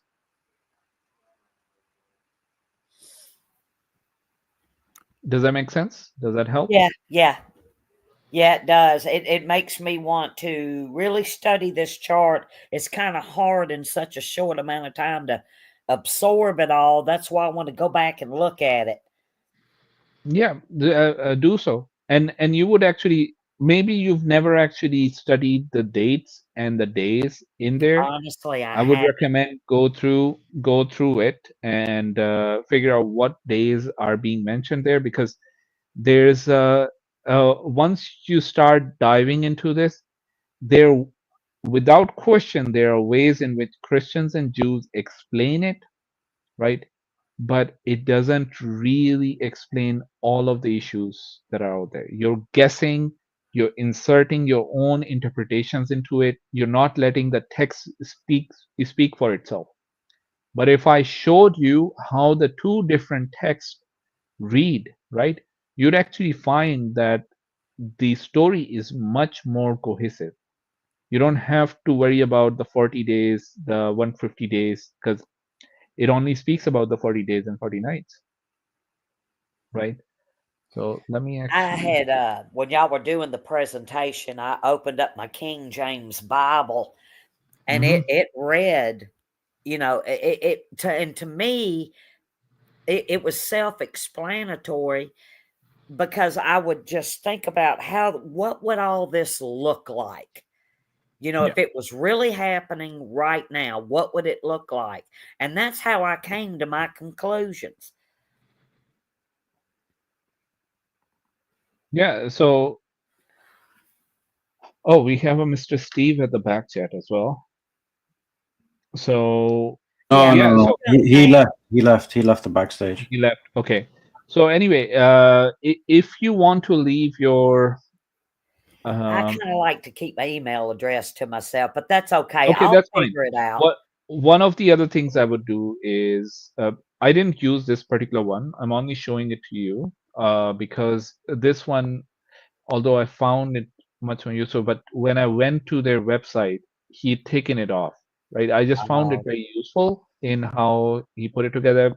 Most likely, he wasn't comfortable in this particular one, right? So he must have taken it off. This one is more simplistic, but it's sort of I just need more time to really examine it, write down the days and the dates and all that kind of stuff, and make it all make sense in my head. Yeah, definitely do so. But the question we're asking is when you and this is what we're trying to tell you, when you're looking at the two separate accounts individually, they make more sense than what you're seeing right now with the different dates and the different days being put together the way they have been. All right. Okay. All right, I'll do that. I'm fixing to jump out now, and I will be in the chat if you need to ask me something, or if I need to ask you something. But before you go, I know the brothers will want to ask you why do you think your scholars or the Jewish scholars wrote what they wrote about Noah in those? You mean like the commentary, like the midrash and the Talmud? Yeah, Is that what you're saying? Because that was a question that that you kept bringing up. So I don't want you to go without discussing that with the brothers. All right. Okay, that's fine. Yamini, That's I'm fair. just gonna pray Maghrib, and I'm gonna be back in about 5 minutes. I think. Sure, inshallah. Okay, here was my point to all that. The thing is that there's no question that the Hebrews know their Old Testament backwards and forwards. They could tell you about it in their sleep. There's no question. But when they went off and started writing commentary that had absolutely nothing to do with the text actually says, that's where I draw the line. That's where I go, no, you're going too far off the deep end. And that's how I see it. Yeah, but the thing that you're forgetting is that the Jews aren't just doing this ad hoc. They believe in a tradition in which they learn the understanding of the text from Moses. So when you speak to a Jew, especially with regards to what we have presented today, they will tell you that is absolutely fine because this is how our ancestors learned it from their ancestors and their ancestors, going back to the children of Israel that accompanied Moses in the wilderness. If That you is got so far off the rails, like look, those writings, we agree with you. We agree with you. But the problem is for you as a Christian who adheres to the Old Testament and adheres to the fact that there is an oral law that was given by Moses to the children of Israel as documented in Exodus. Because in Exodus, it mentions that God gave the written law and the oral law. So the oral law is obviously not something that is contained within the text of the Old Testament or the 5 books of Moses. Rather, it's something, it's a separate literature. Now, the Jews are claiming that that literature is what we have presented today, passed down and discussed by the rabbis throughout the ages. How could that be when I posted the dates when these writings were actually written down for the first time in the chat, and it was centuries after Jesus? Agreed. No one is denying that they were written down centuries after Christ, but them being documented 2 centuries after Christ doesn't mean that that's where they originate from. Okay. Because if it was about documentation, then we can easily say, oh, well, the documentation of the Old Testament, of the 5 books of Moses, started 200 years prior to Christ, because that's the first documentary evidence we have of it in terms of written. But we don't do that. We acknowledge that there was a written text at the time of Moses. What that was is the question. But in terms of a written text, we know that it existed. So likewise, with regards to the Talmud and the Midrash, these are all documents. They are documents of the oral law and the oral teaching, as well as discussions of the rabbis and what they discussed regarding these explanations and some of the things that they were saying that were so disgusting. Why wasn't that in the Bible? Bible doesn't have any problem posting kind of racy things in it. Why was it not there to begin with? No, they are saying it is there, and this is how it's meant, because when I presented Leviticus 20:11, that is what it mentions. It mentions incest, right? So it's not that it doesn't mention it. It does mention it, but they explain it in that way. They are saying, well, this is what it says in Leviticus. Therefore, when we say this, when we see the same phraseology being used in Genesis 9:22, this is what it refers to. It refers to sodomy. It refers to incest. It refers to all of this stuff, right? Right. Yeah. So this is how they argue it. It's like we say, it's not just something that's made up. They provide evidences and cross references to the text in which they understand and derive these understandings from. And Yemen, actual Bible text itself, Sister Hindsight, you need to understand that the same people, right? The same people who brought you the Old Testament, those very same people are giving you this explanation. You need to understand this. So you cannot say, I'm going to take this from them and refuse that. Do you understand? Yeah. How do you have the Old Testament today?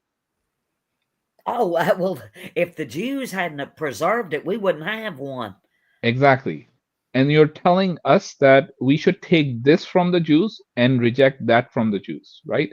That doesn't make sense. One of them's the Word of God, and another one is men's commentary. No. Remember, this is the oral law being passed down from Moses to the children of Israel that were there at Mount Sinai and down through the ages, as well as and so the oral law, you have to understand, is not just the laws themselves, but an explanation of the laws, an explanation of the Torah. So the exegesis of the Torah is part of what was passed down by Moses, allegedly. Well, can I ask one last question? Then why, DeAndre did his presentation and everything. Why that particular incident about Ham and Noah and what he did read completely different than what DeAndre was presenting? As bad as it got, was that Ham totally disrespected his dad and was poking and making fun of his nakedness. And that was enough for his dad to say, "You're cursed in my eyes." He was disrespecting his dad. No, but this is what we're saying. The commentaries, the exegesis of these texts is based on an oral tradition. So you're not seeing it in the text. And like I mentioned, Leviticus 20:11 is one of the texts. There's actually 3 texts that would back that up. Okay, but Leviticus 20:11 is more explicit. So they exegeted the Torah within itself, and by cross-referencing texts to display what the nakedness of the father actually means in relation to other texts in the Old Testament. And then on top of that, they also believe that they are the carriers of the oral tradition from Moses all the way to them. I have to admit, I know nothing of the oral tradition. I just read the Bible. That's all I do. I know, but that's not what the Jews believed. The Jews never believed that it was just the Bible, right? Or it was just the Hebrew Bible or the Tanakh. they always believed that it was accompanied with the oral tradition, in the same ways that Muslims believe not just in the Quran, but the Hadith and an oral tradition. So this is very key. You have to understand the paradigm that you got to work with. And this is a historical reality that you have to square. You got to have a chat with these Jews and you be like, listen, you are claiming that this abhorrent thing is the true interpretation, or one of several interpretations that could be true regarding what happened with Noah and Ham. Should. Yeah, you should, because you, like Faisal said to you, this tradition has been passed down to you in the same way that the text has. The same Jews that would have transmitted the Torah would have been the same Jews that would have transmitted the textual tradition. Now, if you are not confident with their transmission, then you can't say that one has been transmitted faithfully and the other one has not. And in fact, we've even shown that neither have been. I don't think that's the case. I just think that they were just dead wrong in their interpretation. But that's been transmitted. That's what the brothers are telling you. That's the oral law. Even putting that aside. Go ahead, Akhi. Brother Faisal, one of the most important things that they always forget, this is why, I compare them to the Hadith rejectors of the Christians. They're the Hadith rejectors of the Jewish tradition. Because you see, the Masoretic text that the brother mentioned to you, which is the foundation of every modern Christian Old Testament, it was transmitted preserved and transmitted by the rabbinic Jews, not the Sadducees. And the rabbinic Jews, they believed in the oral law.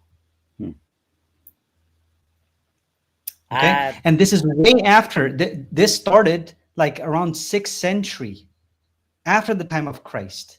And don't forget, sister, it is the same Jews that Paul studied under, Gamaliel, that is mentioned in Acts, right? He was actually a rabbinic Jew.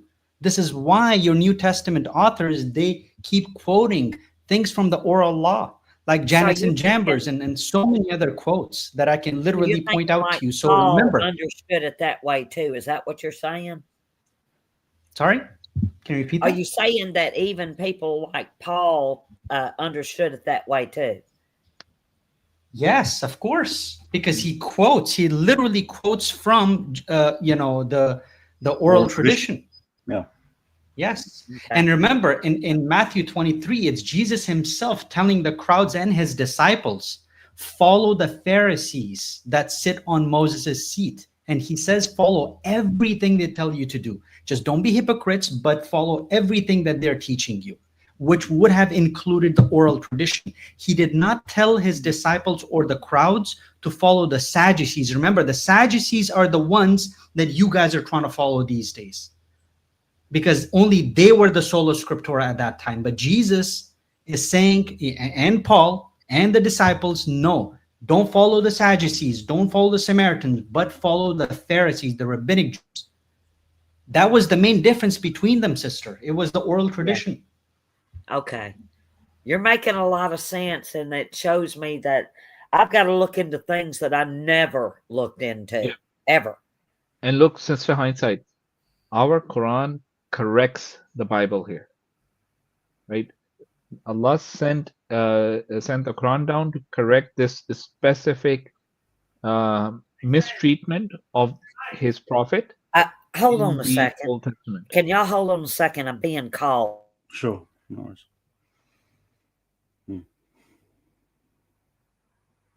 We have Diallo in the back chat as well, so we'll try and. Is he a Muslim brother, Diallo? I'm not sure. Diallo, are you a Muslim? Okay, I think I'm back. Okay, so Sister Hindsight, what we're trying to tell you, the Quran specifically addresses this issue and clarifies that none of what is being said in the Bible is true. It corrects the story of the son of Nuh alayhi salam who rebelled against him, who rebelled against God, right? It exonerates the prophet from the accusations that have been put against him in their midrash, in their oral law. All right.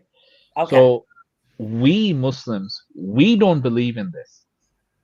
We don't believe this happened. But if you're a Jew, you have to accept this. Unfortunately, if you're a Christian, you still have to go with this because that's the oral tradition. You cannot take history from one Jewish source and deny history from another Jewish source unless you have certain clear proof that this does not happen, and either Jesus was confirming that this does not happen, then you have to provide evidence for that, or like one of your sources. Bring your sources then. Okay. Okay, I got you. And I tell you what, I'm going to do my best to look into this oral tradition that y'all are talking about, look over the charts and all that, and I'm going to try to find out what's going on. Sure. Yeah. I mean, you've got some of the references that we've quoted. Yeah. If you play back and check out the references and what we quoted, you'll see for yourself. And Safaria is I should just save this stream on my computer, huh? Yeah. I need to do that. Yeah. That'd be the easiest way.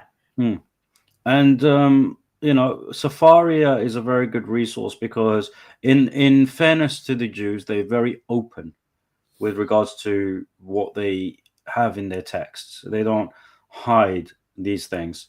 So it is readily available, but it takes a little digging. If you know where to look, it's pretty easy. But like I said, we have the references. We cite our references with regards to what we've quoted. Okay. And if you're unsure, you can always reach out to us. You've got our emails, so you can reach out to us at any time if you can't find a source or you need help with something. We're more than happy to help. Okay, I appreciate it, y'all, and thanks for talking with me. No problem. I'll be in the chat. No worries. All right, bye. Bye. All right, William Wilkinson, can you turn your camera on for verification, please? By the way, Brother Diallo is... yeah, he mentioned. Brothers, yeah. Yeah, he mentioned. But William, I just need him because obviously we're prioritizing non-Muslims. So. Yeah, if Brother Diallo had come earlier, maybe Ali would have joined us. Yeah. William, what do you call it? You're not here backstage just to challenge us to a debate. All right. You're not someone who's known. We have very high standards for who we debate, which is why none of us debated any of these fools that are popular within the Christian world. So you just gotta have to give us a good reason to be willing to listen to you, let alone debate you. So if you want to engage with what we've said tonight, then by all means. Whatever. You know what? I'm just gonna kick him. He's not interested. There you go. There's your answer. We're not sending you an email. What is it with random people thinking that if they request a debate, we're gonna bend backwards, head over heels to debate them? What are they bringing to a debate? Well, like we asked them to debate the Trinity, they come and debate debate Tawheed. Yeah. They would never. In a debate for the Trinity versus Tawheed, I've never actually seen a presentation by a Christian explaining what the Trinity is. No. In the whole debate, they avoid that topic.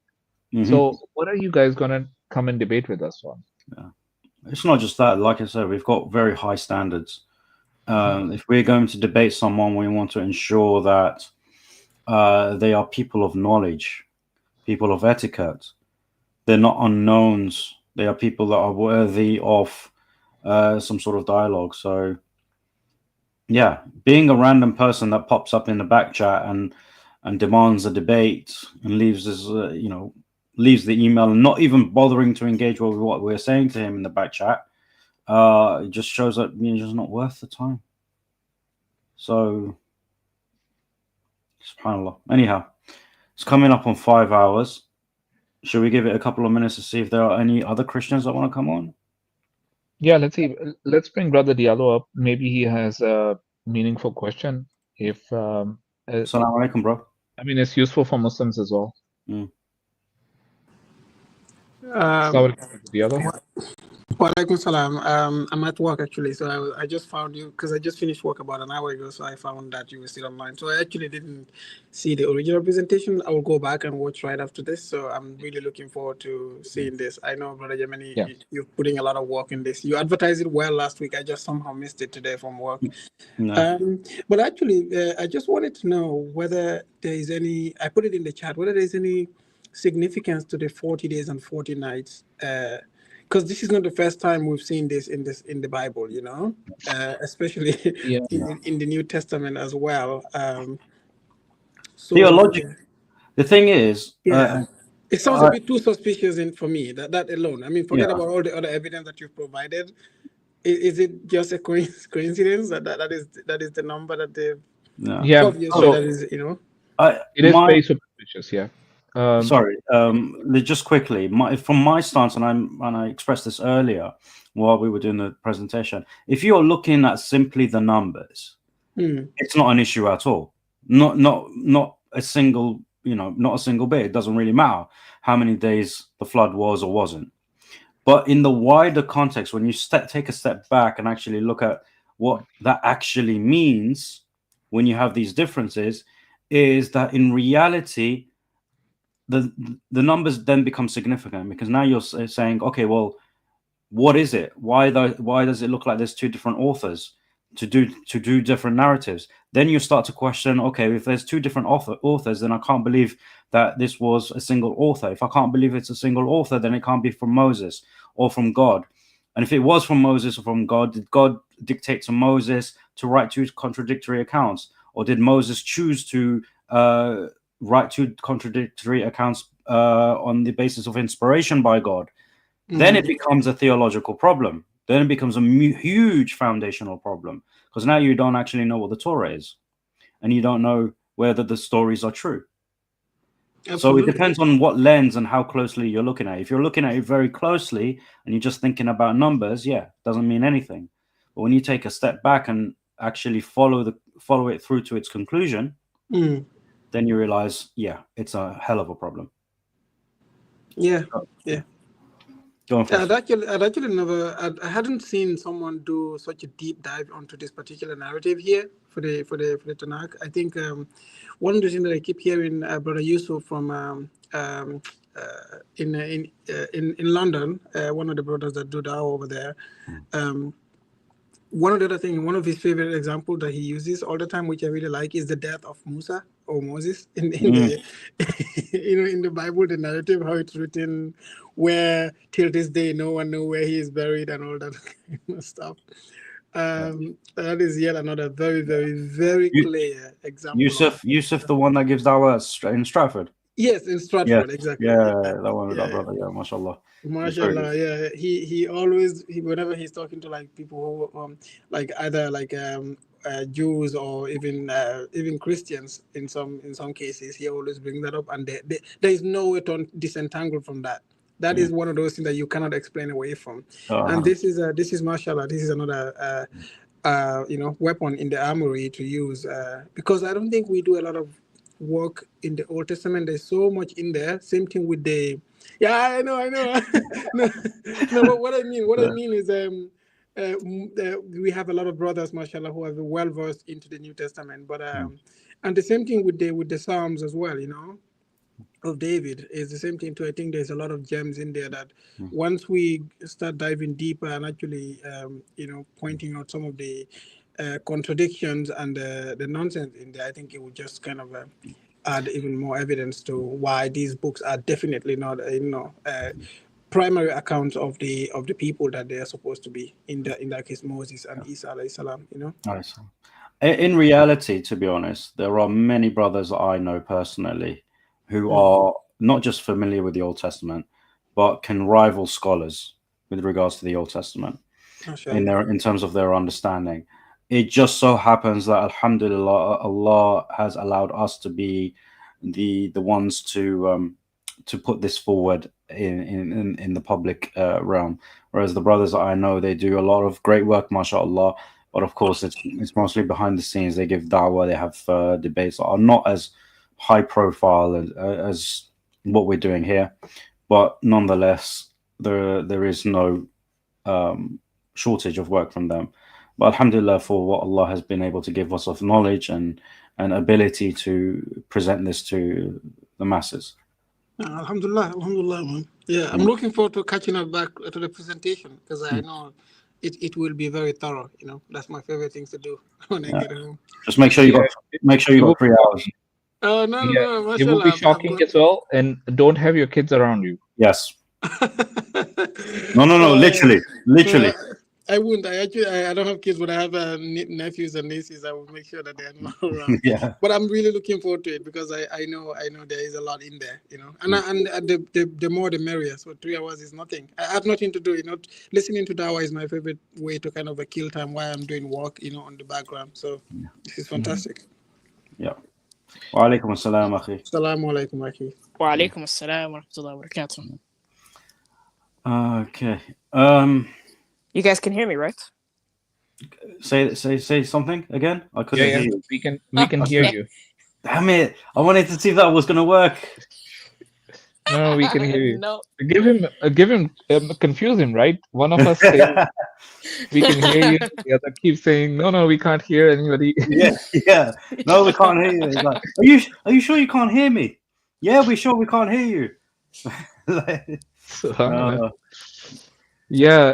I think what we need to start doing is we need to start talking to people about this stream in the sense that we brought this evidence up on that stream. You guys were missing. You guys were covering away from challenging us, right? Come and challenge us when we give the presentation. Go and take a look at the evidence that is being presented to you, right? Yeah. And challenge the evidence. Yeah. No one came up to challenge me, man. Like normally I'm, cause look, the target, when it comes to preservation, they're not gonna do much other than just like fiddle around with Dead Sea Scrolls and that's it. When it comes to like, the historicity, not a lot of these guys are gonna discuss that.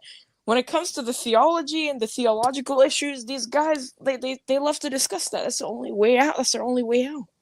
At least they think it's their only way out. Yeah. Yeah, it's the Dead Sea Scrolls are what they love to go back to, right? That, yes. Oh, we have the Dead Sea Scroll. That's why this is reliable historically. But we basically established at least for 6, 5, 7, 8, 9, right? You've got nothing in the Dead Sea Scroll. So what is the oldest text that you're looking at? That's the Septuagint, which is the 4th century text, right? The other texts that we're looking at are all later century, 5th century for the Peshitta, and the other ones that we have, Masoretic text, 10th century, 13th century for the Samaritan Pentateuch for the extant manuscript, right? Now, the Septuagint has a textual variance in the number of days on which the flood starts and those days in which the it comes to an end, the 150-day period. So why isn't that in your text? Why is your text today still following the Masoretic text when the oldest text has a variance? So questions that these people need to answer whenever they try to bring these type of things up.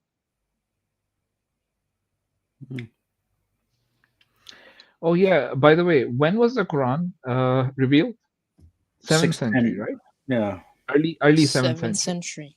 Early so 7th when is the Masoretic text from? Yeah.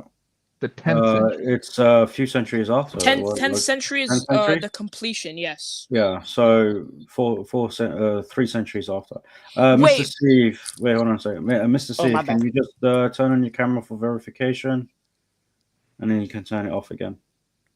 Wait, Faisal, that's W. The Bible copied from the Quran.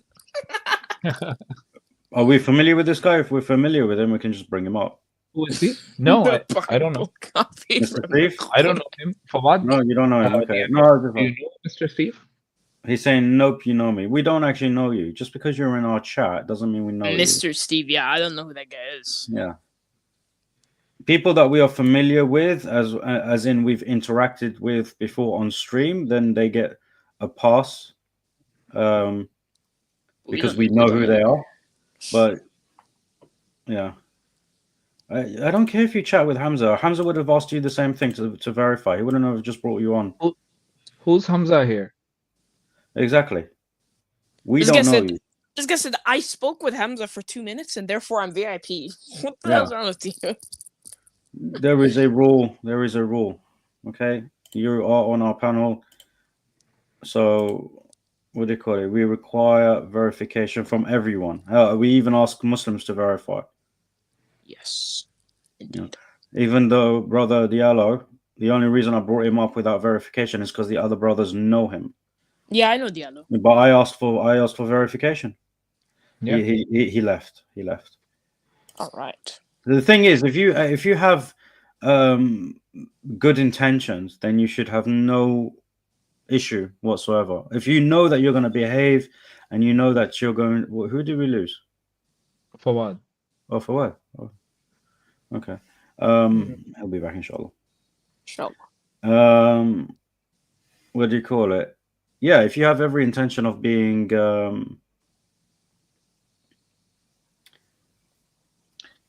Yeah, if you're honest, you will show yourself, you will verify yourself. Nobody other than Brother Yummy is going to be able to see. Exactly. I'm the only one that will see you anyway. What's this one? Yemeni, to be fair, Hamza does use blockers or enlarges his screen so no one can see the guest. I know he has he's like got blockers and stuff. I don't have that. But even then, Hamza does ask for people to verify.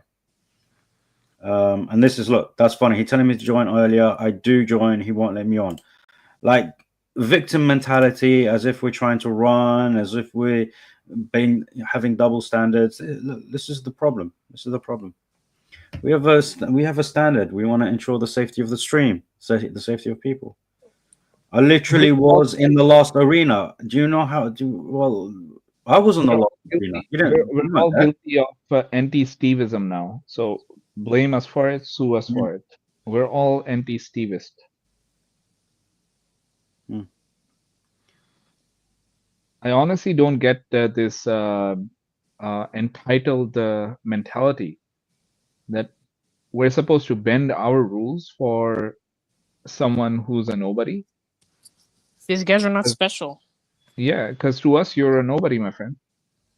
Either get on with the program if you want to come up and have a conversation, or just stay a nobody for the rest of your eternity.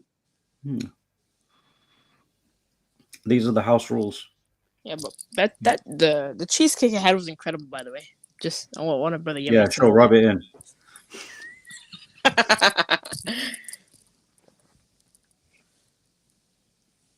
No. All right. Are there any other Christians?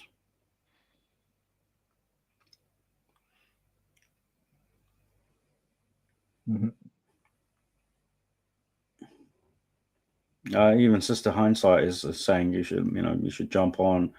We don't bite. And the thing is, even with Sister Hindsight, when we first came across her a couple of years ago, she had to verify. She did verify. Yeah.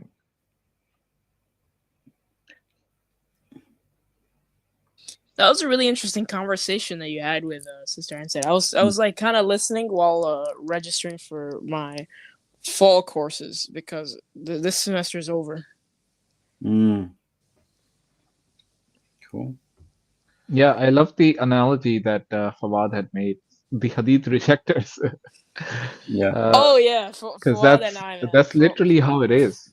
They oh Fuad gave away too much, bro. What's wrong with that guy? Fuad and I were working on something like that, bro. What's wrong with? Yeah. I gotta reprimand him in the private. so inshallah we'll be you know, I know Fawad circulated this idea, and we're going to be working on a new idea, Oh yeah, and we're going to bring it up, inshallah. inshallah. Okay. Where's Adam? Where's that other guy named Daniel? Daniel?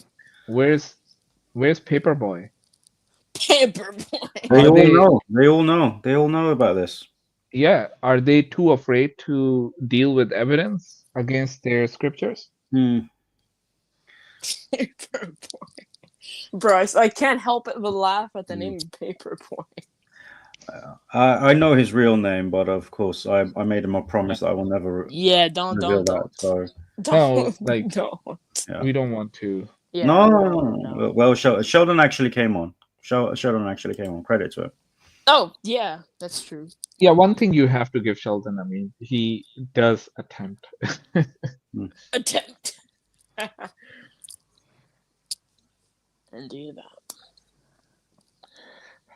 All right, let's give it about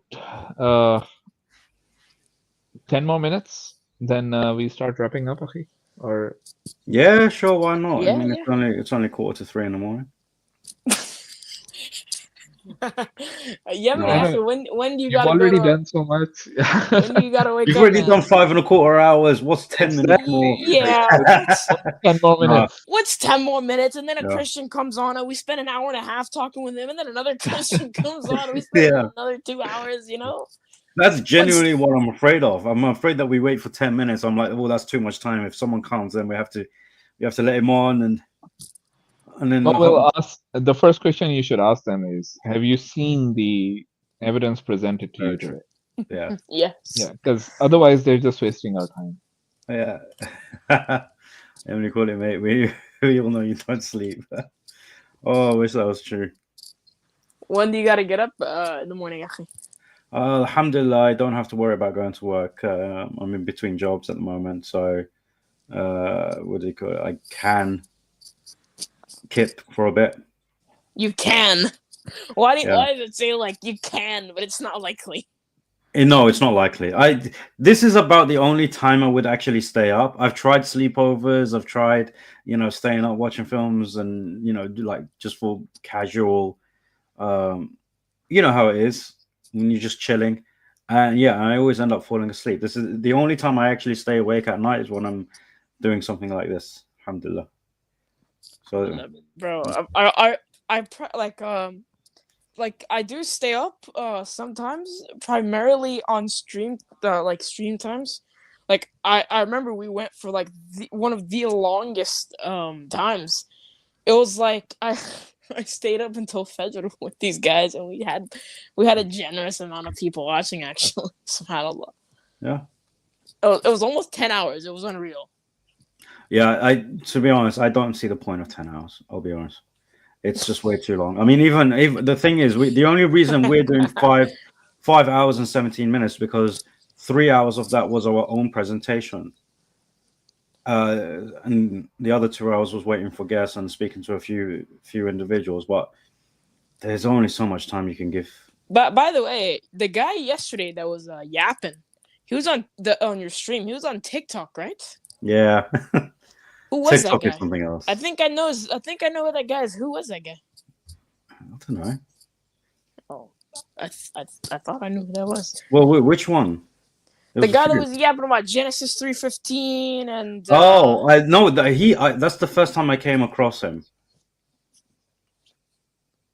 I'm certain I know that voice. Yeah, you might. You probably do, but it's the first time I came across him. That guy's Genesis. I mean, he was stuck with Genesis 3:15 because he was trying to push this idea, and he couldn't even prove that it was ever interpreted as a messianic prophecy. But there you go. Yeah, it's just stupid when they say like, oh, the Jews interpret it in this way. That's just obviously not true. They don't interpret it messianic. Like No, these exactly. these guys. And even if I was to grant, not grant, but like even if I was to say, okay, let's take it to the text. Like I did a whole thing on Genesis 3:15. This guy can go back and watch it. He can press me on Dots Connected. Yeah, there you go. And for me, it's just I like to stick to the the fundamentals, the absolute fundamentals. You believe in this. Where is the evidence for that? It's that simple. Oh, but it says though. That's just begging the question. Yeah. This guy, look, there you go. This double standards doesn't understand that there is a standard for stream topics. There is a particular topic for this stream. Oh, look at this. We have Chris who made it. 4 minutes into the 10 minutes that we had left. We were just how you doing, Chris? all night, Chris. How are you doing? Doing really well, man. Bryce has been. Did you see the presentation? No, actually, that's why I came on at the end, just to say hi and to mention something to also. You had mentioned that when you see a debate against Trinity versus Tawhid, that the Christian usually doesn't present the Trinity. They just basically try to attack Tawhid. There's a debate with Anthony Rogers that recently happened. Have you watched that? No, I haven't watched anything. Are you talking about the one that's Trinity versus Tawhid? What did the prophets teach? Mm-hmm. Yeah, but like when we say, okay, like when we refer to Trinity versus Tawhid, I don't know like in what context my brother said that, but it's just gonna generally refer to like logical problems with the Trinity versus supposed like objections to Tawhid. And a lot of the times it's just gonna be like, Allah has a hand, therefore he's not God, and that's just what it's gonna be. That's just generally what it's gonna go down to. Yeah, that's just a red herring, right? But what we're trying to point out here, and it doesn't follow. And that's a different matter completely. But really, today what we're trying to focus on is the presentations. Today we did a 3-hour presentation on Genesis 8 and 9. Oh yeah, we did. I heard what Yemeni said. Yeah, I didn't come story. up to discuss that. Just no, I mean, look, we even said like we were going to give it 10 minutes to see if anyone came on. If someone did come on and wanted to have a conversation, we'd keep going. But obviously, it's also dependent on whether you've actually seen the presentation to have something to rebut as well. So considering you haven't seen the presentation yet and you don't know what we brought as evidence, discussion, Chris. I mean, yeah, like I said, I only came up to mention the fossil and say what's up. No. Yeah, when the ones that I remember are Jay Dyer, the one with the one between Brother Ijaz and Daniel. Jay Dyer got made to look like a clown by Brother Jay. This guy conceded that he believes in 3 gods. What an idiot. So there, what I was waiting for from the Christian side is a concrete presentation of what the Trinity is. And if you go back to those presentations, you would actually find that that's missing in their openings, in their responses as well. Even if it is put forth there, right, on what it is, or what type of Trinity it is that they believe in, it's just been rushed so much that you hardly get to understand what you're arguing against. So yeah, have a look at those. These are some older ones. I haven't seen the Anthony Rogers one. Maybe he did a better job than some of the other ones that I've seen. But yeah, so far that's been my experience. Yeah. Yemeni brought up basically quality debates or quality debaters. I would put Anthony Rogers in that category. And I would agree that Anthony Rogers is better than some of his peers. Sure. Yeah, but he made some. Anthony Rogers. Oh, Anthony Rogers is one of the people that debated Sheikh Uthman with David and Sam Shamoun. But okay, now okay. I didn't watch the debate about Trinity versus Tawhid. What did the prophets teach? But I know that he was debating Isaiah 53 with a brother, and oh my gosh, he was making some dumpster arguments. All right, but yeah, no, I think like I said, in terms of his peers, and look, we're saying this knowing that his peers aren't exactly high caliber, but at least considering that he associates with them, he is actually a decent debater, and he's got decent character to a point as well. I appreciate you saying that. So yeah, I would say the same thing you just said as well. Yeah, but again, I would say that in terms of a Trinity versus Tawheed debate, I personally don't believe that any Christian can convincingly debate that topic, because the Trinity in of itself, especially when you are trying to argue for the case of the Trinity as you believe it as the current Orthodox position, you can't debate that from the perspective of the text and the early Christian tradition, or even from an Old Testament perspective, considering that the Jews had various understandings of the text. Even from the early church fathers, you can't find the Trinity in the early church fathers. It is more like, essentially what's going to happen is you're going to end up debating an anachronistic view of the Trinity, rather as opposed to a biblical teaching. That's what I believe, and that's what I would disagree with both of you. Well, obviously you will disagree with that one, but because historical and biblical evidence, I would disagree with you. But yes, I mean, but like I said, I think that the anachronistic understanding of the biblical text is what you appeal to, as opposed to letting the Bible be the source of the belief. I think that the belief of the Christians is imparted on the text rather than the text producing that theology. And I think that is evidence, and I think that is evident with regards to the early church fathers, as well as the councils, and even the canon of the New Testament itself, and how that came about. But that's that's my opinion. Those things with that's neither here nor there. You can discuss all those things. You can discuss all those things on dots. This stream has a set topic, so we're not gonna talk about Justin Martyr on this stream. Yeah, but for sure, I could help explain both of the things that you brought up, and it's definitely not going to conclude with what you just said. Yeah, well, we can have that conversation. Yeah, we can have that conversation. Drop your email, and let's see if we can set something up. Okay, yeah, I'll do that. Yeah, if you do that, either drop it in the back chat, or if you want to send me an email, or the brothers an email, we can set something up. It's not an issue. Yeah. Anyway, saying hi. Appreciate you letting me up. No worries. Jesus willing, I'll maybe be able to hop on Saturday. Are you streaming this Saturday? Yeah, I am in the evening. That's just my schedule. But my Saturday schedules are more. They have a particular subject in mind. Okay. But in terms of a 3-hour presentation I have to watch beforehand, then I'll probably be fine. Well, no, I mean, like the one I'm doing this Saturday. What am I actually doing this Saturday? Let me double check. I think it's an educational thing for the Muslims, rather. Let's have a look here. Right. Yeah. So I'm continuing my series on teaching the Muslims how to give da'wah using verses of the Quran, as opposed to the usual thing that we see where Muslims go and quote verses of the Bible to debunk, Christianity and Judaism. I'm trying to make it more focused on preaching with the Quran, making the Muslims more familiar with the Quran than they are with the Bible. Fair enough. Yeah. I definitely want Christians to do the same when they talk to Muslims too. Yeah, I mean, like, what's the point? I mean, I always have this thing as like, okay, Muslims, you are calling people to Islam. You are not calling people to Islam by speaking about the Bible. You want to inform them about the Quran, right?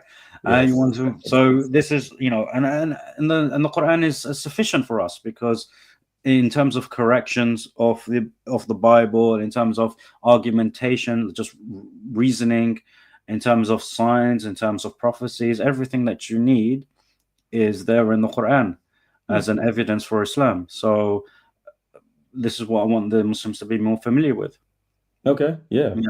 Like I said, I'll Yeah. But like I said, let's set something up, and we can make a dedicated stream for that particular subject.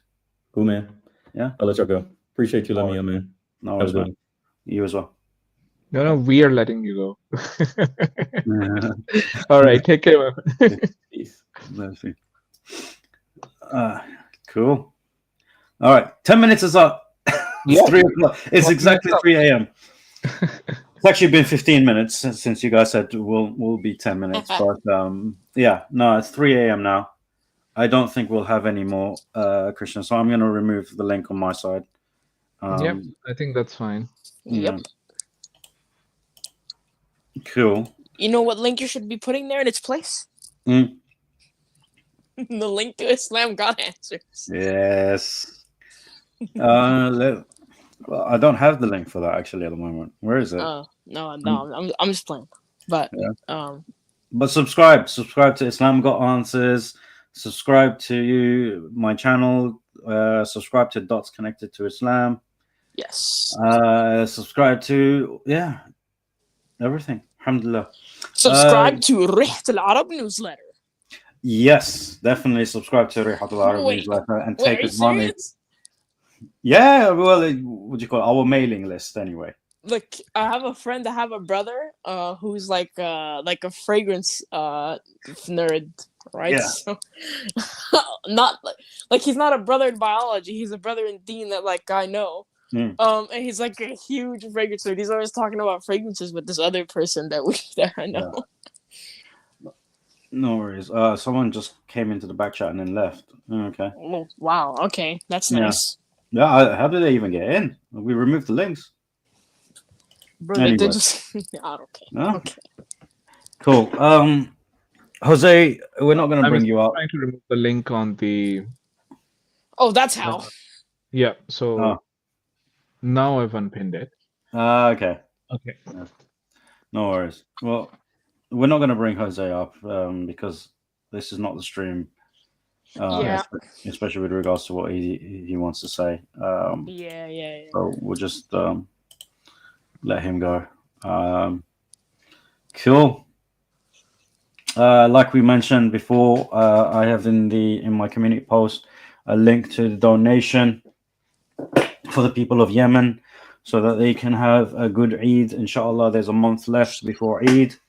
I'm not sure if we are going to do this. If we're going to do 10 and 11 on the 3rd of June, because I believe that's the first Tuesday of the month. Yes, 3rd of June, which is a few days before Arafat and Eid.